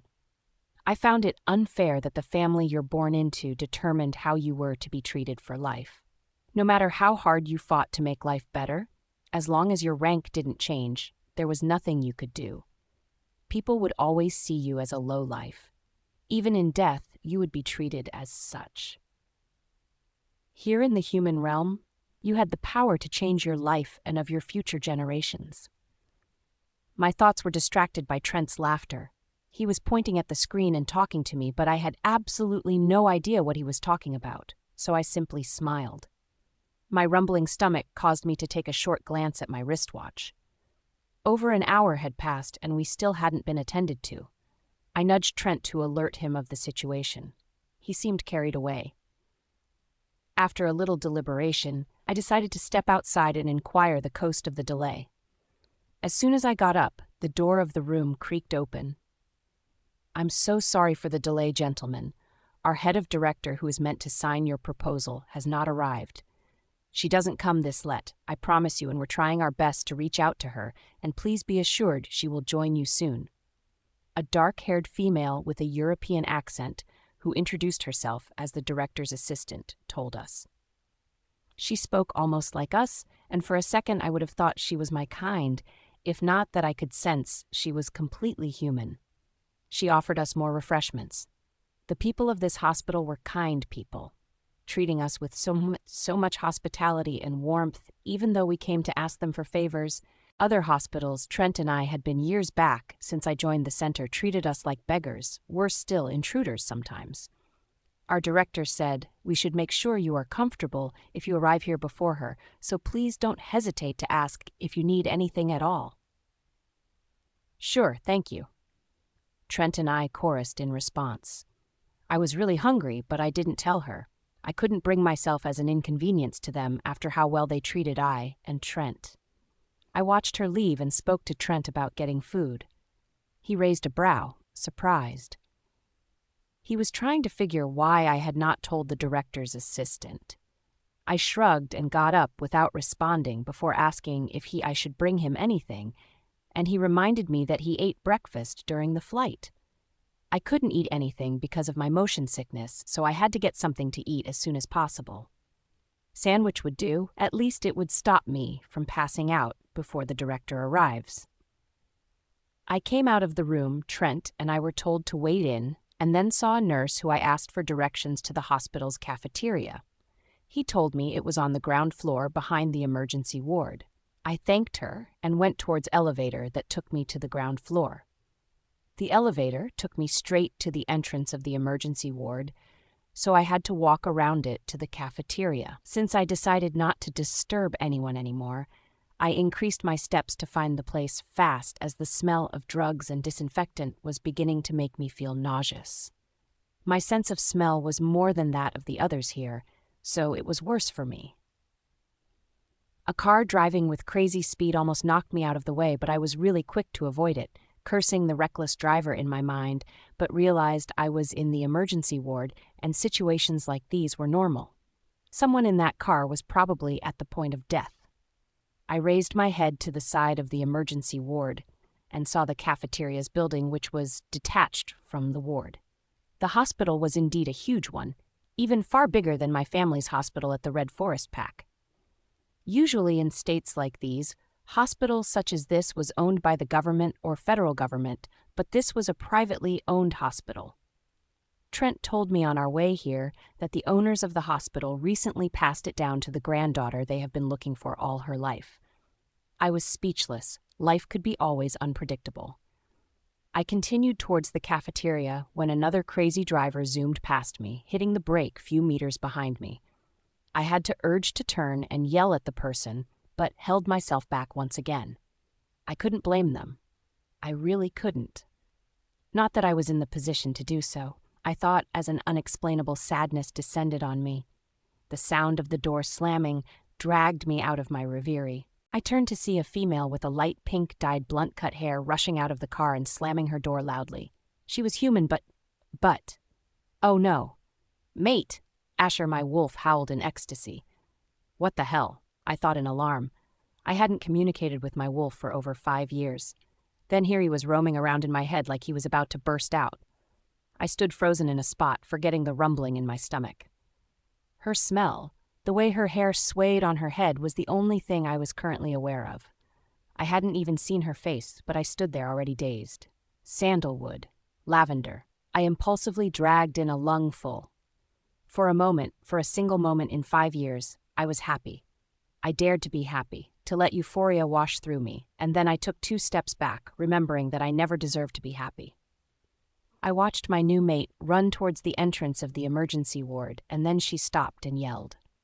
"Carla!" With a panicky voice. I staggered backwards at the sound of the name. The pace of my heartbeat tripled, and at this point, I wasn't only frozen, but glued as well. My heightened sense of hearing filtered other voices around, leaving hers loud and clear in my ears, even though she was quite far from me. Suddenly, my legs moved on their own accord towards her voice, and I followed, till I was standing few meters from her at the entrance. She was now standing close to another female with a familiar chestnut hair, and I prayed with all my heart that it wasn't what I was thinking. "Carla, what happened?" my mate asked the other female with urgency laced in her voice. "They won't let me go inside with Elle. Jen, please tell them to let me be with my child. I'm a medical doctor, for Pete's sake." The female with the chestnut hair wailed as she gripped my mate's arm desperately. That voice, dear goddess. She sounded familiar. Another female putting on a white lout brushed past me, running to where my mate and the other females stood. "Director Natalie, please, you have to calm down. As the head pediatrician here, I'll make sure your daughter get the best care possible." The female in the white coat spoke soothingly. Natalie? Why was she called Natalie when the other person called her Carla? Maybe I was really mistaken. "I'm not asking for much. I just want to be there with her," the person called Director Natalie insisted. I stood still watching, totally forgotten I wasn't supposed to be here, but couldn't get myself to leave. "You're her friend, right? Please escort her out to the waiting hall, thanks." The doctor spoke to my mate before rushing into the ward. My new mate nodded, holding her friend, and they both turned to where I was standing. That was when I saw her face. My heart pounded 10 times faster. My head spun like I was in a roller coaster. I clenched my toes into my shoes so as to keep myself from losing balance. I was staring face to face at Carla. The Carla who was supposed to be dead. Carla whom I had done the most unforgivable thing to. The reason my life had ceased to be mine. There were tears in her eyes like that night. She was already a mother, a medical doctor, a director, and my mate's friend. How was that possible? How could the person we all thought dead be standing right in front of me? My heart sank to the deepest pit of my stomach and lurched when our eyes met for a nanosecond, but I twirled around before she could recognize me. I couldn't show myself to her, not yet. And amidst everything, I felt a rush of gratefulness. I found her, finally. I found her alive, and that was more than enough for me. Carla. I had no idea how Jen got to know the situation. I just saw her beside me. She told me had tried to call out to me, but I had not answered her. She could have been right. I couldn't bring myself to listen to anything or think straight at this point. I just wanted to be with my child, Elle, and I couldn't understand why they kept telling me I couldn't be with her. Jen dragged me out of the emergency ward after our hospital's head pediatrician assured me that she would take special care of Eleanor before instructing Jen to take me away as if I wasn't there. My best friend asked if I had taken breakfast before rushing Elle to the hospital. I shook my head listlessly. I didn't have the time or the urge to eat. She would have none of it. She pressed on, typical Jen style, hurling my hand along till we got to the cafeteria beside the emergency ward. Sandwich and tea was served, but I could only sit and stare blankly as the tea grew cold and my sandwich remained untouched. My eyes were glued to the door to see if I could at least see my grandparents. It was less than 20 minutes I left the emergency ward. Still, I wanted to know what was going on in there. If one of them could just come out and tell me how her condition was and if she was responding to treatment. "Carla, you have to eat something so you have some strength." Jen yelled at me, causing my mind to snap immediately. Elliot, my son. "Oh shit! Oh shit! Where's Elliot? Oh my God, where's Elliot?" I asked no one, hysterically jumping to my feet and dashing out of the lunchroom, completely oblivious of the stares I was getting and Jen running after me. I ran to where the car I drove to the hospital was parked, dragged the door open, and found my son sitting quietly in the middle of the back seat with his glasses resting on the bridge of his nose. He was looking straight ahead, probably lost in his own world as usual. Relief washed over me. I couldn't believe I didn't remember him because of the situation. "Elliot?" I whispered his name and he turned to stare at me. I carried him out of the car and hugged him tight to my body, so tight I was scared I might crush his fragile bones. "Why are you here alone, baby?" "Donna went to get me hamburger. How is Elle? Can I see her now? Can she talk now?" He bombarded me with questions that caught me off guard. I didn't know how he could be this aware at his age. I could never get used to it. I wanted to tell him that he wasn't abandoned because of his sister, and I loved them both with my whole heart equally. "Don't worry, Leo. Elle will be—" I haven't been able to finish my sentence when the large red light at the entrance of the ward started blinking rapidly and more doctors started rushing inside. No, they were running. That alone caused fear to seize me. A lump formed in my throat. As much as I tried not to look it, I was actually quivering in tremor. I looked around me and saw Jen trotting towards me with a confused look on her face, and before she could ask me anything, I placed Elliot in her arm, giving her an apologetic look. "Please, take care of him. I'll be right back," I pleaded and fled into the emergency ward to the place she was taken to when we came. And just like I suspected, all the doctors were running to my child's room. I followed behind the doctors till I got to Elle's bed. My grandparents were standing behind the doctors. I didn't even know when they got here, but they seemed as dazed as I was. They were asking them what was happening, and no one bothered to answer. The doctors looked too busy trying to resuscitate my Elle.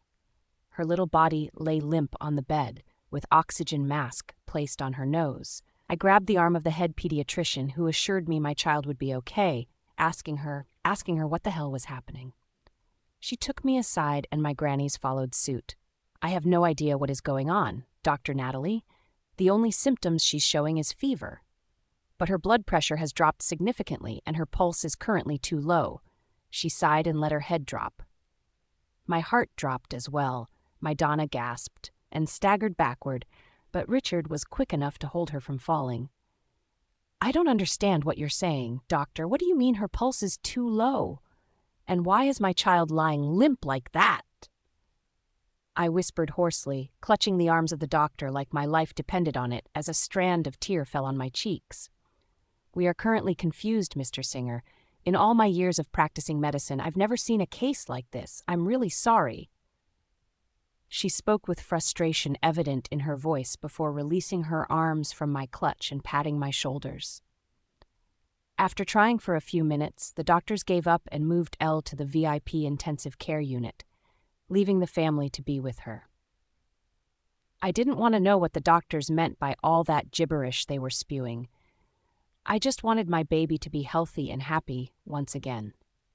I couldn't afford to lose my child. She and her brother were my everything, the current reason for my existence. All these thoughts plunged my mind as I watched my little girl struggle for her life.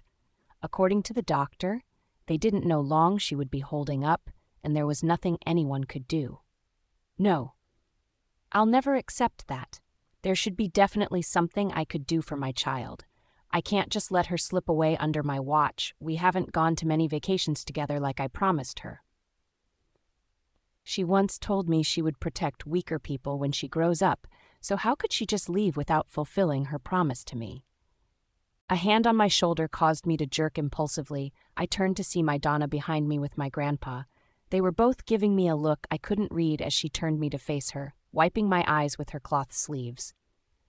We all stood watching Eleanor through the glass as she breathed in slowly. I could hear her heartbeat from where I stood, and it was frightening. Nat, my Donna's voice dragged me back from my solemn reverie, and I stared at her again. Our hospital is no doubt the best in the state and even beyond. We also have the top doctors, which I'm sure you're aware of. So if the doctors are saying there's nothing they can do, then there's really nothing they can do. She told me with her hand resting on my shoulders. I wondered if she expected me to feel better or worse after saying all that. So we have just one option now, Grandpa spoke up from behind, and I turned to face him with renewed hope, my eyes brimming with unshed hopeful tears. We know it would be difficult for you, but it is our only hope to get Eleanor back. As much as you hate to admit it, the kids aren't humans. After much deliberation with your grandma, we believe taking Eleanor to her root is our last shot. Richard uttered logically, but I was yet to understand what he was driving at. Granny, can you make it a bit easier for me to understand? I asked, looking at the both of them like they had suddenly started speaking in strange tongues. Eleanor and Elliot are werewolves, and if humans can't find what is wrong with her, your granddad and I believe she can get better treatment in her realm because that is her root and who she is.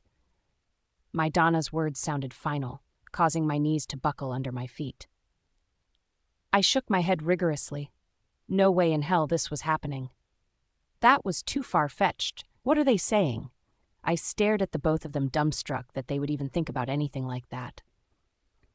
Donna, Richard, Eleanor will be fine.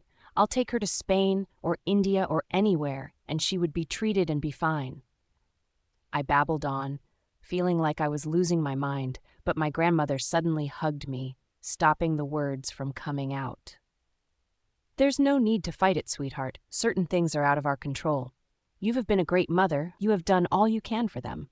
But I believe it is time to go back to where it all began. Donna's soothing voice drew out all the buried heartaches once again. Choking sobs escaped my throat. I never ever believed I would be in a position to admit this, but they were right. They were fucking right. My child's life depended on me sucking in my fear and pride, going back to the place I thought I had escaped from forever. Life was indeed cruel and unfair. After hugging me for a few more minutes, Donna detached herself from me and continued wiping the tears from my eyes. You won't be alone this time around, child. You have us now. You, Granddad, and I will be with you all the way to support and protect you. She uttered mildly, and I instantly felt some ounces of reassurance. Yes, baby, there's nothing to fear. We'll be with you, Richard quipped, giving me a doe-eyes look. We have to get going now. We don't have much time. I sniffed rapidly, gawking at the both of them in surprise. How do we go? We have to book a flight, right? How much time have we got? I asked the both of them, and my granddad shrugged. Our private jet is ready and waiting for us at the roof, Richard informed me. I'll take care of the referral papers and we'll be on our way. I'll be with Eleanor here and call Jen to bring Leah, I chipped. I'll go get the nurses who'll accompany us, my Donna added, and just like that, it was finalized. We were going back to the werewolf realm. Jen, I carried the quiet Elliot to go get hamburger at the hospital cafeteria. I knew he hadn't had anything to eat since morning, and he was as flustered as his mother and grandparents.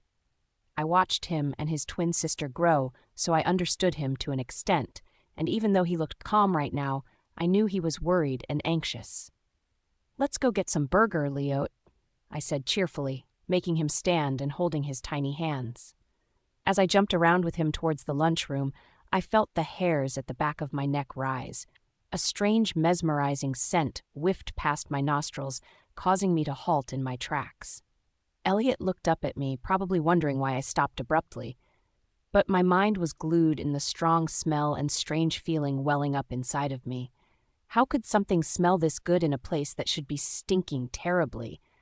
I mean, I'm freaking standing in front of an emergency ward and perceiving jasmine and citrus. I looked around wondering if anyone was experiencing similar madness, but everyone else looked totally oblivious. I twirled around just to make sure, but instead saw a smoky hot male with a light brown hair that looked like the setting sun. His eyes were almost red. I couldn't place their shade.